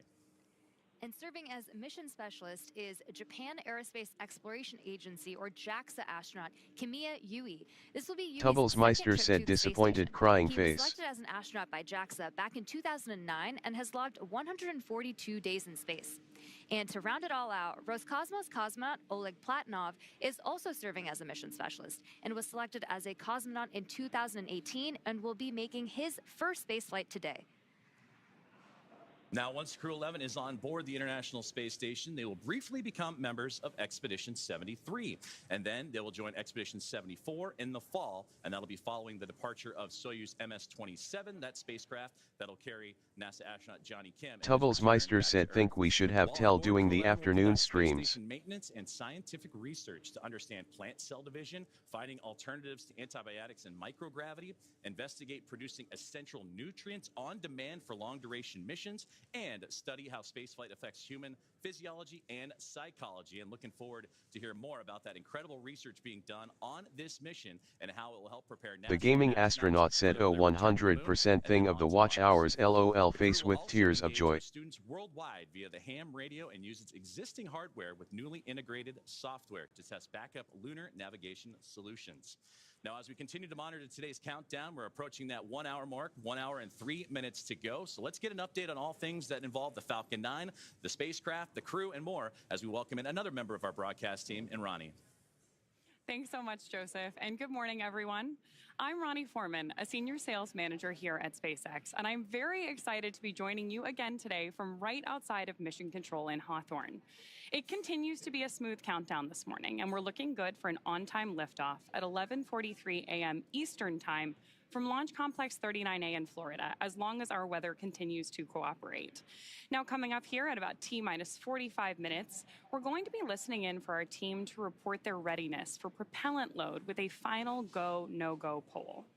Here on the ground, teams will be staffed around the clock in Mission Control to monitor Dragon and the mission, not just today, but throughout the entire flight, from liftoff to Crew 11's arrival at the space station, all the way through splashdown when those astronauts return. Tubblesmeister said, you'd be surprised how much a pretty face would help the views. In Mission Control, which you've got that great live shot of on your screen right now, we've got 6 key positions. The mission director is in charge of the room and tasked with making real-time decisions to ensure mission success.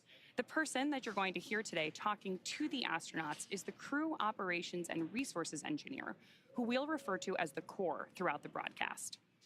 There's a good shot of him there in the lower right-hand corner of your screen as well. And of course, those 4 additional team members are focused on vehicle systems, including avionics, navigation and control, software, propulsion, life support, and communication with the ground gaming support astronaut teams. said, that's why you can't be on LOL, face with tears of joy. The Falcon 9 team is currently located in the Launch and Landing Control Center at Hangar X in Florida, not too far away from LC-39A, which we're looking at now. So with less than, or just more than an hour until launch, we are all settling in here across the country for final checkouts, propellant loading, and ultimately launch. Joseph? Thank you, Ronnie, and just like yourself and everybody here in SpaceX and across the country, looking forward to this launch as we continue to have that countdown roll back. And just like the team Tubblesmeister said, least I would not be amateur. At NASA's Mission Control Center in the International Space Station Flight Control Room in Houston, Texas, where our other teammate for today's broadcast, Sandra Jones, we'll hear from her in just a few moments. That's where she's located, and that team has been busy preparing the International Space Station for Dragon's arrival. Now, the teams on the ground in Mission Control are giving their goes for launch to make sure that the station is ready to receive Dragon Endeavour and the new crew on board. Following liftoff to the flight to the space station will be a little bit shorter than what yesterday's launch attempt would have been. It was 39 hours then. Now, cycling orbit tank isolation valves to equalize low flow pressure. Dragon copies. And more great communication there between the teams on the ground to the crew as we continue to march towards that liftoff time, as we are now zeroing in on 60. The gaming astronaut said that's my whole point, LOL. Launch attempt would have had Crew 11 go for about 39 hours of phasing between launch and docking to the International Space Station. Now with today's launch attempt, that'll take about 16 hours, with Dragon flying autonomously the entire way. Now, docking is targeted for early Saturday morning, August 2nd, and that'll be 3 a.m. Eastern Time, or midnight here on the West Coast. And just like autopilot on a commercial aircraft, the crew always has the ability to take manual control of the spacecraft if so needed. We're now just under T-minus 1 hour and counting. SpaceX, your go for Section 5. When ready, report go for launch. We're continuing to hear great comms. Dragon copies, go for Section 5 and Wilco. Great comms between mission control and the crew.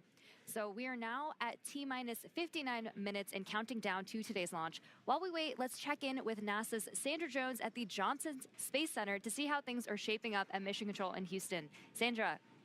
Welcome back to Mission Control Houston here at the Johnson Space Center in Houston, Texas. We are here in the hub of human spaceflight at NASA.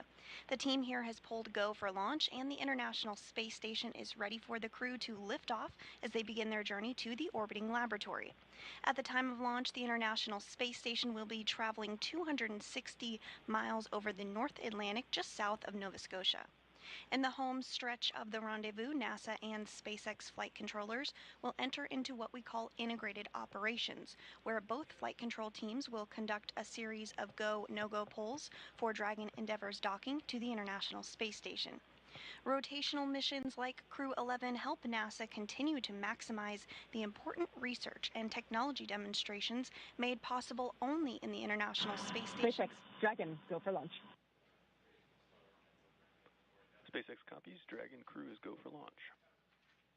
And you heard it there from the commander of the Dragon Endeavour. They are go for launch. We are continuing to march towards a launch in 58 minutes from today. Their destination, of course, you see there on your screen, the International Space Station, with a unique microgravity environment, critical for NASA to prepare for future commercial low Earth orbit destinations and to understand and overcome the challenges of long-duration spaceflight necessary for a long-term presence The gaming on the moon, astronaut said, "Yeah, go for lunch." Oh wait, that was launch rocket. Mars. Now here's a closer look at the mission and what Crew 11 will have to look forward to during their stay aboard the International Space Station. International Space Station, one of humanity's greatest accomplishments so far. 15 countries working together and adding more all the time that have helped plan, build, and fly the International Space Station. And it just shows what human beings can do when we work together. As Crew 11, we are about to launch on board a Dragon spacecraft to the International Space Station.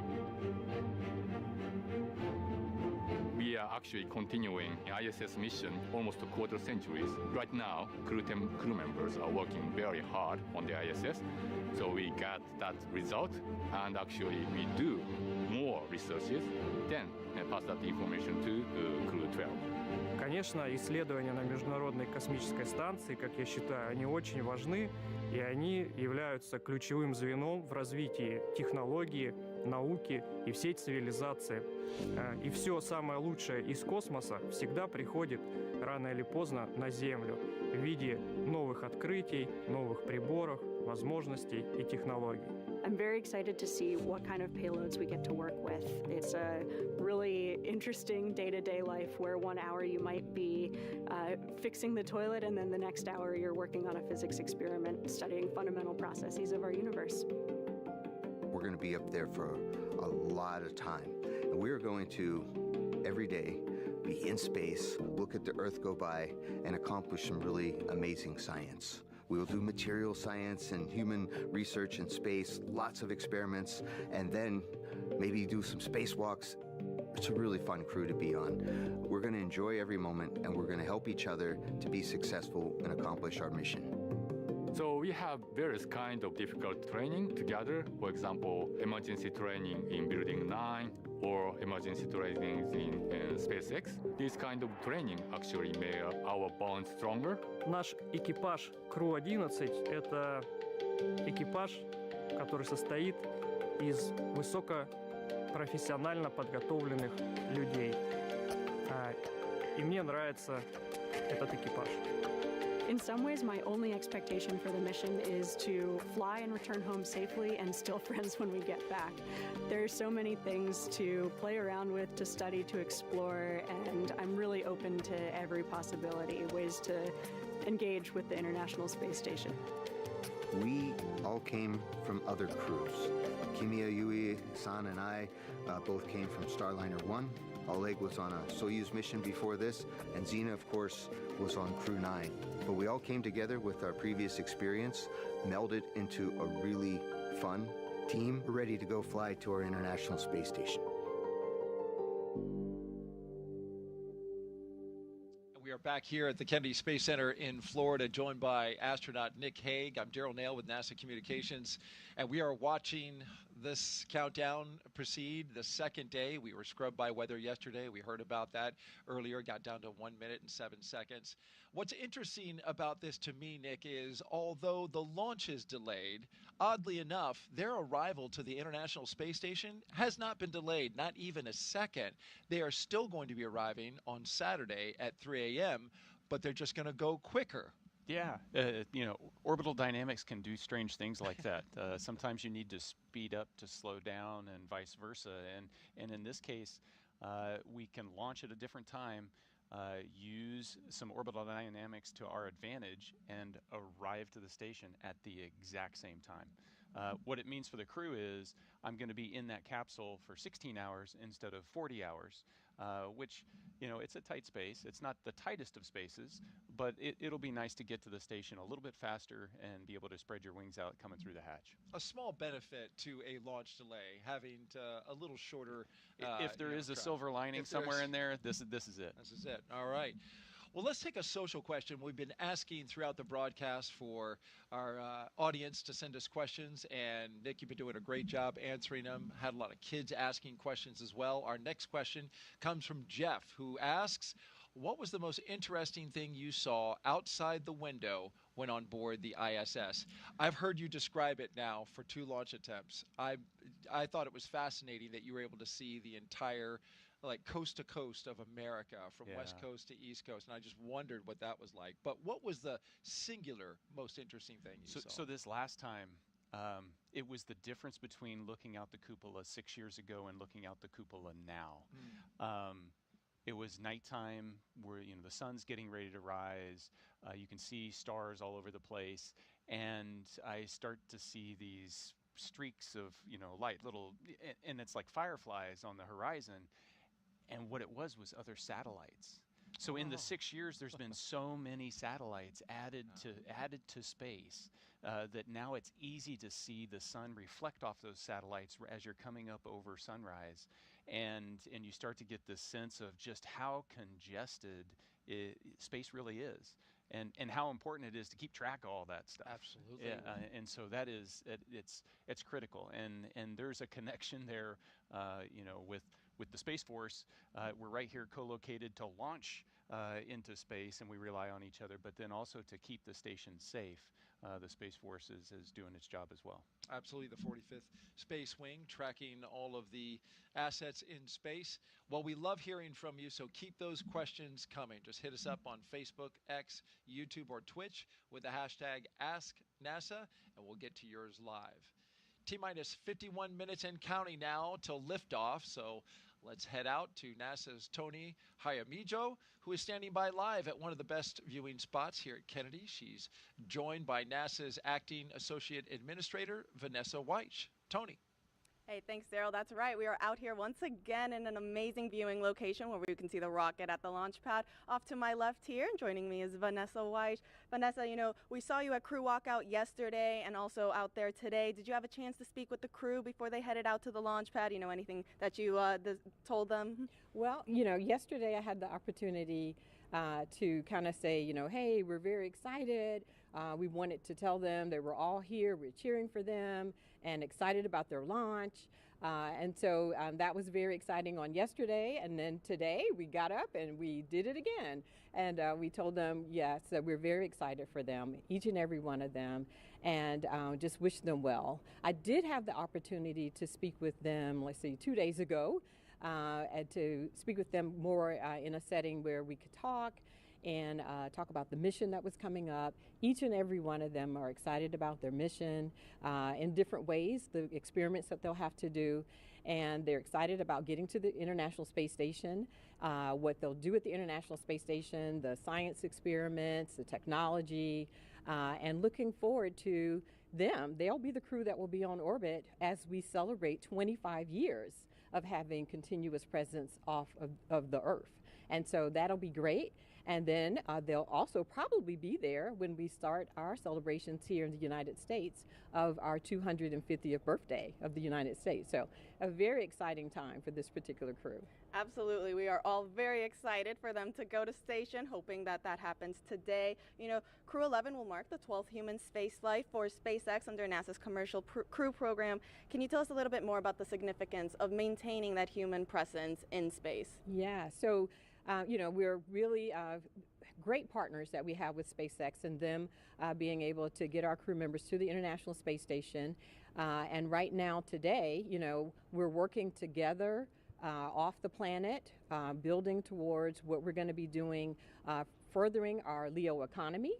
So as we continue on doing our experiments on the International Space Station, we're also looking at follow-on space stations. And so working together as internationals, as our industry partners on those further new commercial space stations, and then all of the things that we're learning is helping us as we prepare for Artemis. And so with the Artemis missions, we need everyone, all hands on deck. We'll be working together as we go.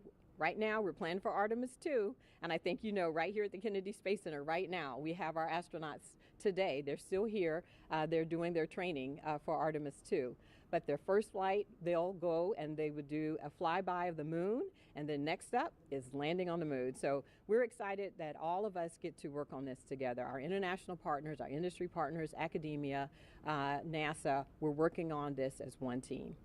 Vanessa, thank you so much for joining us. Now we'll send it back to our team in Hawthorne. Thanks, Tony. Falcon 9 is the first orbital-class rocket that is capable of reflight.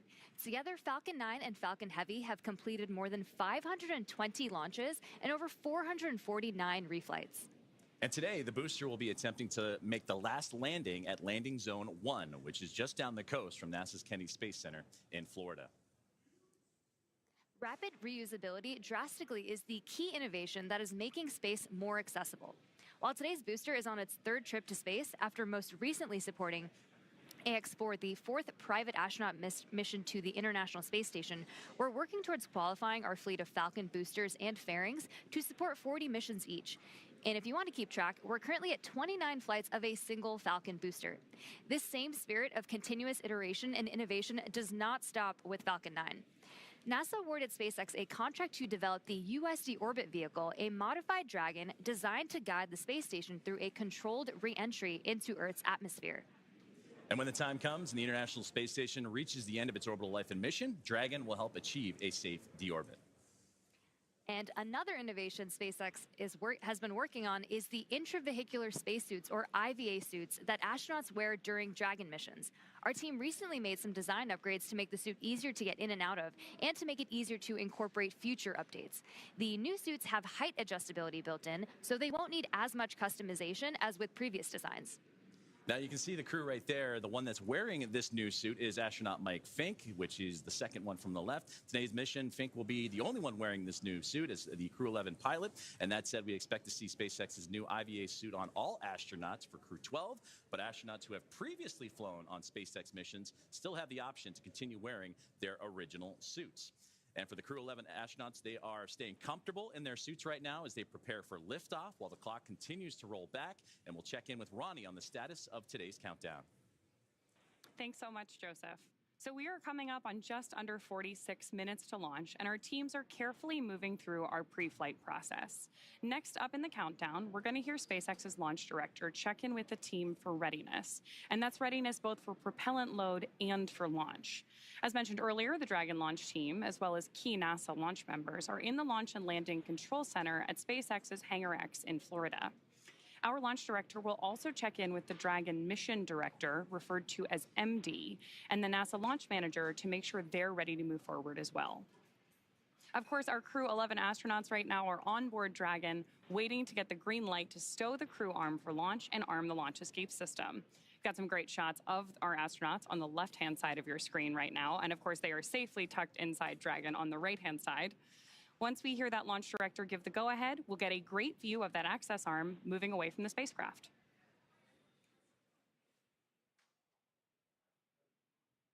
We are going to stand by here and listen in for that final poll and some instructions to our team in that final lead up to liftoff.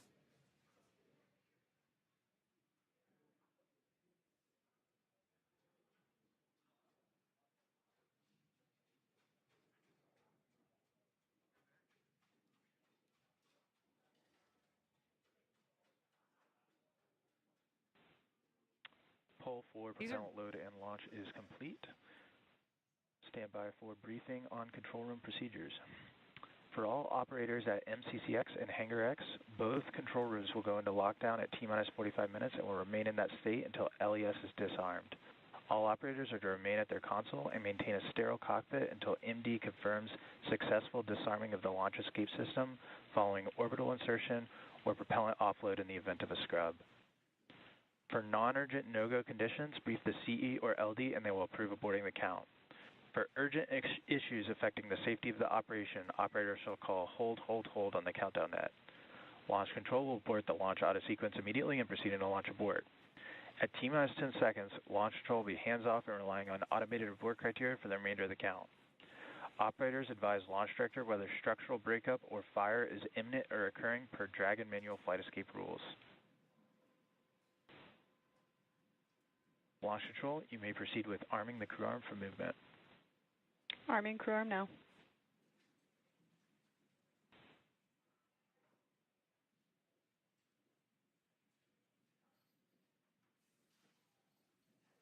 So we just heard those instructions to our team. Again, we're about to see that crew access arm move away from the spacecraft. Crew access arm retraction started. Starting right now. And with that, propellant loading is going to get underway here in a little bit less than 10 minutes. So with that, let's check back in with Daryl and Nick. And you can see now the crew The gaming astronaut said by crew arm. Away from the Dragon Endeavour, where our crew of 4 is inside. That's a beautiful shot there. A big milestone after getting the go from the launch director at SpaceX. A look from inside the crew access arm now and out over the Space Coast.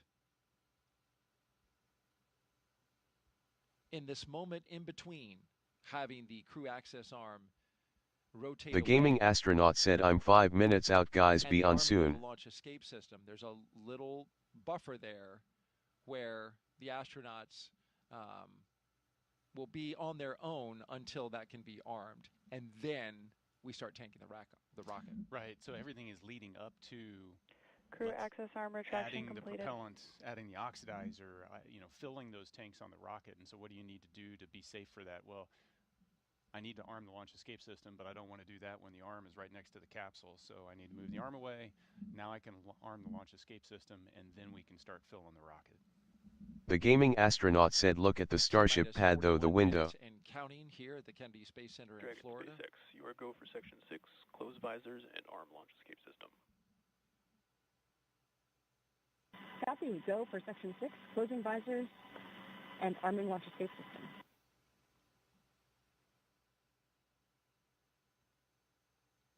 Here's a beautiful shot from our helicopter looking west. You can see the formation of cumulus clouds in the area. Weather is a watch item for today. The launch weather officer. Dragon, visors closed, arming launch escape system. SpaceX copies. the launch weather officer putting it at 60% go for today. The concern is the buildup of cumulus clouds, the ones that you see there building up. There's a lot of moisture in the atmosphere. But although you see those clouds around the pad, notice as we start to circle around to the Daily west and CFC look focus east, said, oh hi. clear skies out over the Atlantic Ocean. So when you look at this picture, Nick, you can certainly understand that even though we have clouds that are building in the area, there's an area that we can find over top of this launch complex that we could potentially get. The gaming astronaut said hi daily. Get clear enough path to launch this rocket. Yeah, you just need a hole big enough to launch through. So you don't have to have cloudless skies. You just need clear enough skies. Clear enough. Daily CFC focus said when you back. Would be nice. I think if we think enough positive thoughts here at the launch site, we can create that bubble. I'm working on mine. Me too. And so we've been listening as they walk through the Daily milestones CFC here, focus said because I love ya voice. the arming of the launch escape system. The gaming astronaut said few minutes just walking down my road LOL face with tears of joy. Yeah, it's an. The gaming astronaut said aw smiling face with hearts. From them getting ready to tank the rocket, fill it up with the kerosene and the liquid oxygen, and before you start to do that procedure and load all of that stored energy onto the rocket, you arm the launch escape system so that if anything goes wrong in a heartbeat, that system can pull that capsule away from the rocket and off to safety. Commander Nick Hague, when you were commanding Crew Daily 9, CFC focus said trophy yellow smiling finger red number 1 YT buffering. in the Dragon, on the launch pad, ready to go. Yeah, once you press the button to launch to arm the launch escape system, there's a switch in your mind. Now you're sitting on a live rocket. Now everything is primed and ready to go. You are definitely focused on everything leading to T-0 and liftoff. And that arming of the launch escape system happening just a few seconds from now. We expect it at T-minus 38 minutes. The gaming astronaut said would be fun to sit in the capsule and do a pad aboard. On the Dragon to pull that spacecraft away in the event of an emergency.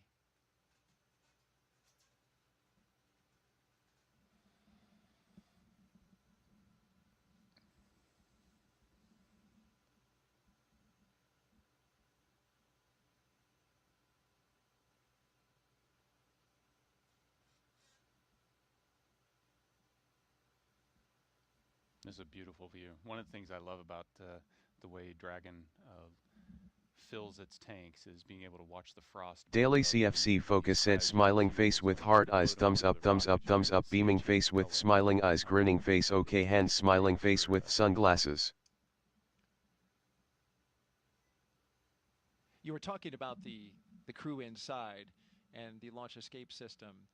There's a manual option as well if the crew senses something. Yeah, absolutely. There's a handle that sits on the display panel in between the pilot Falcon and 9 the tanks commander are seat. venting for the starter propellant load. And so if something happens, it's within reach for Xena to be able to grab that handle and pull her crew to safety.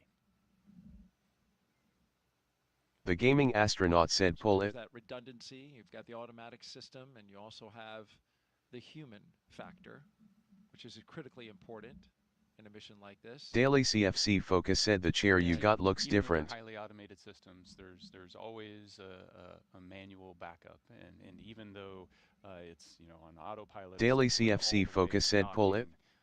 If need be, the commander, the pilot, the crew can intervene those automatics and revert to a manual control. We are awaiting the beginning of tanking, which is slated for T-minus 35 minutes. The gaming astronaut said the abort handle LOL face with tears of joy.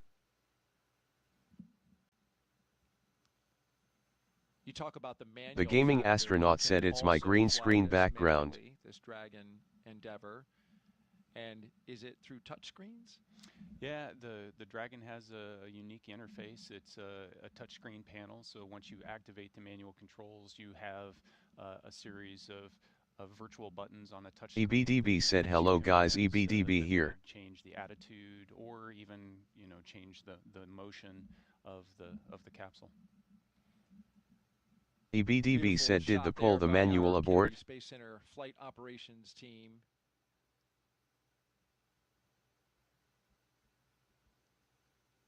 EBDB said that would be a funny prank. Daily CFC Focus said hey The gaming astronaut said hello man raising hand no they didn't.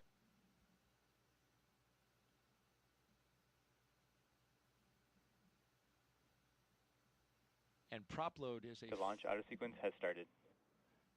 And there we have the signal that the automatic prop loading sequence is underway. All of this prop load that loads the 4 tanks, the 2 LOX EBDB said if I were on it I would probably pull it just to see what happens. Is now being done. It's fully automated. Yeah, and highly timed, choreographed so that these super cold liquids don't have an opportunity to boil off too much. And you want to top off the tanks and then launch almost immediately.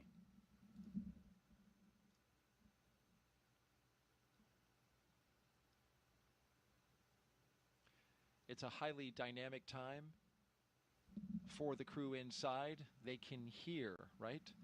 The sound of prop load. Now they're starting to feel Falcon 9 come to life. You hear the pumps and the fuels and the liquids move around. You can hear venting.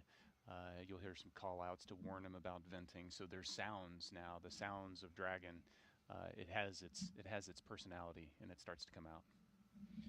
All right, with that, thank you very much, Nick Hague, NASA astronaut, commander of Crew 9, here with us as our co-host today.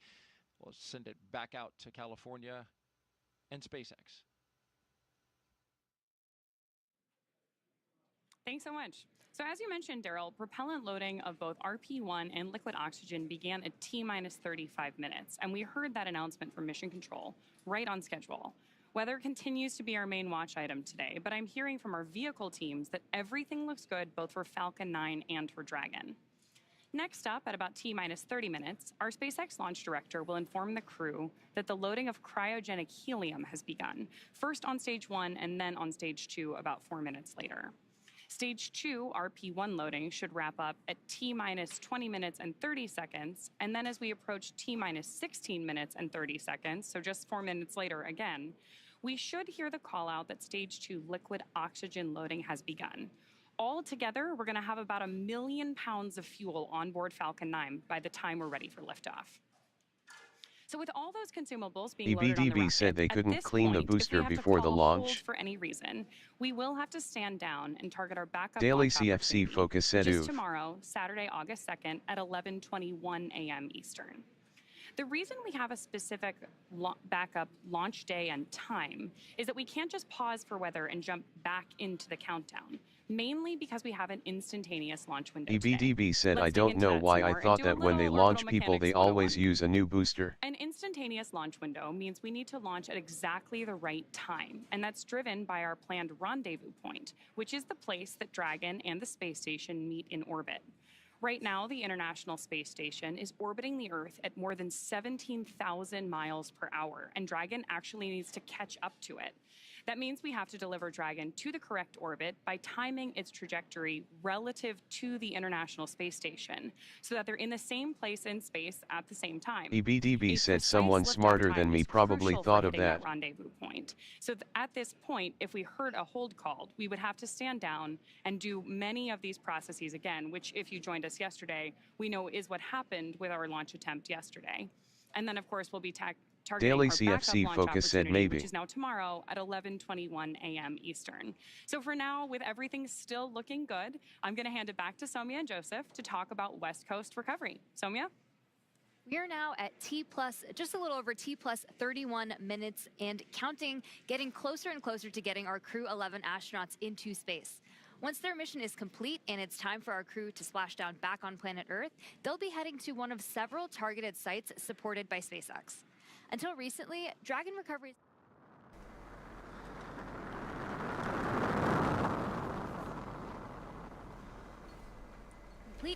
Hello everybody, I am here. Welcome to the stream, guys. EBDB said, where is this launch from?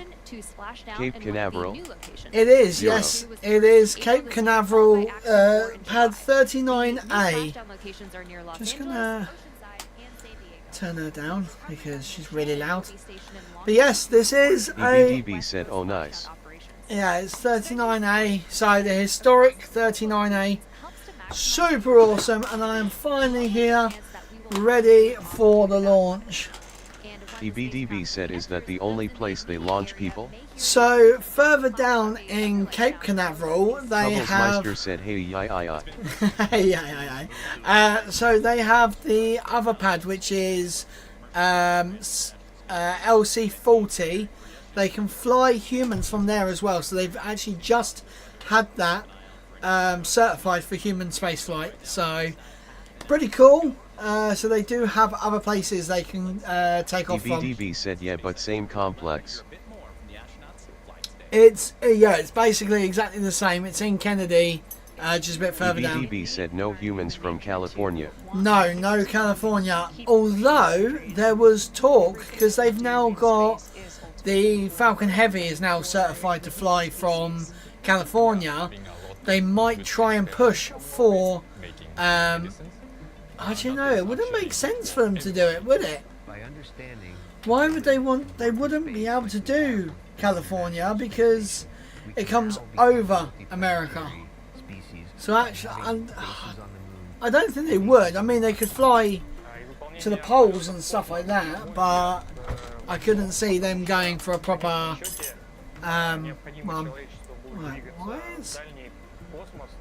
EBDB said unless they do a different orbit. Yeah, exactly. If they do a different orbit, then that should be fine. For me, it's really compelling to go farther afield in space and pushing our boundaries as a human species that way, learning more about our own home planet as we try to go Oh, guys, it is warm today. It is in here. It's actually quite comfortable. It's 24 degrees in here today, so 72. EBDB said, I have an idea. Orbit west because why not? You'd need a very powerful rocket. You really would. I mean, has it ever actually been done? Has anyone... let me have a look. From growing vitamins in space vitamins. EBDB said Falcon Heavy. Yeah, Falcon Heavy, yeah. Some incredible research aboard the International Space Station. First up, bionutrient ever study is looking at how to make essential vitamins in space rocket stay healthy on long missions.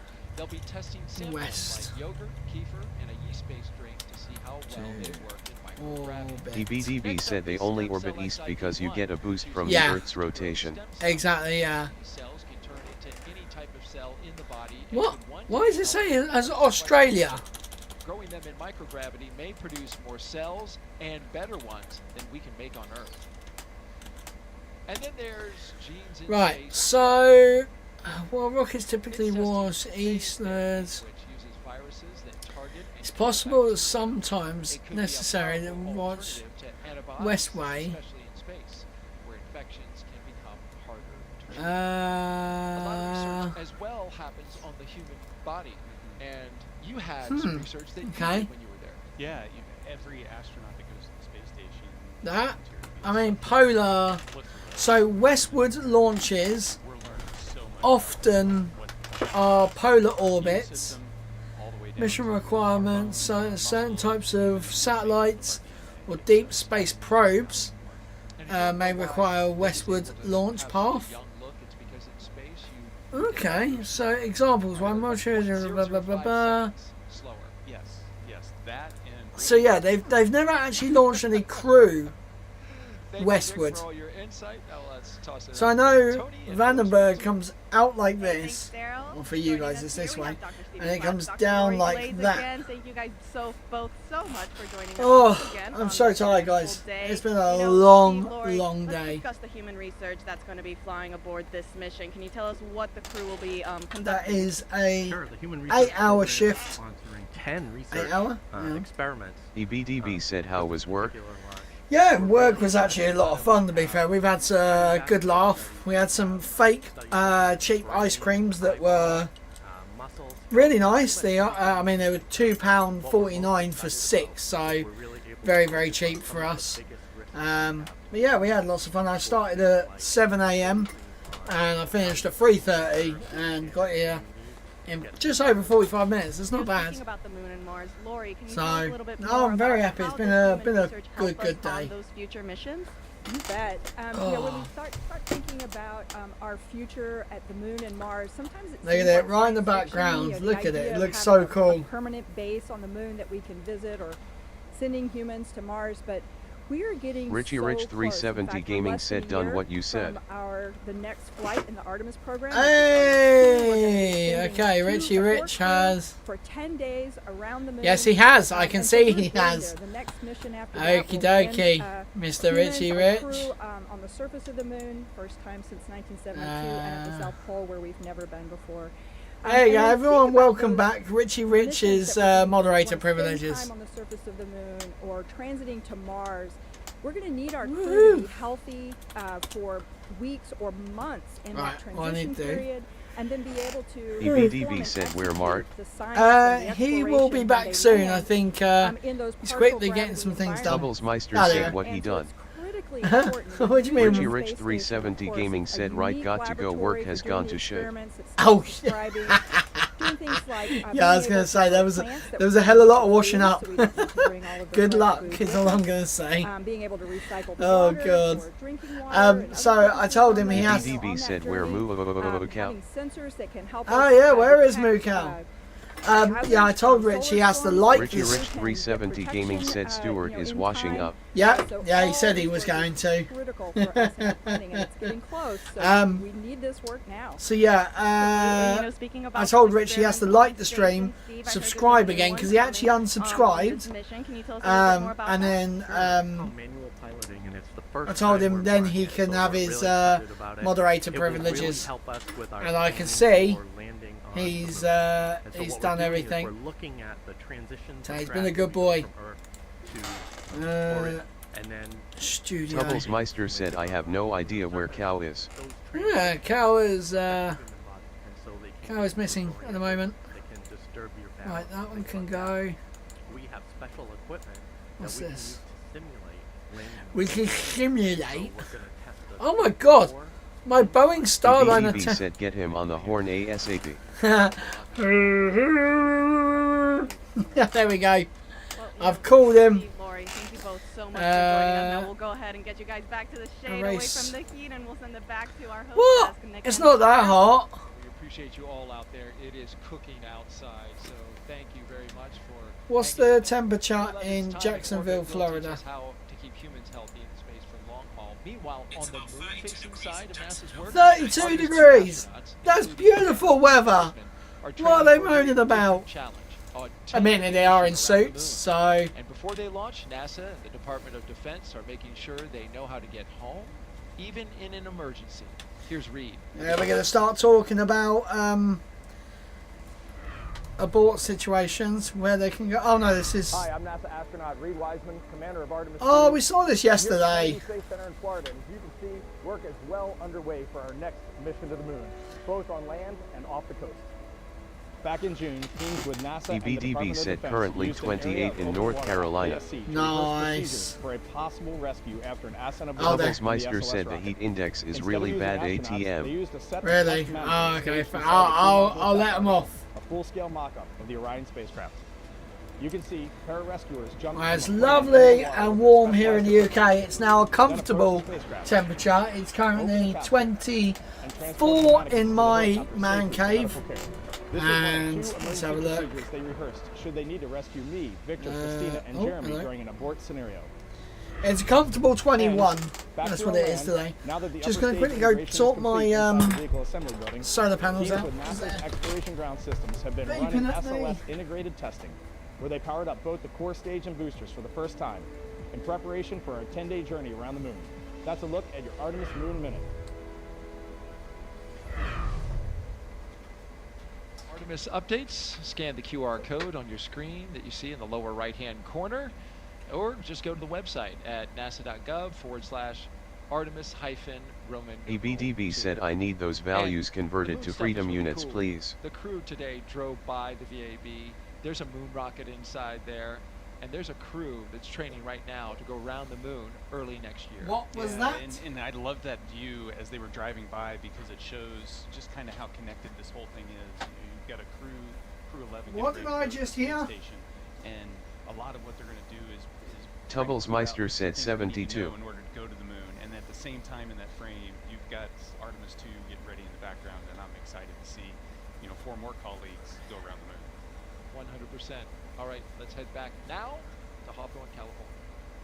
EBDB said, oh nice, that's what I keep my house at, haha. Thank you very much, Daryl and Nick. And right now we're prepared. Complete.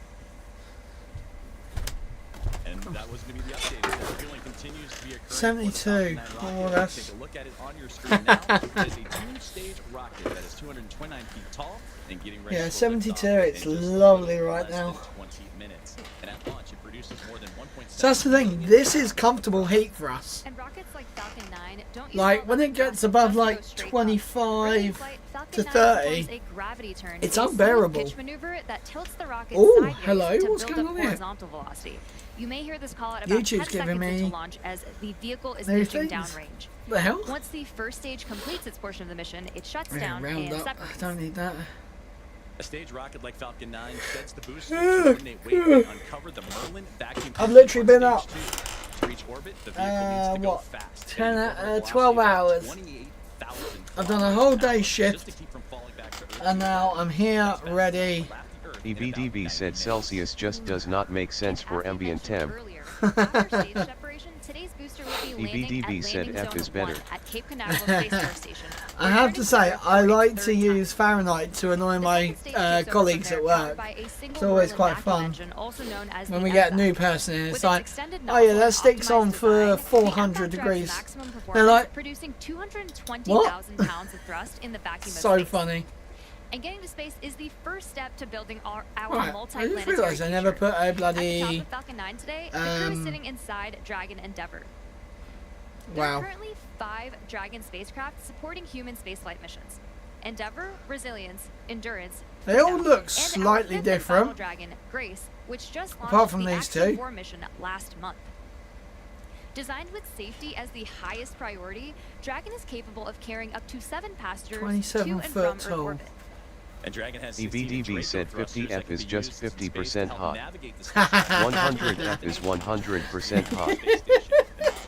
Yeah, that's actually quite clever. Yeah, that's very clever. Used for and aboard, which are no longer active once the crew is in orbit.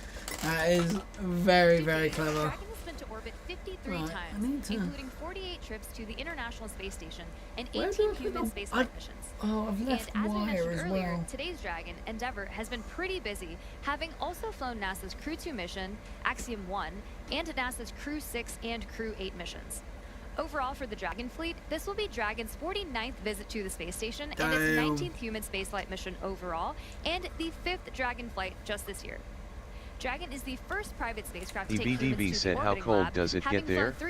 So, probably the coldest we get in winter time is between... EBDB said, do you get snow? We get a little bit of snow, we don't get that much. So probably the lowest it gets for us is about -2, -3. It used to be a lot colder. It used to be like almost -10 I've seen when I was younger, but yeah, it kind of, it's definitely got a lot warmer. We don't have so much cold anymore. We get like periods of cold, and then that's it. It's sort of warmish. EBDB said, bro, same. I remember winters used to be so much colder. Yeah. Oh yeah. It used to be. I've got photos of me as a kid making like a snow. Oh, hang on. And Falcon 9 are healthy, and we continue to load propellant. Weather is still our watch item. We are seeing some development in the area, so this is going to come down to a matter of time. We're going to keep an eye on it and continue marching towards T0, and we'll see if we manage to thread the clouds today. Oh my God, this is not looking good, guys. Tubblesmeister said, haha. Healthy Dragon. Weather is continuing to develop. We'll keep going until we can. Come on. It's gonna go through the clouds. Come on, guys. It's gonna thread the clouds. Look at it all. So this is the ocean on this side, and this is inland. So whatever's here will come this way. Than we just heard, but obviously the important things we've heard are that we are still on track for an on-time liftoff today. No, it's the other way around. Lots of different DBDB said fancy rocket can land itself but can't fly through a cloud. This is also going to be our last landing at LZ1 today. So lots of different launch pads, landing sites, staging areas, lots of things in play. But the best news is that both Dragon and Falcon 9 Did she just say there's the last? You heard us wrap up stage 2 RP1 loading just after T-minus 20 minutes. And stage 2 liquid oxygen will begin here at about, or has begun already, excuse me. Yeah, no, could you imagine, right? So, I've always said, I want to see them actually, like, send it. Obviously, if they could do, like, a test without the astronauts on board. Let's say if I won the lottery and I brought one of the rockets from them, I wanted them to fly it at any point. So when it is their worst time to fly, I will pay for that to actually go wrong.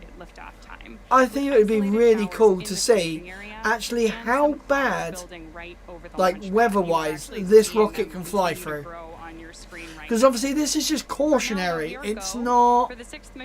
They don't know if it could go that far. It's like with Starship. They are pushing Starship to its limits. Oh, hello, you're cute. DBDB said, yeah, humans on board. Yeah, not with humans on board, but definitely without the humans. I think it'd be really cool. Today is NASA Flight Director Anthony Barria. Actually taking my shoes off. My feet are killing me.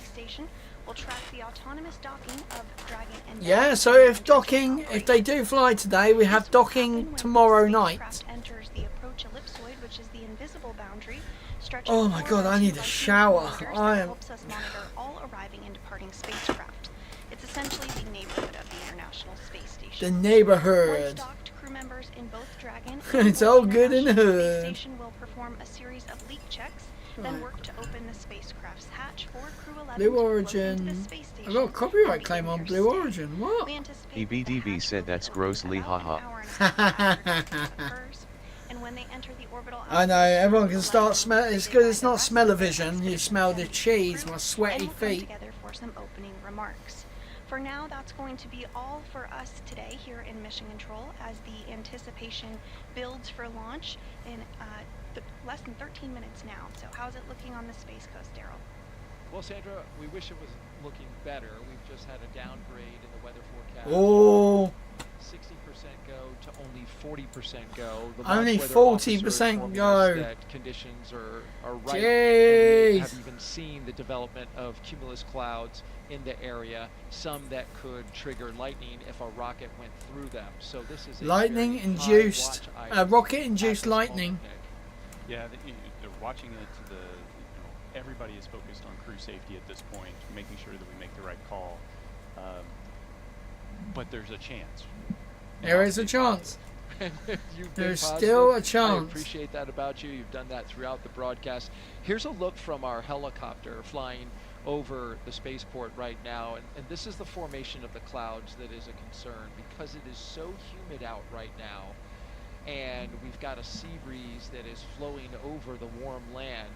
It is just creating this convection around the spaceport. In fact, we are also expecting to go into a Phase 1 lightning alert. Oh, that's not good. But just before we scrubbed yesterday, Dick, that Phase 1 lightning alert. Did he call him Dick?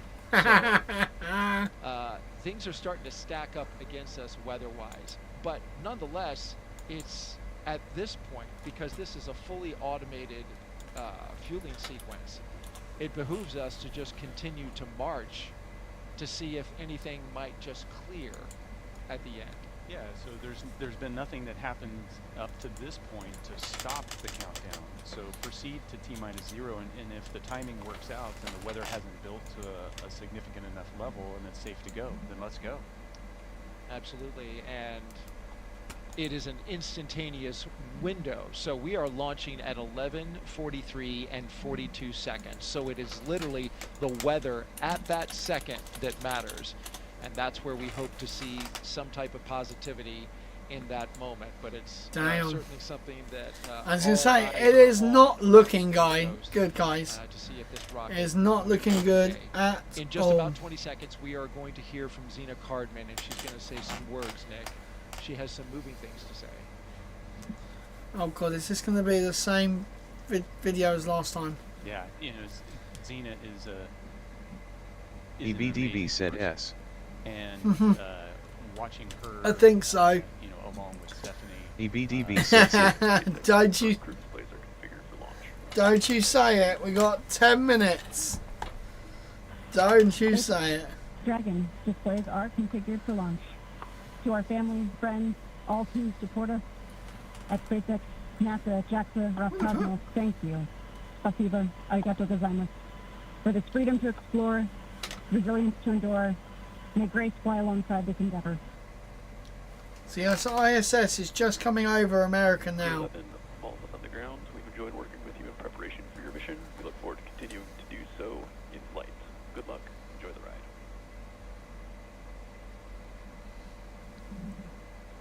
Yeah, and Zena, you know, hitting the tone I would expect her to do. She is the consummate professional. Big message of thank you. Yeah. The gratitude, the team focus, freedom. I'm confused. I'm trying to resilience. find something. I These can't are find big it. themes. These are things that are important to her, and some great words from her. Let's send it now back out to our commentary team for the final minutes of Countdown. Joseph and Sandra, take it away. Thank you, Daryl. Thank you, Nick. And that was beautiful what Zena had to say and reflecting on family and friends, but also that great shot What'd you she saw in say? the 2-box. That was from the International What'd I Space miss? Station, that view as the space station actually going right over Florida and the Cape. So it's not just those on the ground that are excited. It's their teammates aboard the orbiting laboratory as well. Well, we're closing in on launch, 8.5 minutes away. It'll be about a 9-minute ride to orbit, which is around the time of the second stage cutoff. Dragon and the second stage will continue to coast for a few minutes after that, and then prior to separation. You'll be hearing some performance calls. Oh, as we get into error, the final please try countdown, again. And then after What? liftoff. These are SpaceX flight controllers reporting Seriously? on trajectory, speed, booster, and performance, and the key milestones, but there are some other calls that you'll hear the crew make as well after liftoff. The crew will report out a few number and letter combinations, which mark different abort zones throughout the flight, uphill and up the See if that seaboard. works. The first two, The 1A gaming and astronaut 1B, said, those are abort boom. modes available while the first stage Okay, is firing. that was rather now, the weird. second are 2A through 2E. Those will Oh, come well, into again. play once the second stage kicks in, and then though we'll only hear the 2A call out from Okay, the so team. it's not working. Diverting a little bit from that naming system, you'll also hear the call Shannon, which refers to Shannon Island. This call means the crew could target off the coast of Ireland if they needed to abort late Ireland. in that second stage burn. You'll hear these different calls throughout the flight uphill, along with key performance call-outs. We've from had guidance, no navigation, and control officers, also in-flight in propulsion lead. So we're closing in on T-minus now 7 minutes, and we continue to no keep an eye on in-flight aborts One of the next yet. callouts we're listening for is that stage 1 engine chill has started. That's coming up in just a few seconds. And that is a key process that prepares the engines for flight. Engine chill has started. Right on time. There we go. Right now, propellant in the tanks is isolated from the engines. but we'll open the engine pre-valves and start trickling some liquid oxygen through the Merlin engine pumps, chilling the engines for the start sequence. We do this because the super chilled and densified liquid oxygen Oh, we are is really going. good at Hopefully, cold, we are and going to use look this at the process to bring Starship engine Tower. hardware down to a cooler temperature before flowing all of the LOX and propellant That into it looks during so flight. cool, honestly. At liftoff, Falcon It's 9 like is consuming he's 700 behind gallons me, of isn't fuel he? per second, so engine chill helps us to prevent thermal shock and ensures nominal engine performance. Shortly after, we should also hear the call out for stage 1 Stage RP1. 1 fuel load complete. Right on time. So now that engine chill is underway, we're looking ahead to the call out that RP1 load is complete, which just occurred a moment ago, and again prevents that thermal shock. You got to stretch before you can start running. And RP1 is densified kerosene or rocket fuel that will propel the crew into orbit. And all of that RP1 is now about to be fully loaded into the rocket, since we previously heard that the second stage is completed or about to be completed here in just a couple moments. And then while we're still loading liquid oxygen on that first stage and second stages. Look how busy that pad is, guys. Honestly, look at this. EBDB said, too bad it's cloudy here, so I won't be able to see it outside. Yeah, I was going to say, it's a shame it's daytime here, because we would see it come over if it was dark. Oh, look at that. That cloud is coming right over the top. Nah, that cloud is creeping over. Where is the shadow? The shadow's about there. Oh, they're literally, this right here is going to do it. So next up in the countdown, the transporter erector, or TE, will begin to retract from Falcon 9. That is the large truss structure you see there standing next to the rocket. It's hinged at the base and connected to the launch mount beneath said, the just first go stage. now. Yeah, just do a bit of a later. Just do a bit of a later. Said 321 go. And we're continuing to hear great callouts over the nets. Then the TE will begin to pivot back, slowly swinging away from the rocket, and it will reach full recline in just about a minute. Strong back retract has started. And we are just beginning that strong back retraction process. It's called the strong back. It's also called the TE, or transporter erector. Same structure, different name. The TE does a lot more than just lean. It rolls Falcon 9 out to the pad, raises it vertical, and stays connected through the final seconds. It provides EBDB fuel, said they've got power, plenty of Delta V to and slow down a few connections between seconds. ground Yeah, to systems be fair, and they the probably rocket. have. Look, they're doing this thing Help again. stabilize the second stage during fueling, and they also help prevent I movement think in they've high changed winds. this a bit, And because it once used they to open, be which you can see on your screen, they are slowly pulling away. both of them open at the same And time. once they open fully, the rocket is fully free at the top.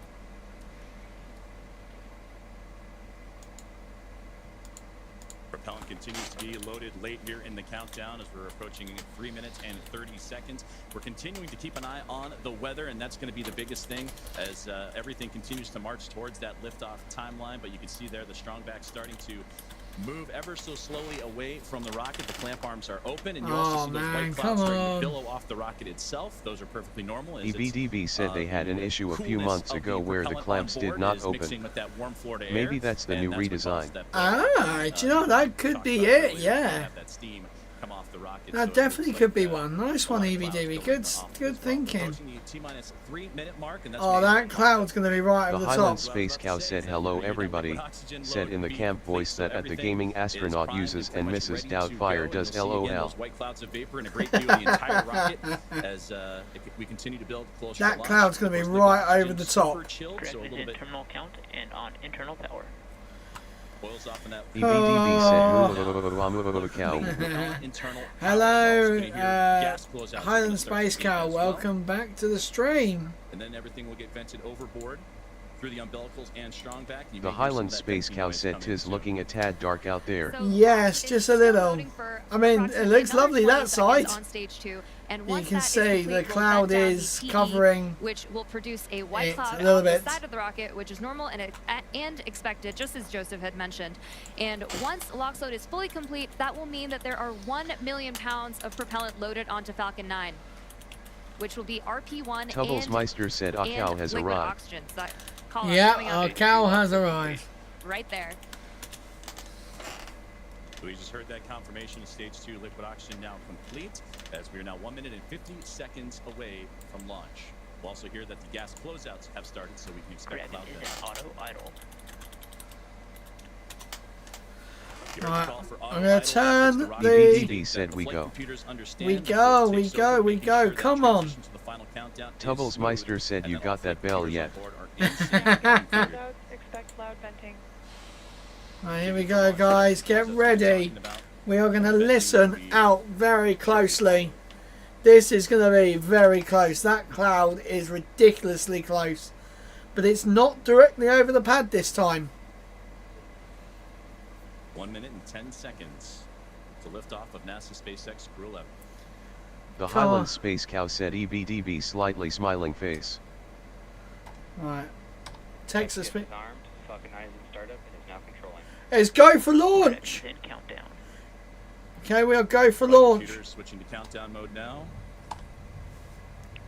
Dragon, SpaceX, go for launch. Come on.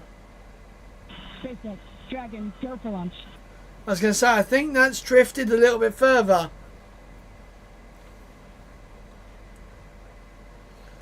$30 seconds. Yes. Literally, send it. Right, 15 seconds, guys. Come on. 15 seconds. Right, you should see the water deluge start a little bit. You'll see the camera shake. 10, 9, Here we go. 7, 6, 5, 4, 3, 2, 1. Ignition. Oh! And we're going! Yes! Come on! Finally! We're going! 1.7 million pounds of thrust. Propulsion is nominal. Propelling Falcon. Come on! As the vehicle pitching down range and making its way up the East Coast, and will soon join Expedition 73 for the orbiting laboratory. So far, getting good callouts on that first stage. Nice. Oh, listen to that, guys. We are now T plus 35 seconds. No, it's got people on it. Onboard Dragon and Falcon 9. Look at that. The Falcon 9 engines Stage 1 throttle down. Are throttling down to help. If these clouds had gone over the pads, help pass through the period of max Q or max. That would have been it. That would have been vehicle during ascent. Max Q. We just had max Q right there. Falcon 9 is supersonic. Right now, pitching over. 1 minute 9 seconds. Oh, you see the vapor cone? That was cool. A 9-minute. Ah, yes, this has people on board. Yes. Continuing. Stage 1 Bravo. Stage 1 Bravo. 1 Bravo. And that 1 Bravo again. That's the abort zone. That last abort zone for stage 1 if necessary. The crew already pulling over 2 Gs. Yeah, that's a lot of Gs already. Look at that. Getting ready for the second stage to warm up and have the second stage MVAC chill. And then we'll also have MECA or main engine cutoff, where the 9 engines on the first stage will cut off ahead of the first and second stages. Will then be separating from one another. And then the single Merlin vacuum engine on the second stage will ignite and continue to carry crew out to orbit. I've noticed with the crew launches, they don't do a roll program. Into today's flight. Like, they just take off the 9 exactly the way they need. Down and are standing by for MECA or main engine cutoff. MVAC chill started. We just Look heard at that Florida. call out for MVAC chill. And coming up in under like 20 seconds, we have 5 events happening back to back. MECO. Stage 1 throttle down. Stage separation. Stage Can't help it, I'm so tired. And the start of boost back burn. It's going to be pretty quick, so keep a close eye on the action and the mission event tracker at the bottom of your screen. Wow. Stage separation confirmed. Yeah, exactly, yeah. Here we go, stage separation. Yep, exactly. There we go, text to speech back on. So look at that, so the booster is now doing a boost back burn. Oh, look at that, oh. You can see the booster actually light the engine and go back. So that is going to be landing at landing zone 1, which is just a few miles. Oh, look at that! You can see the second stage going off. climb their way up. That is eventually track down the cool. International Space Station. That is very So cool. you see the Merlin vacuum engine, the second stage on the right-hand side, and great views of the first stage that's making its return to Earth on the left. I can't help it. I can't. I'm so tired. Continue to monitor the progress of both vehicles, stage 2 and crew 11, making the climb uphill in stage 1, looking to land again at landing zone 1, the last landing. So look at the speed drop down. So now it's going back, it's going up, and then it's cancelled out, and now it's going up, but it's going that way. Dragon, SpaceX, nominal trajectory. Nice. Dragon copy. We're continuing to hear great call outs over the nets that both Dragon and Falcon are. Why do they right keep going on track about to these orbit. nets? I want nets. So the first stage booster is now on its way to landing zone 1, and we just saw those grid fins open up on the left-hand side of your screen. The first stage has a couple events ahead of its landing. Stage 1 will start its entry burn, which will be the second of 3 burns to return the booster a few miles from its launch site at landing zone 1. During this The entry Highland burn, Space Falcon Cow 9 said will fish use nets its for me, engines please. to pump the I brakes need and slow 4. the vehicle down before it reaches the denser parts of the Earth's atmosphere. And if you didn't know, Falcon 9 has a complex heat shield that is designed to protect the engines and the vehicle from all that combined thermal and aerodynamic loading during max entry Q, which is the moment of max stress on the vehicle during entry. And that will be followed by a landing burn. And this burn will last for about... Dragon, SpaceX, nominal trajectory. Continuing to hear good call-outs.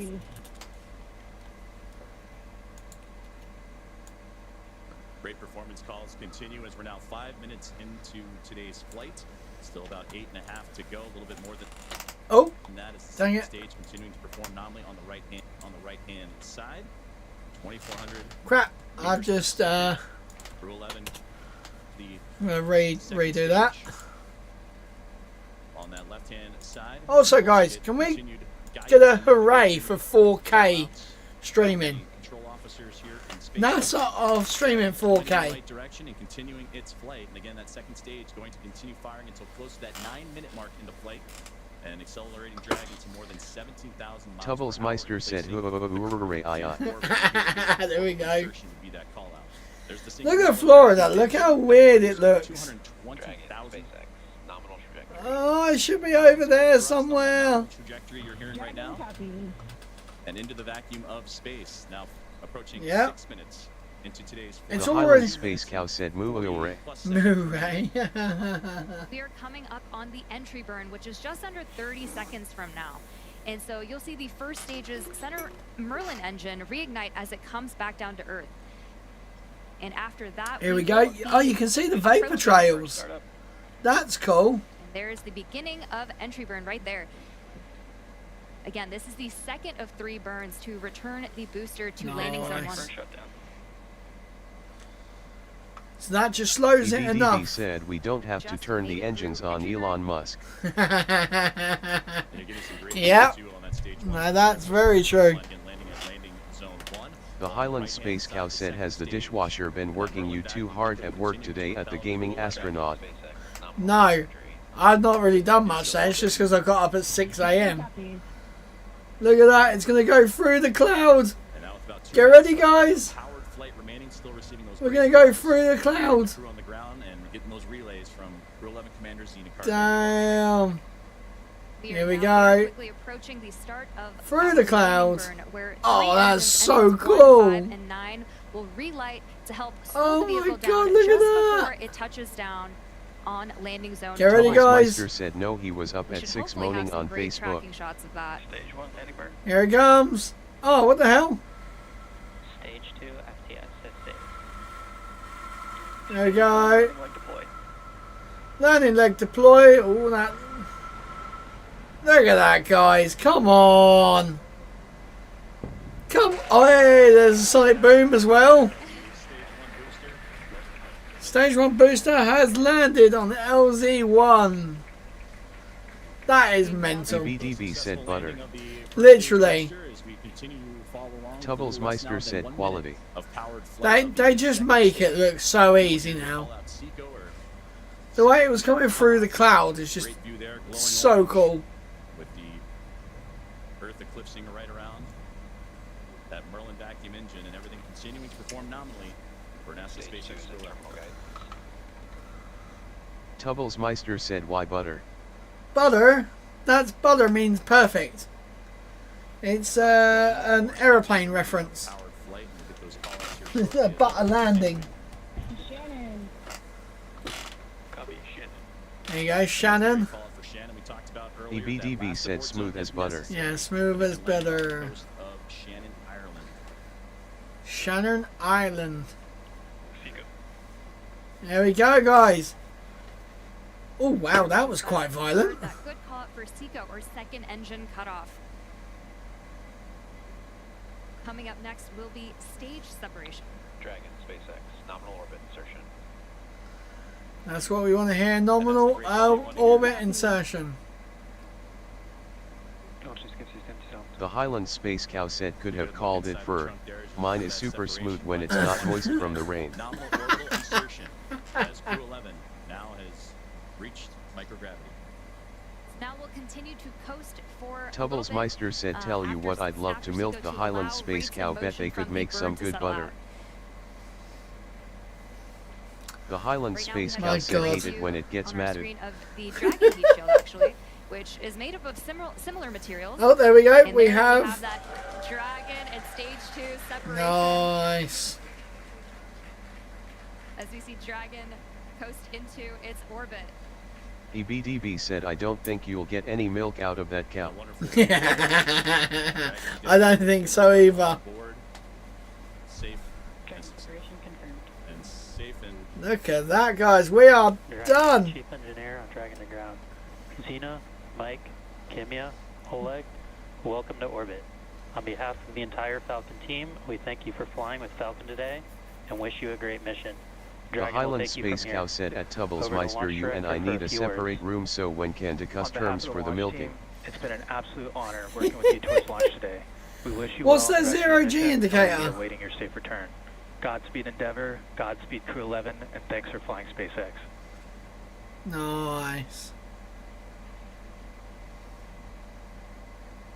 Tubblesmeister said, my mother has separate.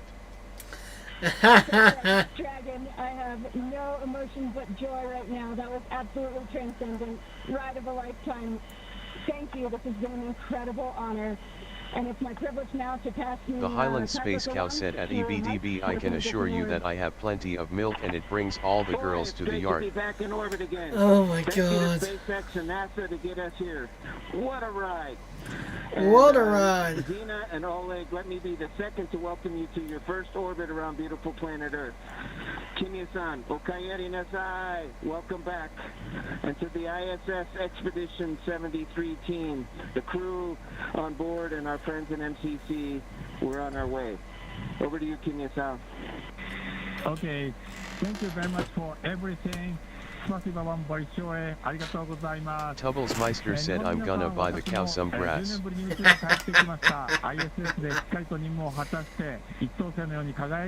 my God.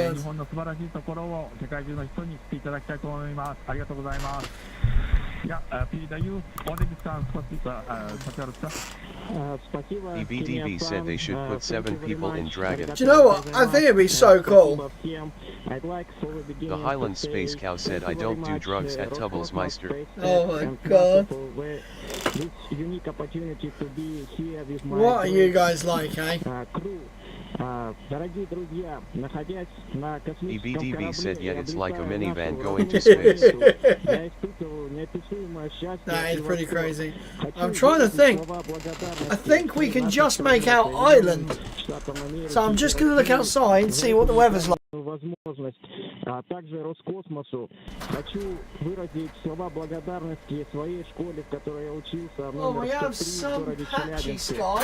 Выразить благодарность patchy skies out there. We might actually see UK. Tubblesmeister said, reckon Dad could drive Dragon. You reckon, do ya? Is that island or is that a cloud? think that's just a cloud. We copy all of your words. We are very excited for you to have reached orbit. And we will Oh, now look at proceed the with getting you to moon. the International Space Station. There's the moon, BBB guys. said, so what happens if they try to abort now? They basically will just do a deorbit burn when they get back round. But look, there's this like grey. Maybe that's on the camera. Maybe. This year's the indicator honors a shared memory with our lead trainer Paul Weiss. Because I'm trying to see what it is. Tubblesmeister said the mun. The mun. Yeah, the mun, yeah. Sacrifice of time and dedication. I hope we made you proud today. Thank you so much. It looks to be like a... It looks like smoke. There's no volcanoes gone off at the moment, is there? You can only just see the moon as well. That is so cool. That is the moon, isn't it? Yeah, it's not on the screen. Tubblesmeister said some bloke the other day was live streaming car space program and I thought of you. Car space program. Okay. BBB said wildfires in Canada. Could be, yeah, drifting towards us, yeah.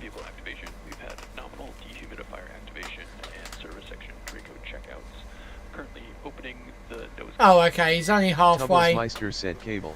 Confirmation that nose cone copies all. And we'll be ready for advisors open with equal activation. BBDB said Google it. just had great comms that nose cone deploy is underway.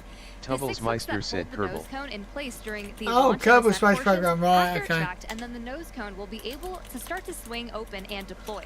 Canadian. This covers a number of critical systems for the flight up to the oh, right, okay, yeah. including the forward bulkhead thrusters and the docking hatch. And that call from the core here in Hong Kong It's drifting towards, yeah, eastward over the ocean. So yeah, that could be us. Open and the ECLIS, the environmental control and life support system activated inside EBDB said scary that you can see it from space. Ah, exactly, yeah, no, that's crazy. For their ride to the space station. So much smoke as well. It was deaf because it was like a column. Right now, currently opening, the hooks have been opening and they were doing so during the great words from the crew. So we'll continue to monitor and waiting as the nose cone is deployed at the moment. And we'll wait for that final confirmation that it is open. And Tubblesmeister said, "What's that noise?" As we await the noise is my watch. EBDB said, "Do they have wildfires in Britain?" Yeah, we often have. We actually had a wildfire about, what, a couple of weeks ago. Literally about 20 miles away from my house. But not even that, really. Yeah, they put it out and it took about a day to put out. But yeah, we do get wildfires. They're not as big, but they can be quite bad. We've had quite a few old sort of EBDB said call the fire brigade. Exactly, yeah, call fire brigade, yeah. Tubblesmeister said yes we do. We even had one out in the back garden, but a week ago Dad put it out that was caused by lightning. Oh yeah. Clouds and even watching that ascent. I forgot about that one, yeah. It was wonderful to see them bypass those clouds that we were talking about a lot today. But again, as we await for further views, I generally had my hand and my finger over the scrub button. I thought it was going to scrub today. Tubblesmeister said, but luckily, it was over a tiny area. Yeah, no, that's mental that it bloody... all of those systems, you mentioned the ECLIS system inside, and once it set it on fire. That's pretty crazy. I've seen lightning strike like a lamppost or something, or like a tower or something, but I've never actually seen it hit a tree. He said, "Don't be such a downer, Lee." I generally did. I thought it was going to scrub, but hey, it's launched. They're up there now, and they are on their way to the ISS, which means we have a live stream tomorrow night now. Tubblesmeister said, "Do you remember when it hit the lamppost in our road and it frightened the life out of me?" Yeah, dude, that was so funny. Fully deployed, but all hooks are open. We should be hearing that confirmation hopefully in the next within the next minute or EBDB so. said, what else are and we hopefully watching we'll on also this have screen? great views of that. Pretty much nose this cone is going to deploy. be it. As soon as they sort of leave their commentary, I will get going because I have several things I need to do. EBDB said toe reveal. Toe. You know, you're not having that. No, no, no, no. Earlier on, as they are ready to receive Tubblesmeister said, you still coming to visit tomorrow? I won't be able to come to the field for pictures, but I do want to see you. Yes, that is fine. Yes, we will still be coming to see you tomorrow. We will be back later on tonight for some Formula 1 stream. So I will most likely be playing Formula 1 later on with the steering wheel rig, which is the steering wheel. So yeah, we should have all of that. Tubblesmeister said you don't want to see his feet, honestly. No, you don't. You really don't. Tubblesmeister said, why F1 all of a sudden? I want to use the steering wheel. Oh, actually, no, we might do Beam and G, actually. Beam and G drives a little bit more fun. SpaceX, we see a nominal nose cone opening at TCS and forward bulkhead to Draco checkout. Tubblesmeister said, I want GTA.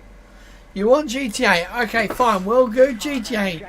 It'll just be me tonight because Uncle Rich is at a party.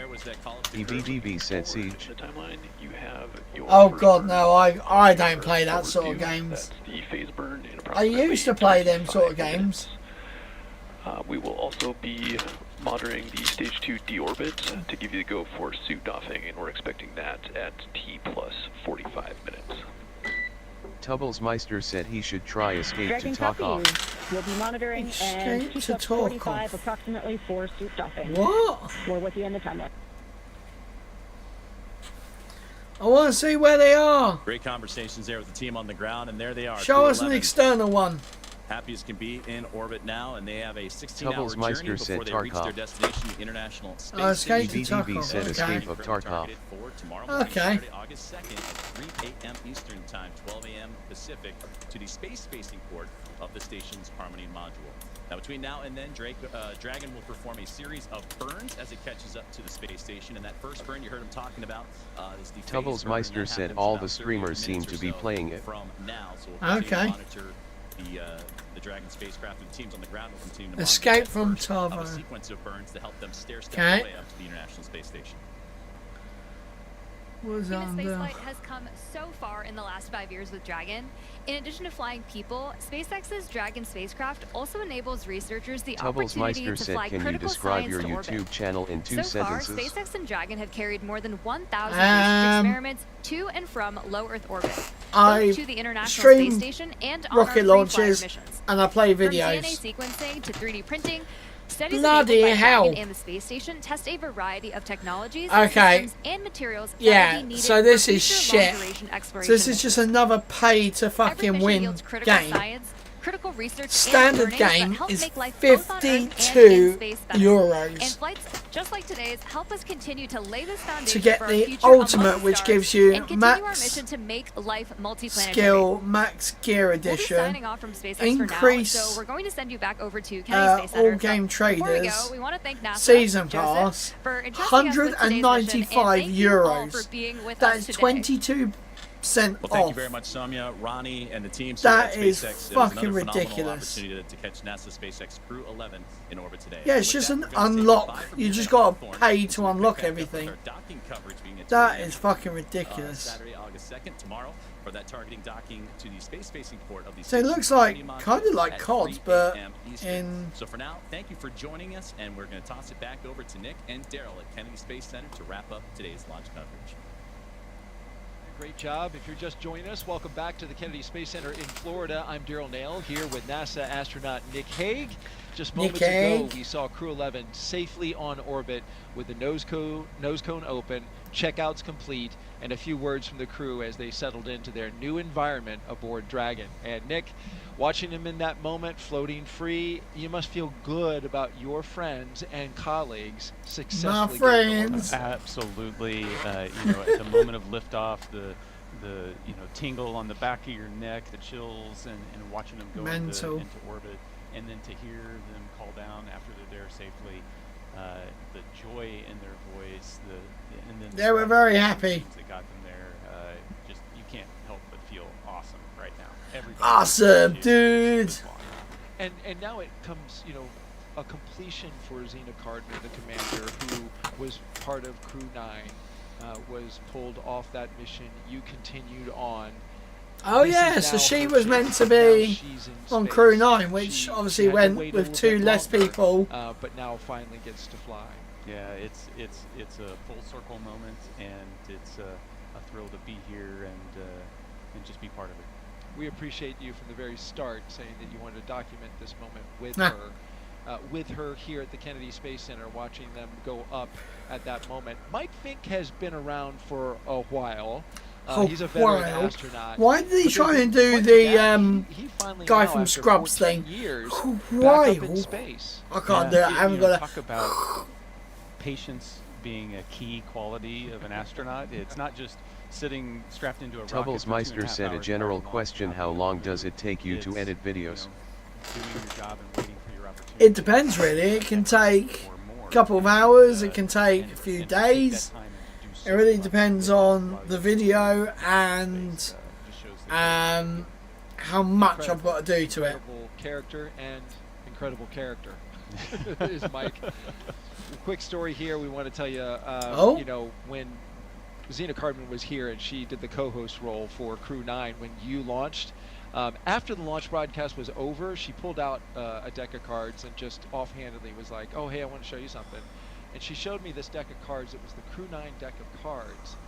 And she had hand-drawn the portraitures of like each of the Crew 9 members, which included you. Yeah. And she was on it, though she didn't get to fly. It was the card deck that you used when you played to get rid of your bad luck. Yeah, in the suit-up room. Yeah. Right. And so I'm like, you hand drew these? I was like super impressed. So, of course, fast forward to recently, you walk in the pre-production meeting and you're like, hey, Zena wants you have this deck of cards. It's the Crew 11 deck of cards. We want to show it to you cool. Now. And she redrew her crew. Oh, that's wicked. Hold that up. She's an amazing artist. All the crew members each got a face. Wow. So she's on there, Oleg's on there, Mike and Kim and Kimya. And here they are. She hand drew this. We have a close-up of this shot. We want to show you so you can get a real full appreciation. Bloody hell! Portraitures by Zena Cardman. That is cool. You talk about many talents. Just another talent. That is what appears to be very, just very this cool. Extremely well-rounded astronaut and commander. Oh, absolutely. Not all. Tubbelsmeister said, as a streamer, I know would say that's awesome. In fact, it's insane. Yeah, that is very much so. When they got rid of Zena's bad luck today. Yeah, and it worked. And it worked. It is Look awesome. At that weather. We were looking at the cloud just off to the south. You know, the power of positive thinking. Your positive thinking was like, perfect. All right, we're going to send it back out for one more interview with Tony. And in the meantime, you and I are going to play some high-low card for your next space assignment. Said, are they launching to Tony, take Aruba, it away. Jamaica? Thanks, Daryl. Looking forward to I who want to wins take that game. Bermuda, Yo, joining me is now Come Stephen on, Chan pretty with the mama, Key commercial Largo. program. Why don't we, baby? What an amazing Why don't we go? And landing Jamaica. of Falcon's first I was stage. waiting for that. That was amazing, Tony. To watch the Crew 11 Dragons. The rocket was over here. There it was. It was over there. On a personal note, and now it's not there. I think is a dear friend of the family, and it warms my heart to see him to go back to space station to work. Richie Rich 370 Gaming said Stewart said he hopes it was a good launch because you won't be leaving early again. My job to that's fine, yeah. Are coordinated and informed to support our mission. That's fine. It was a very good launch. It actually bloody launched, which was great. Air Force, Space Force, and other DoD partners. Today, the Coast Guard is out there making sure the waterway is safe. The waterway is safe. FAA is clearing the waterway. So it is. No, the airways. See how much work it goes behind the scenes to make sure our missions are successful. And I am looking forward to have Tubbelsmeister said, Lee, would it still done more work than come you? back safely with Crew 10. Steve, you played a critical role in changing the splashdown location for Dragon to the Pacific Ocean. Can you talk to us a little bit about your role in that and the significance in changing those splashdown locations? Yes, the moving Dragon recovery to Pacific all had to do about the safety of the public. And Tubbles Meister said, how dare you unsubscribe from the channel? Going to the Pacific, how dare you? The trunk is enter Go on, get Pacific to Ocean work, no risk at all. You got stuff to be doing. So, and thanks to our external I hope partners, trolleys went up we on work with them time to make sure that the Dragon can be recovered safely, and they can perform their important mission, like keeping the waterways safe, keeping the oh my God, why does he safe, keep saying and about the then DOD waterways? can perform their missions around California coast.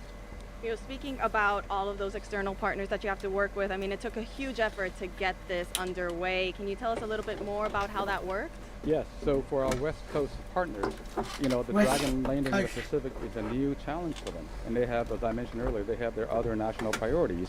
So we are very thankful to our partners and their leadership who recognize that Dragon is also a very important national priority. So we're very thankful to our Coast Guard, Navy, other DOD partners and FAA that helped us make that happen. And I'm looking forward to work with them to bring Crew 10 home safely. They have SpaceX has successfully brought back 3 Dragons in the last few months, and we are confident they can help us get there next week, in the next few weeks. Absolutely. Absolutely, Steve. I mean, you know, we just launched, but like you said, we now have the rest of the mission. We have to bring Crew 10 home. Can you tell us what are the next steps for you? Where will you be going next? We'll be working with SpaceX and our government partners to make sure we look at those reentry opportunities and yeah, because they got to bring the others home. You know, all the soon. So it's just a lot of coordination, and we're thankful that our partner worked with us on this national priority. Absolutely. Well, we wish you the best of luck on the rest of the mission. Thank you so much for joining us. The launch pad said, wow, they actually went. I know, Launchpad. I had my button over the scrub button because I saw that cloud. I'm like, that ain't going. It's not going. Richie Rich 370 Gaming said, I actually mean it. He not happy with you.